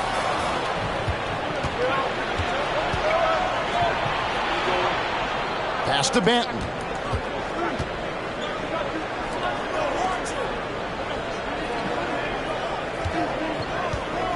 There's a screen by Toppin. Shot clock at 6. Lays it up off the glass. And it's 13 points for Obi Toppin. And they're beginning to just flat out fall apart defensively right now, especially on the interior. Griffin looking around. The 3 from Thomas. Shot's good. Griffin making the play. What a find by Griffin. He's a lot more skilled as a passer than he gets credit for as far as power forwards go. He has terrific vision. Passes it to Toppin. Good for another bucket. He's made half a dozen now. 6 for 8 on the night. And they are attacking the rim and getting great results. Jones in the post. The kick out to Brown. Back to Jones. It's Thomas on the wing. Brown outside. Another 3 for Sacramento. He can do a lot with the ball, but Brown is just as good playing off the ball. He's always ready to catch and fire. Now the pass to Jones. Here's Toppin. It falls for his 7th bucket of the contest. He's 7 for 9. This man has entered the zone. Great shooting performance from him all game long. Thomas against Jones. The high post shot. Here's Taylor. And he gets the basket. Officials blowing the whistle, so a chance at the line for one more. He's got a knack for those putbacks, so you have to be aware of that defensively. Get a body on him. And a closer look here at the scoring breakdown for the Hornets. Sacramento making a switch here. Carey's checked in. One shot.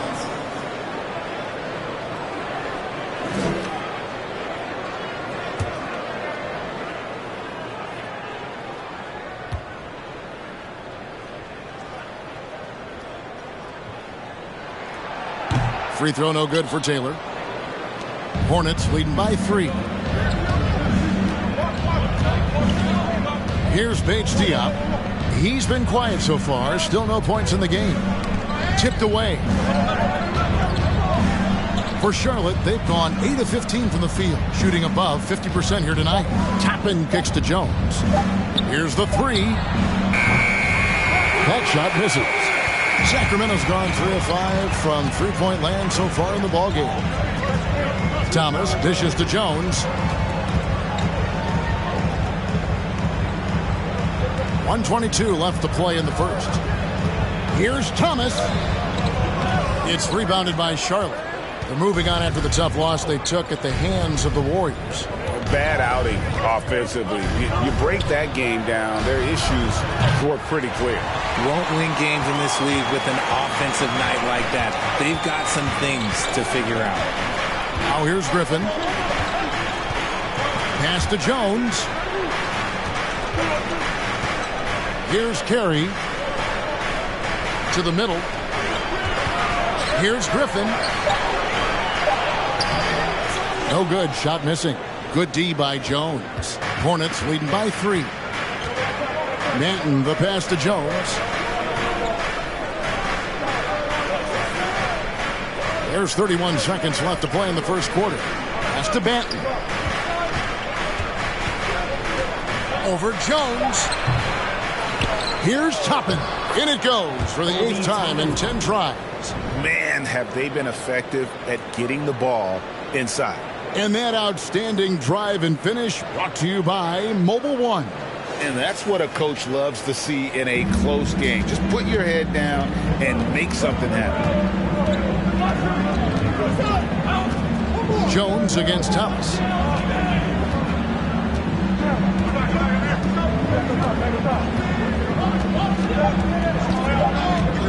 16 feet away.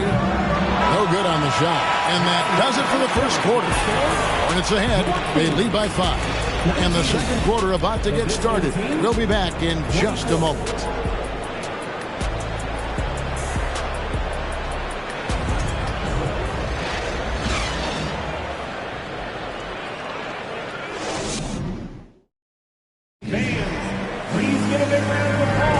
And thanks again for tuning in. If you're just joining us, we've played through one quarter of action so far. Looking at what we've seen from the Hornets, what do you think?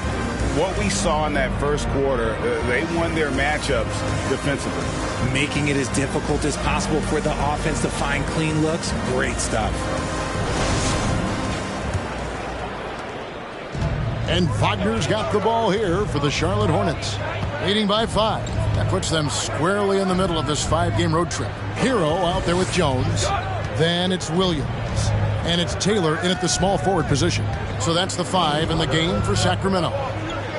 Just 5 to shoot. Wagner with it.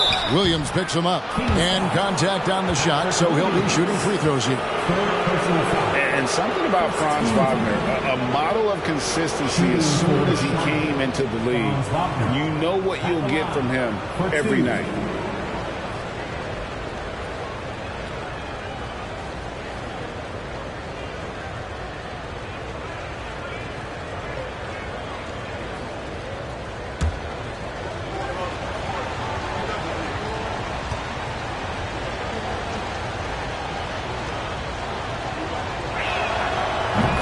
good from Wagner.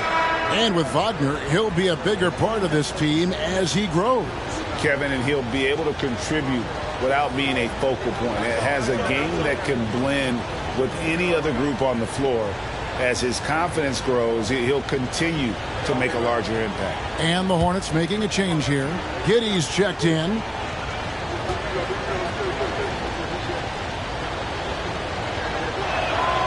Both free throws good from Wagner. And among NBA bigs, he is known for his ability to deliver at the free throw line. Jones with it. Now defended by Embiid. And there's the call on Jones. That's his first foul. And the Kings making a change here. Brown's checked in.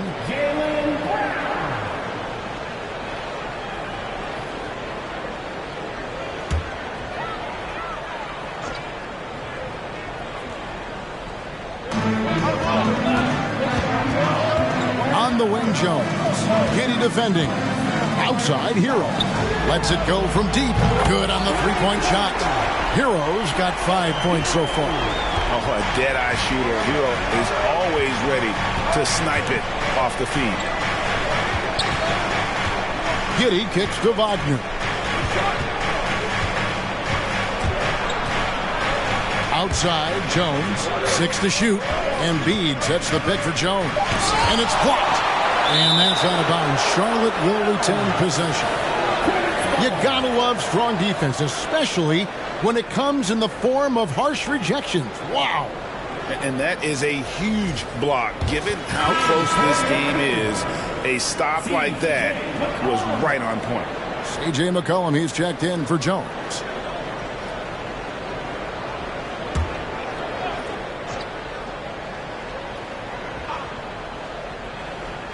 Now we play just over a minute of basketball here in the second quarter. The Kings trail by 4.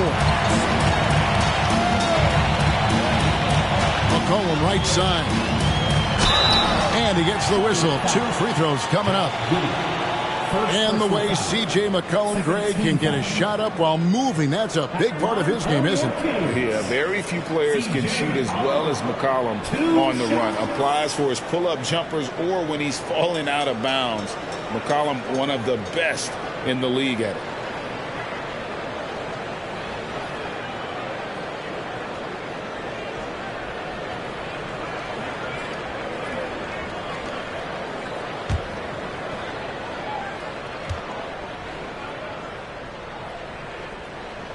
And he knocks down the first one. You know, Greg, you played on some gritty teams, and we hear that expression, getting punched in the mouth, and it's not usually literal. But what's that look like on the floor? What's it feel like on the court? Kevin, you're just out hustling and out muscling the team. At times you'll see it. They've kind of checked out mentally, and I'll tell you what, it is one of the best feelings in sport. And he makes the first, but misses the second. And when you think of McCollum, the word efficient comes to mind. This guy just shoots the ball and plays the game at a high level. The Kings trail by 3. Stolen. And while we've got a moment, let's send it over to our terrific reporter, David Aldridge. David? Thanks a lot, guys. Josh Giddey has been attracting admirers, including LeBron James. King said he's really, really good. He has a great pace about the game. Great vision. Josh is one of those kids who can definitely see the game a lot quicker than most guys out on the floor. And he's showing it. Just been playing beautiful basketball. Kevin, that's high praise. It is. Both amazing passes. David, thank you. Now, Giddey. Following the three-point attempt by C.J. McCollum. And Capella sends it back. And here in the second quarter of action with a hair under 2.5 minutes played so far. And stolen by Giddey. And a fast break now for the Hornets. It's good. Bogdanovich has got 5 points so far. And that's how to make an impact with defense. Once the steal is made, you know they're going to be scattered. Crosses over. And Embiid with the block. Every year he's a Defensive Player of the Year candidate. His instincts, that's what makes Embiid outstanding, and his awareness of when to go for the block. Now, here's Wagner, following the miss by C.J. McCollum. And Bogdanovich kicks to Giddey. Here's Embiid. Good work defensively by Capella. You often expect him to convert these types of shots, but the D must have made their presence felt to prevent that one. Hero finds Brown.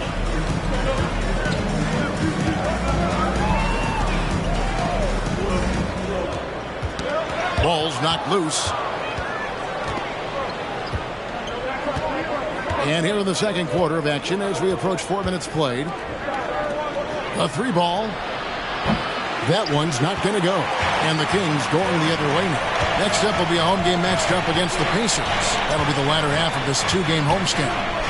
Passes to Capella. From 10 feet out. Rebound by Joel Embiid. Embiid's got 5 rebounds tonight. Giddey the pass to Embiid.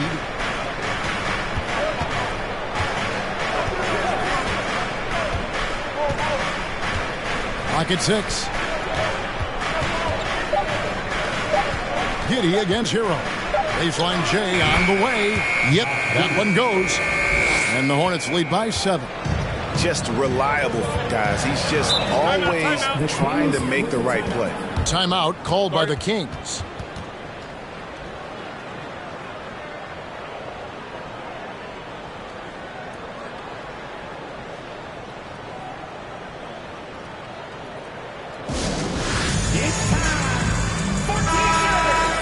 These teams were last season's best passers. The squads with the most assists in the NBA. The Hornets #1. The way these guys moved the ball offensively was really a joy to watch. Great teamwork and unselfishness, and that's why we saw those great assist numbers a season ago.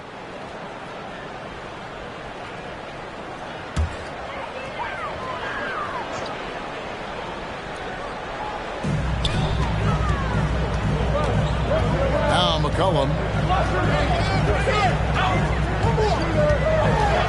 Dish now to Capella. And he makes the bucket, gets the whistle, and now a 3-point play chance here for him. And a great display of physicality from Capella. He's not one to shy away from contact. And one thing, Greg, we know Capella has always done, he plays to his strengths. It's a great point, Kevin. Capella knows where he's best and really focuses on that. Can help the team with minimal touches on offense, but he really anchors a defense by not overextending.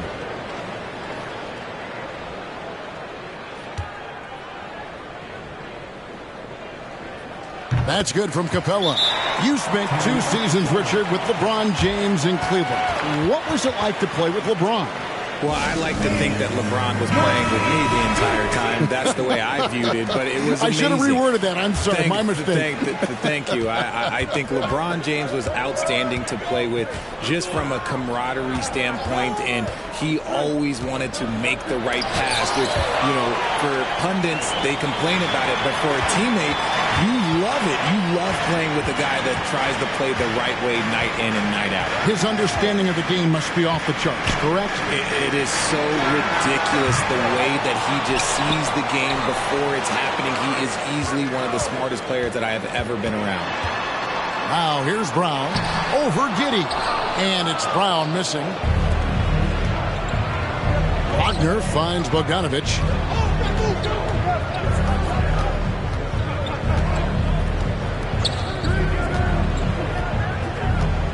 There's the pass to Giddey. From deep 3-point range, they grab their own miss. And Capella sends it back. And it's out of bounds. Last touch by Capella.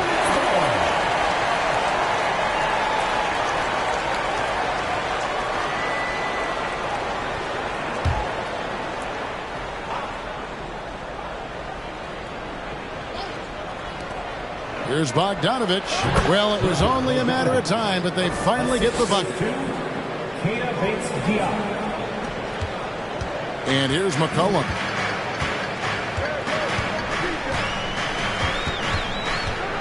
Kicks it out to Hero. Capella with a screen on Bogdanovich. Hero passes to Capella. Out of bounds. Charlotte takes possession. And here's the upcoming schedule for Charlotte. On Monday, they'll be playing against LaMarcus Aldridge and the Los Angeles Clippers. And then on Tuesday, they'll take on Chris Middleton and the Los Angeles Lakers. And Kevin, I think you have to look at this as an opportunity to take a step forward. Sometimes tough road trips can bring the best out of a team and bring you closer together. Now, here's Wagner. It's hauled in by Hero.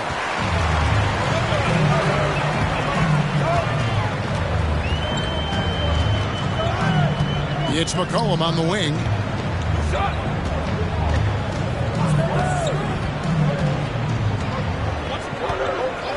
Six on the shot clock. There's Brown with the three.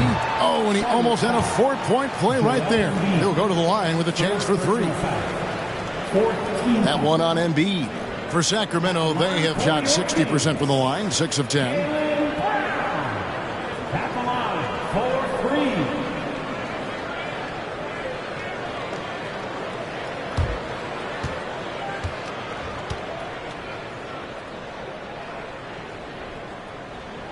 He's off on the first. Some changes for Sacramento. Griffin's checked in for Clint Capella. Thomas comes in for Tyler Hero. And Jones subbed in for C.J. McCollum.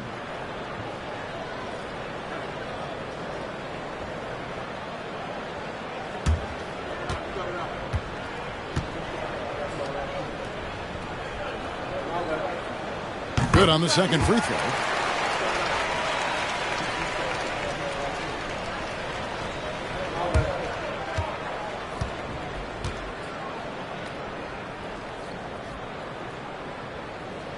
And he nails the third. Charlotte leading by 4. Here's Banton. He's been patient so far. Nothing on the scoreboard yet. Brown against Bogdanovich. 5 on the clock. Here's Jones. Sacramento grabs the miss. Now here's Brown.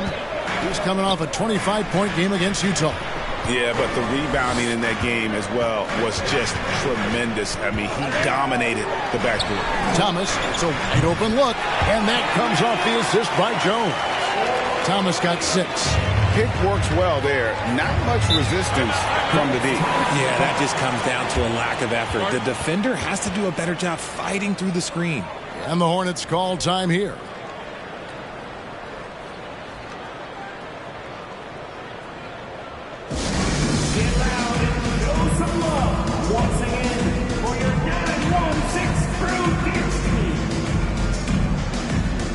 Taylor's checked in for the Kings. And with the chance, let's take a look now at the numbers for Mason Plumlee. Last season's performance for him. Averaged 6 points per game, 7 rebounds, and 3 assists. And he's been making the right decisions and letting the game come to him. Solid play all around. Yeah, not playing outside himself, but finding lots of chances to do his thing and affect the game. Showing off his inside game. Bogdan is an all-around scorer.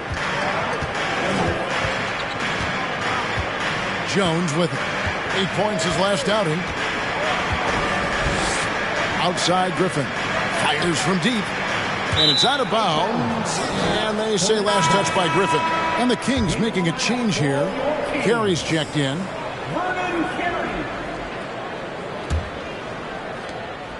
Hornets leading by 3. Pass to Plumlee. It's Bogdanovich on the wing. And it's off from three-point range. And here's Thomas who brings it up for Sacramento.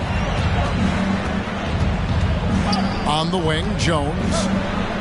And he drops in the layup off the glass. Jones has got his first 2 points. And those are the kind of nice inside looks they've gotten here in the first half. There's a screen by Toppin. Here's Banton. Count that one from Toppin. Toppin's got 21 in the game. And they've repeatedly probed inside in the first half, guys, and it's paid off.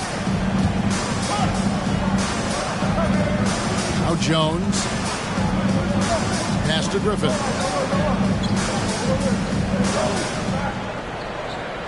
Shot clock at 5. Sacramento needs to get off a shot. And some hang time on the rim. Puts a little cherry on the top of that slam. Well, those kind of displays of strength can get one team rolling. Bogdanovich passes to Plumlee. Kicks it out to Jones. Misses the 3. Something that's kept this game close is the fact that the rebound stats for both teams are almost identical.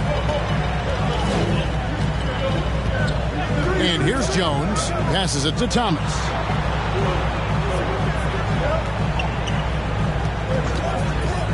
Fires the 3. Out of bounds. Charlotte takes possession. That pass wandered off target. Can't lose focus on the little bitty things.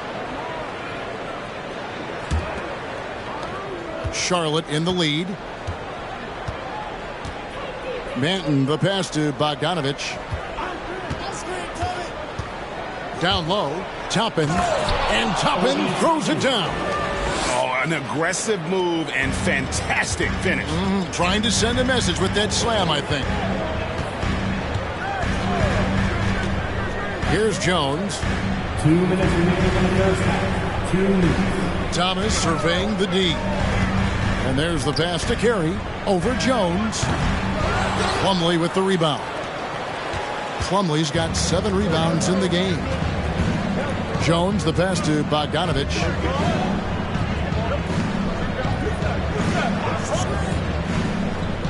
Back to Jones. The dish to Toppin. And Toppin throws it down.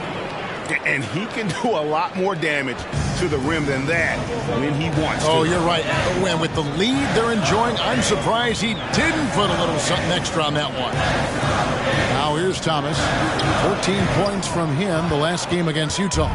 Okay, now I think he's starting to get in his own head right now. Maybe he's overthinking things a little bit, and as a result, he's just been off. And creating a little separation here, gaining some confidence.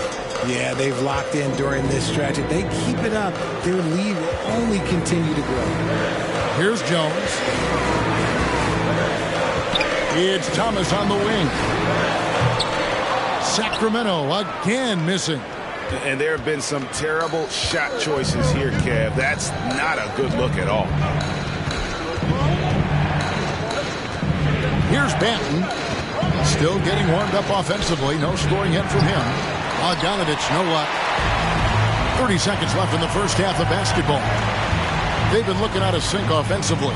Yeah, their offense has ground to a standstill. Outside Thomas. Three-pointer. That doesn't go either for Thomas. Well, I'll tell you what, he's going to buy himself a ticket to the bench. If he keeps shooting it like that, he has been putrid here this quarter. How about the little guy throwing himself on the glass? Here's Griffin. And the last shot before the buzzer is off. And so it's Charlotte bringing the quarter to a close with a 7-point lead. And they've created a bunch of turnovers with that terrific D. It's time now to go courtside as we send you over to David Aldridge from the sideline. David, take it away. Hey, Kevin, thanks. Joel, you've got the lead, so how do you build on that as the game continues? Just keep being aggressive, and I thought we did a good job defensively, so we just got to keep being aggressive and make the plays. Hey, they always build off of their defense here. Thanks for your time, man. Back to you, Kevin. All right, thank you, David. And folks, don't go away. After the break, we'll see you right back here for the start of quarter number 3.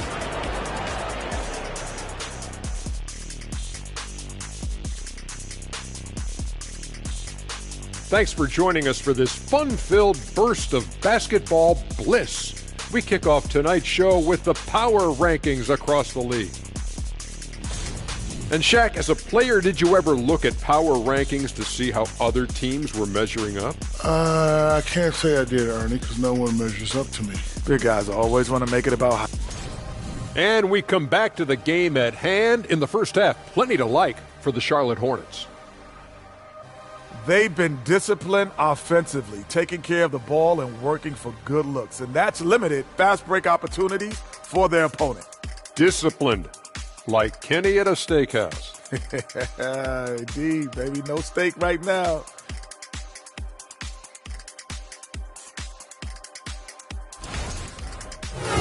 That'll do it for our show tonight.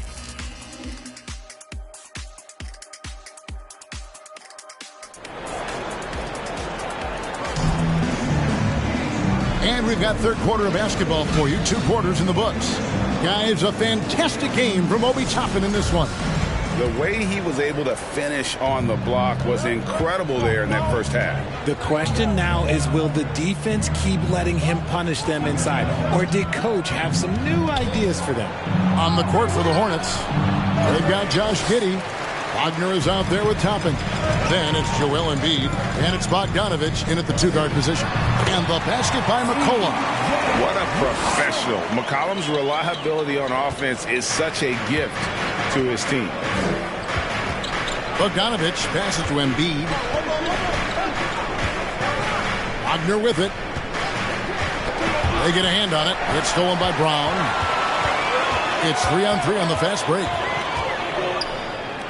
The 3. Bogdanovich grabs the miss. Hornets leading by 5. And a minute played as the second half gets going. Embiid with the screen on Brown. Wagner with it and guarded by Capella.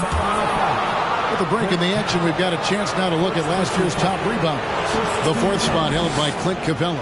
And, of course, Joel Embiid. But these guys are always around the hoop, always with a nose for the ball. A dominant season inside for both.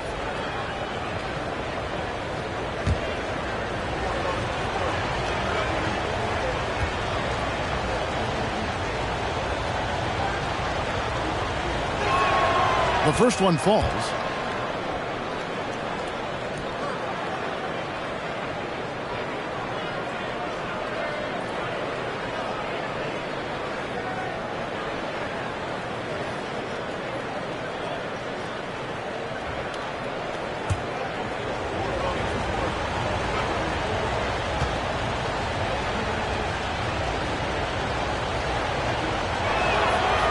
So he gets them both. Here's Brown. And here in the second half of play, we're just over a minute in. Puts up a 3. Bogdanovich grabs the miss. Just an ugly show from him offensively. Yep, no way to describe it, just ugly, and that hasn't helped. Pass to Giddey. Dishes to Embiid. McCollum against Giddey. Inside, deflects the pass. Taken away by Williams. Here's McCollum. Again, the miss by the Kings.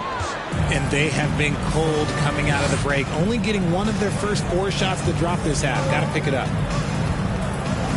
Giddey, the pass to Embiid from 11 feet away. Rebound by the Kings.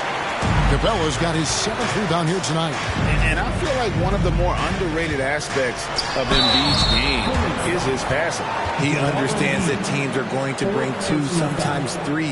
You have to make quick decisions with the ball when that happens. Embiid, he embraces that challenge. And this is his 3rd trip to the line tonight. And he makes the first.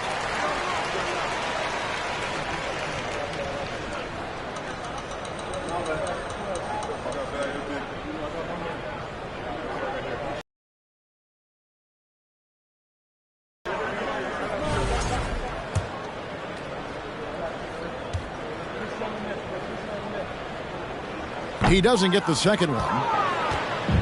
And Wagner's got the ball here for the Charlotte Hornets. Since the second half started, they've only given up 3 points. Lets it go with the 3. Giddey, no good. The Kings trail by 6. Hero passes to Williams. He trains the quick shot. Hey, guys, the D has to show a little more fight on the interior than they did on that trip. Just under 2.5 minutes into the third quarter now. Now here's Giddey. Shot clock at 6. Here's Toppin.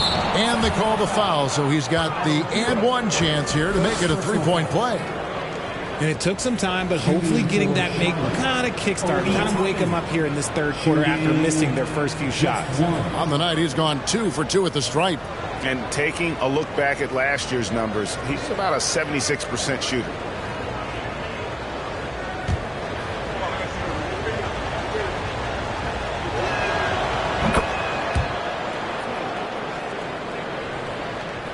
Well, we're into the third quarter, just over 2.5 minutes played. Hero sets the pick for McCollum. Gets the three-pointer to fall. McCollum's got 6 here in this quarter. And that range makes McCollum hard to defend because if you're too close, you know about his ability to go by you and get to his spots. Charlotte calls timeout.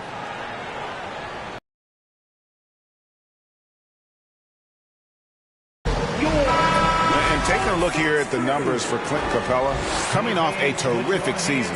7th in field goal percentage and a top 15 ranking in blocks per game, supplying that backline protection that is so key to a great defense. And he's so physical, so explosive. You really can't keep under a season ago. Now, here's Bogdanovich.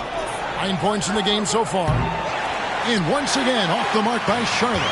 And they have started out this quarter shooting just 20%. Let's just say this is not the way they wanted to open the second half. Hero, no good. Hornets leading by 4. Giddey kicks to Wagner. Bogdanovich looking around. Embiid with a screen on Hero. A nice shot by Bogdanovich. And the lack of effort to fight over the screen there makes that an easy shot. Yeah, as soon as these guys feel contact, they are just disappearing like they're not even there. You got to show some fire and keep defending. And the dunk by Capella. It doesn't get any easier than this. Capella's work ethic is what allows him to get those dunks. Here's Embiid. Good work defensively by Capella. Outstanding work to send him away. They sniffed that one out. And the dunk by Capella. And although he's undersized at his position, his vertical, yeah, that'll clean up a few mistakes. Pass to Bogdanovich. And the layup is good. Bogdanovich has got 14. No doubt about the consistency when it comes to scoring the basketball for him tonight. A real nice lift for their offense. Hero from deep three-point territory. Toppin pulls it in. And you don't want to give up that kind of look too often. Pass to Wagner. Embiid with a screen on Brown. Now, here's Toppin. He's guarded by Williams. 5 on the clock. The pass to Embiid. Three-pointer.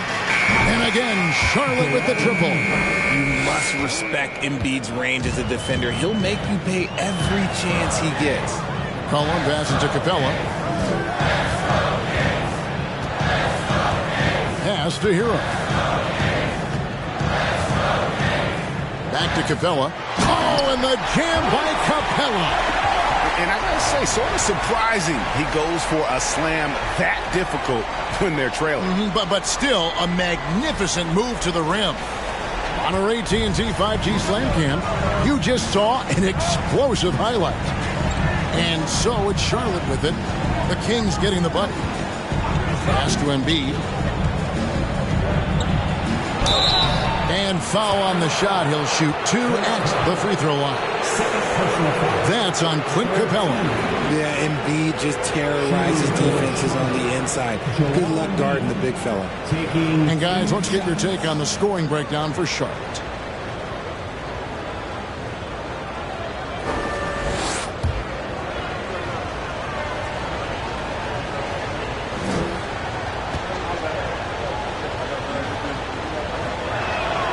First free throw is good. We're still waiting for that first miss from the line this half. Some changes for Sacramento. Griffin's checked in for Capella, and Jones subbed in for Hero.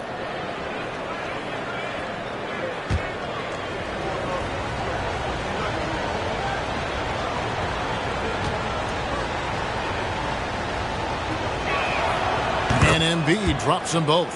And Embiid is, no question, one of the best players in the game. Just a versatile big man who wants to win multiple championships. Now here's Griffin. He's been quiet so far. Still no points in the game. And here's McCollum for three. That drops. And it comes off an assist from Griffin. Griffin's got 3 assists in the game. Here's Banton. Embiid with the screen on McCollum. Here's Banton. Solid play in the low block, and that one's good. Banton's got his first points of the game. Now how about how he sets his man up there, runs him right into the screen, and then gets the basket. Good work there as it goes. And there's a pattern starting to take shape here. They're working it inside and getting good shots from close range.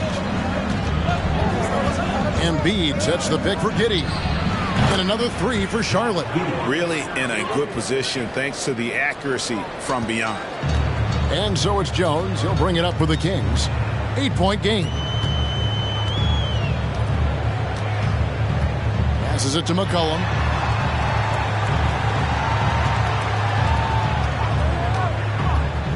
Kicks to Williams. It's rebounded by Charlotte. Embiid's got 9 rebounds in the game, getting it done. Here's Banton. There's the pass to Bates-Diop. Embiid inside, working on Williams. And that one, good. And defensively, these guys are looking for answers. Since halftime, they've seemed disjointed and out of sync. They have got to get back that rhythm defensively. Now here's Jones. He dishes it to Griffin. Williams, a screen on Embiid. Griffin finds Williams. And there it is for him. 6 points for Williams. And they've really gotten on track here in the second half. After that shaky start, the field goal percentage steadily climbing. They couldn't make anything in that first break. Jones up top. He's covered by Brown.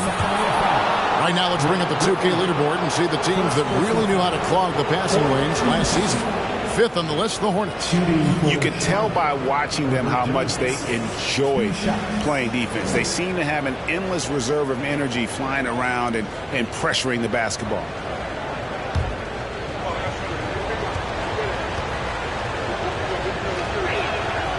And that one falls for Jones.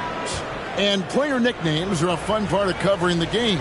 Now, a lot of guys, GA, are just going with their initial, like KD or AD or KG. Do we need more creativity? I don't know, Kevin. Maybe the league could give guys a cash bonus for picking a nickname. Initials excluded. That might spark some creativity. And so Jones nails both of them. The Kings trail by 10. Jones with it. It's rebounded by Giddey. Giddey's got his 4th rebound with that last one here tonight. Solid rebound there, and with the score like it is, that's an area where they can't afford to get lazy. Now here's Giddey. Embiid with the screen on Jones. Giddey finds Embiid, and he could not get that one to go. A lot of contact, and he'll go to the line for 2. It's going to be on Blake Griffin. The size and skills of Embiid, like, it just makes him a tough cover. Sometimes you just got to foul the big fella. These are his 3rd and 4th free throw attempts of the game. And I like what he did at the line a season ago. How about 81%?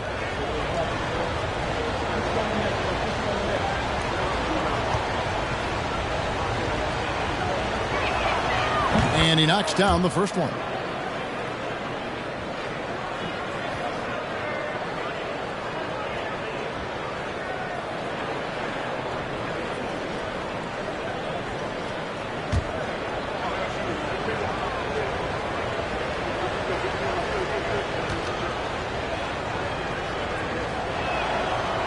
Off on that one, so he goes 1 for 2 at the line. Didn't get to the line in the first half, but since the break, he's been in an attack mode. Great adjustment. Here's Taylor. Plumlee with the rebound. Plumlee's got 9 rebounds in the game, getting it done. Now Giddey. 7 points in the game. Embiid sets the pick for Giddey. Feeds to Embiid. 4 seconds left. He lays it in. Embiid's got the lead up to 13 now for the Hornets. And he has starting to turn it on now after that slow start. Here's Carey. He kicks to Thomas. Pass to Taylor. Sacramento moving it around. Clock at 6. Wing shot on the way. Jones, no luck. Well, the defense didn't have any impact on that shot, but somehow he still misses it. Jones against Thomas. Jones dishes to Embiid. Over Taylor. And Embiid, the bucket on the assist by Jones. Embiid's got 12 points here in the second half. The Kings trail by 15. Guys, they're looking for a way to score here. Yeah, they've had a tough time taking the lid off. Outside, Jones. 6 on the shot clock. To the inside. Here's Carey. Taking a look here at some of the numbers for Joel Embiid. This is his first chance at the line tonight. Shooting for Sacramento, Vernon Carey, taking 2 shots.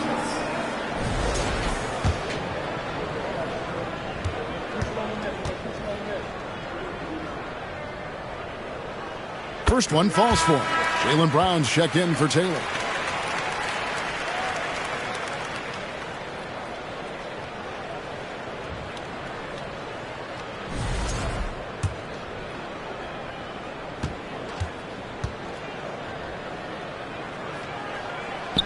Second free throw, no good.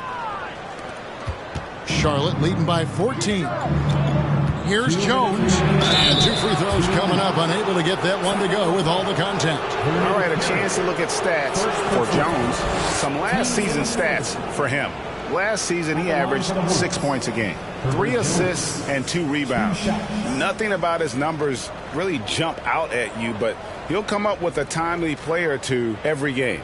And that's what you need from some guys on the team. Not everyone can be an all-star. You need glue guys to find that success too. That free throw, no good. Patrick Williams, he's checked in for the Kings.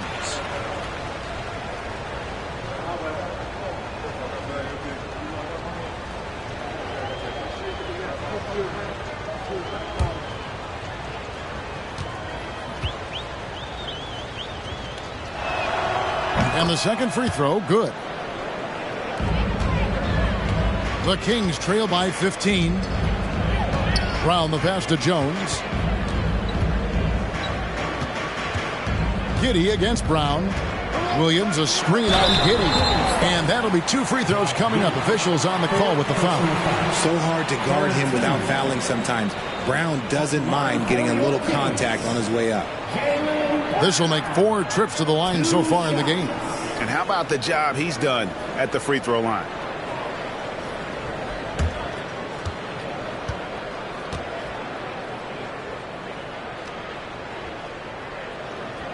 And the first one drops.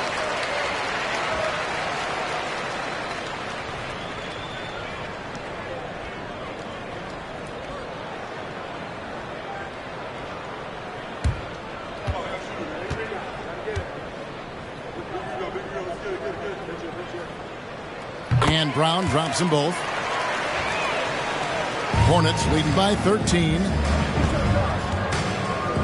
Giddey the pass to Jones. He feeds it to Embiid. And the dunk by Embiid. Offensively, defensively, they are in total control. And guys, to go on a big run, get some breathing space, it has to be a great play on each end. Now here's Griffin. He's still scoreless so far in this one. The dish to Brown. And the layup's good off the glass. And not relying at all on the three-point shot. They may want to rethink about stretching the defense a bit like they did in that first half. Embiid kicks to Jones. Back to Embiid. And the dunk by Embiid. Defense looks helpless against Embiid on that slam. He's just too physical. The Kings trail by 15. Jones dishes to Williams. On the wing, Brown. There's 45 seconds left here in the third quarter. Pass to Jones. Just 5 on the clock. Shoots from 12. And there are the Kings with another bucket. Okay, that's on the defense. You got to show more fight if you want to stop him. Passes to Embiid. Embiid with a screen on Thomas. And they double up Embiid. And the pass to Banton. And Charlotte again with the bucket. They should continue to get the ball inside. The defense struggling to contain them. Brown feeling it out a bit.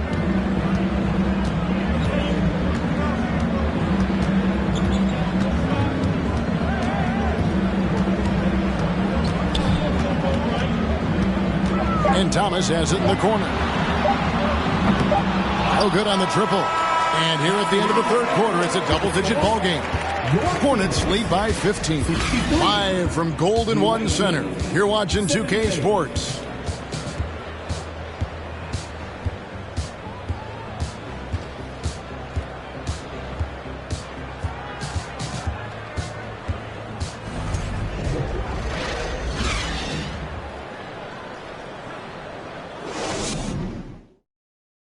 And now let's go back to a play from earlier as we show you our State Farm assist of the game. Yeah, an easy choice tonight. Look at the precision on this pass. Put it on a platter for him. You've got to admire the vision just as much as the accuracy. Not many players can even spot that pass.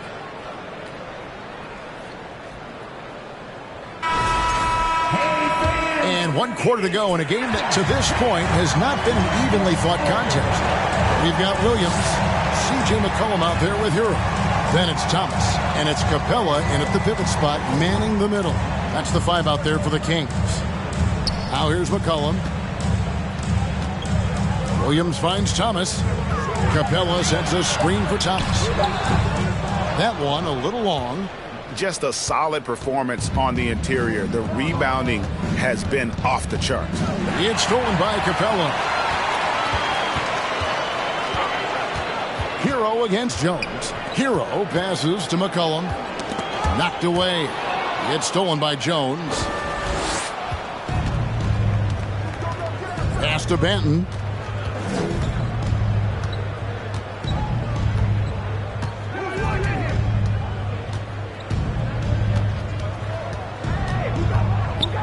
Dishes it to Toppin. 4 on the shot clock. The Hornets need to get a shot off here. There's Wagner with the 3. And they're up right now, but it hasn't been because he's really struggled on offense. And here is Hero. There's Thomas with the 3. And the rebound goes to the Hornets. Toppin's got rebound number 7 for him tonight. Wagner passes to Banton. Charlotte moving the ball around. Count that one from Toppin. And they're passing the ball very crisply here. Jones against Hero.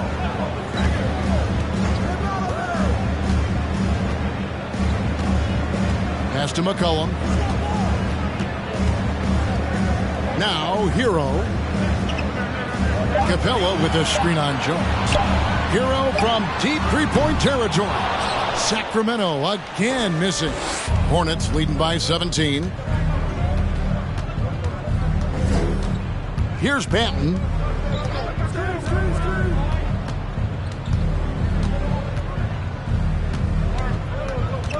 Embiid in the corner.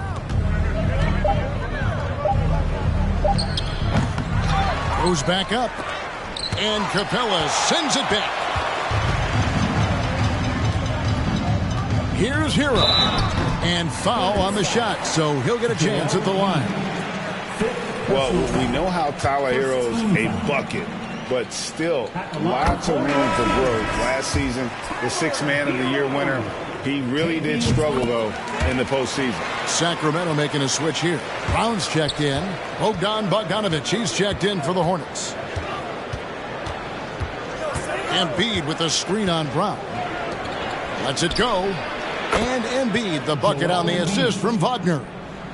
Embiid's got 18 points now here in the second half. And Greg, you look at the playoff shooting percentages for Hero, tailing off from his regular season numbers. And Kevin, that's not uncommon for a younger player, but the playoffs are what matters. And to be a star, that's when you've got to deliver. Now here's Capella. Brown outside. And Embiid with the block. They have been board dominant in this game. That's definitely been a factor in crafting this huge lead. Here's Jones.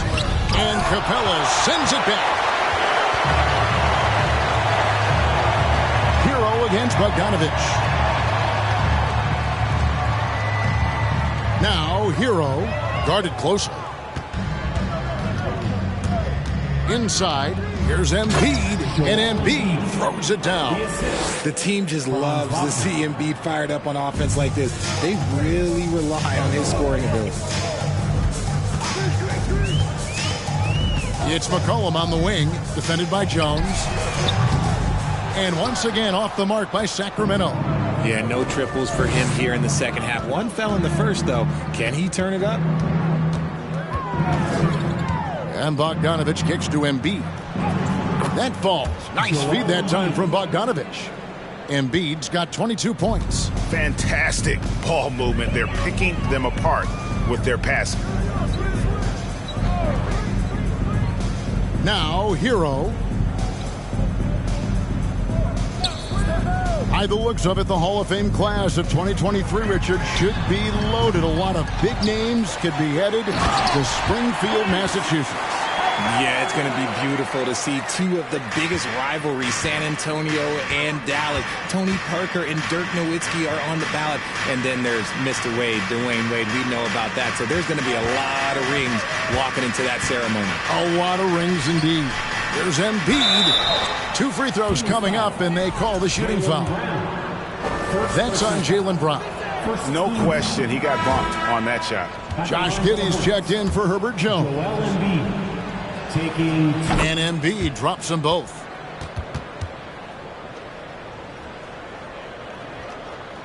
The Kings trail by 21.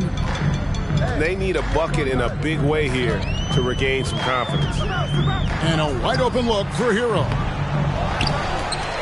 The kick out to Brown. Bogdanovich against Hero. Second shot opportunity, and that one drops. And when you watch Hero play, it's no surprise he's a gym rat. He can score from any spot on the floor. Here's Giddey. Good work defensively by Capella. And so it's McCollum with it. He brings it up for Sacramento, trailing by 19. Brown, good. I love seeing Brown get it done inside. He's more than just a jump shooter. Giddey with it. Kicks it to Embiid. Launches a 3. Gets it to go from beyond the arc.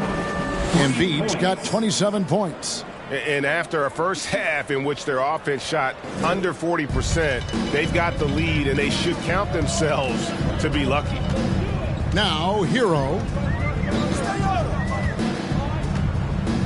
We're seeing a lot of pretty lively pregame dance routines from the players. You got any of that in your repertoire, say, before we begin a broadcast? Oh, Kevin, I think pretty soon we should work out a few sequences, get ourselves fired up. You game? No. Come on, Greg, I'm not sure about that, but you go ahead and do it. Here's Giddey. Sacramento making their last shot. TJ McCollum with the rebound. And let's be honest, they're winning in spite of his atrocious shooting performance.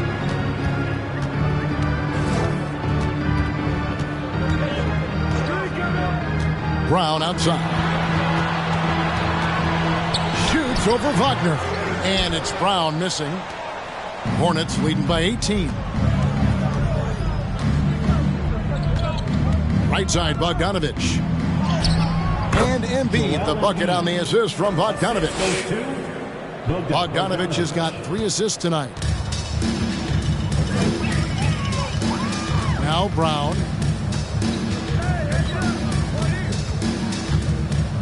Capella sets a screen for Brown. There's Hero with the three. Toppin with the steal.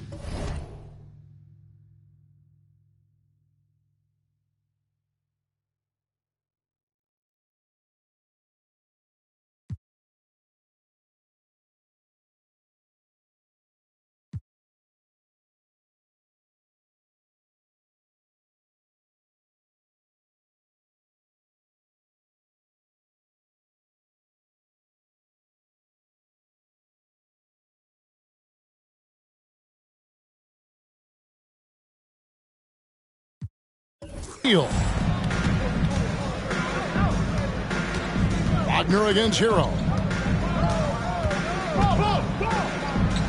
Now, here's Wagner. D right on him. Good work defensively by Capella. The Kings trail by 20. McCollum kicks to Brown. Richard, I was wondering, do you think the recent postseason success of small market teams like Milwaukee is good for the NBA? Absolutely. Guys should be able to feel like they can win no matter where they are playing at. And no one wants to see the same couple of teams in the playoffs every single year. Smaller market success makes the league better. And there's a foul. It's on C.J. McCollum. That's his first foul. And the Hornets call time here. Jones checked in for McCollum. Here's Giddey. And here is Toppin. 6 to shoot. Embiid with the screen on Williams. They get it back. And Embiid throws it down.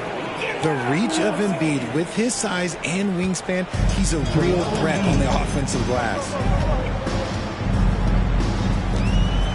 Here's Jones. Brown outside.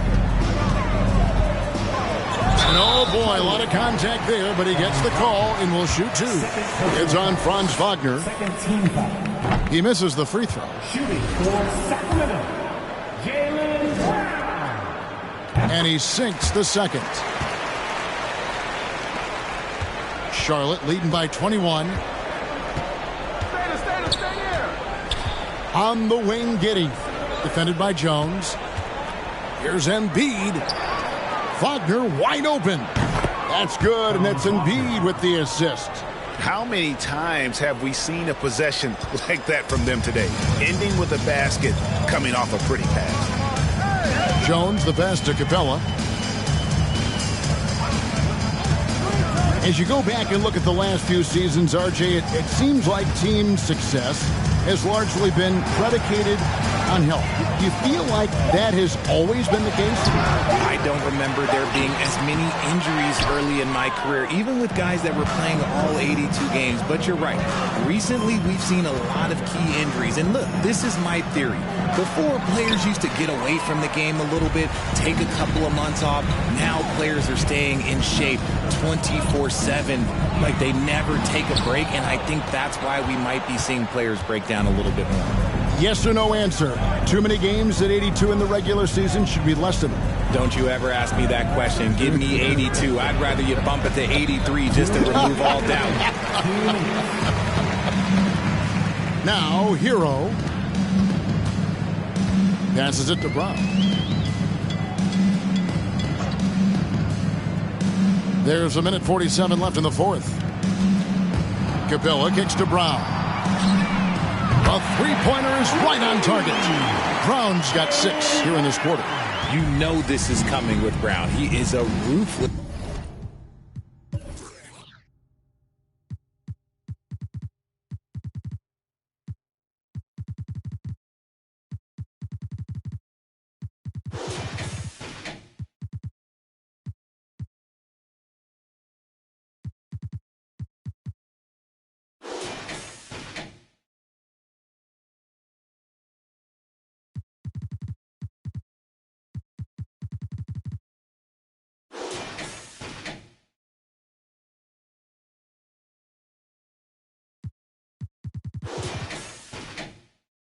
Sniper outside. Giddey against Jones. And the officials calling for a 3-second violation. And the Kings will go for a different look here. Carey's checked in. Griffin comes in for Patrick Williams. Taylor's checked in for Jaylen Brown. And Thomas subbed in for Tyler Hero. Charlotte also making some changes. Plumlee comes in for Toppin. And Keita Bates-Diop's subbed in for Wagner. And as we head to the final buzzer here, a crushing blowout. Big-time dominance, and this will go in the record books as a gaudy win for Charlotte. As one-sided as it gets today, you know, there were some dominant moments in about every facet of this game for that team. Yeah, I mean, Kevin, it's hard to think of what didn't go right for them. Game planning by the coaches, execution by the players, everything was just on target. And every win important, and this one will go down as win number 3. And with the win approaching, they'll take the first game here of 2 that they'll play against this team. Nice to get that first one out of the way and set the tone. The one player that really stands out, of course, in this one, it was a dazzling game for Joel Embiid. And he's been a well-oiled machine on offense, keeping things simple in this end, getting the looks that he wanted, knocking them down. And in this era of player movement, Greg, we're seeing guys often pick teams on fit or style of play. When they look at that, what are they looking into? You want to have fun coming to work every day, Kevin. I mean, the money they're making, most guys are going to be set for life. But I think they recognize it's about the journey and who you have the opportunity to take that journey with. Now here's Giddey, following the miss by Griffin. Plumlee sets the pick for Giddey.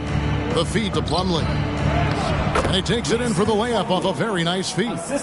They just blocked out the noise, kept on grinding, and this is their reward. All road wins. They're just so sweet. They're just so sweet. You know why? Because they are so hard to come by. Here is Thomas, following the basket by Mason Plumlee. First personal foul. Third team. At the line for your Kings, Cameron Thomas, taking 2 shots.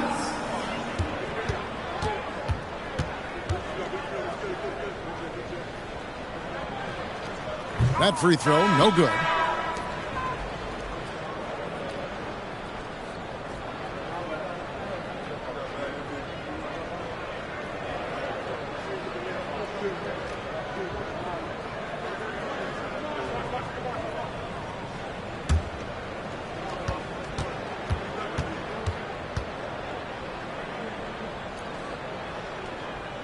And he misses the second one as well, so he is 0 for 2 that time. Now here's Giddey.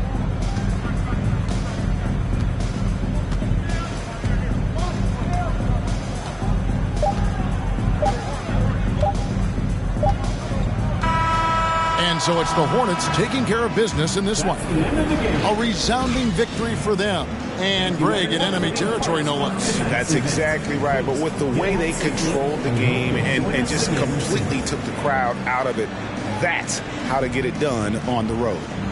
And now let's go over to David Aldridge from the sideline for an interview with our player of the game. Hey, David.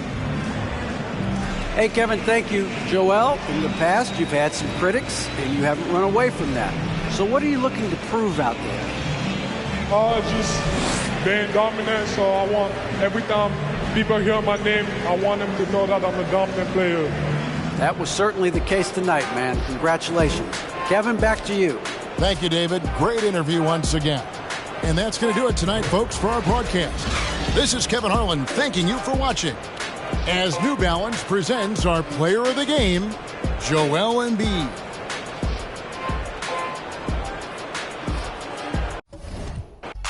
Get to talking, and we gon' get to chit-chatting.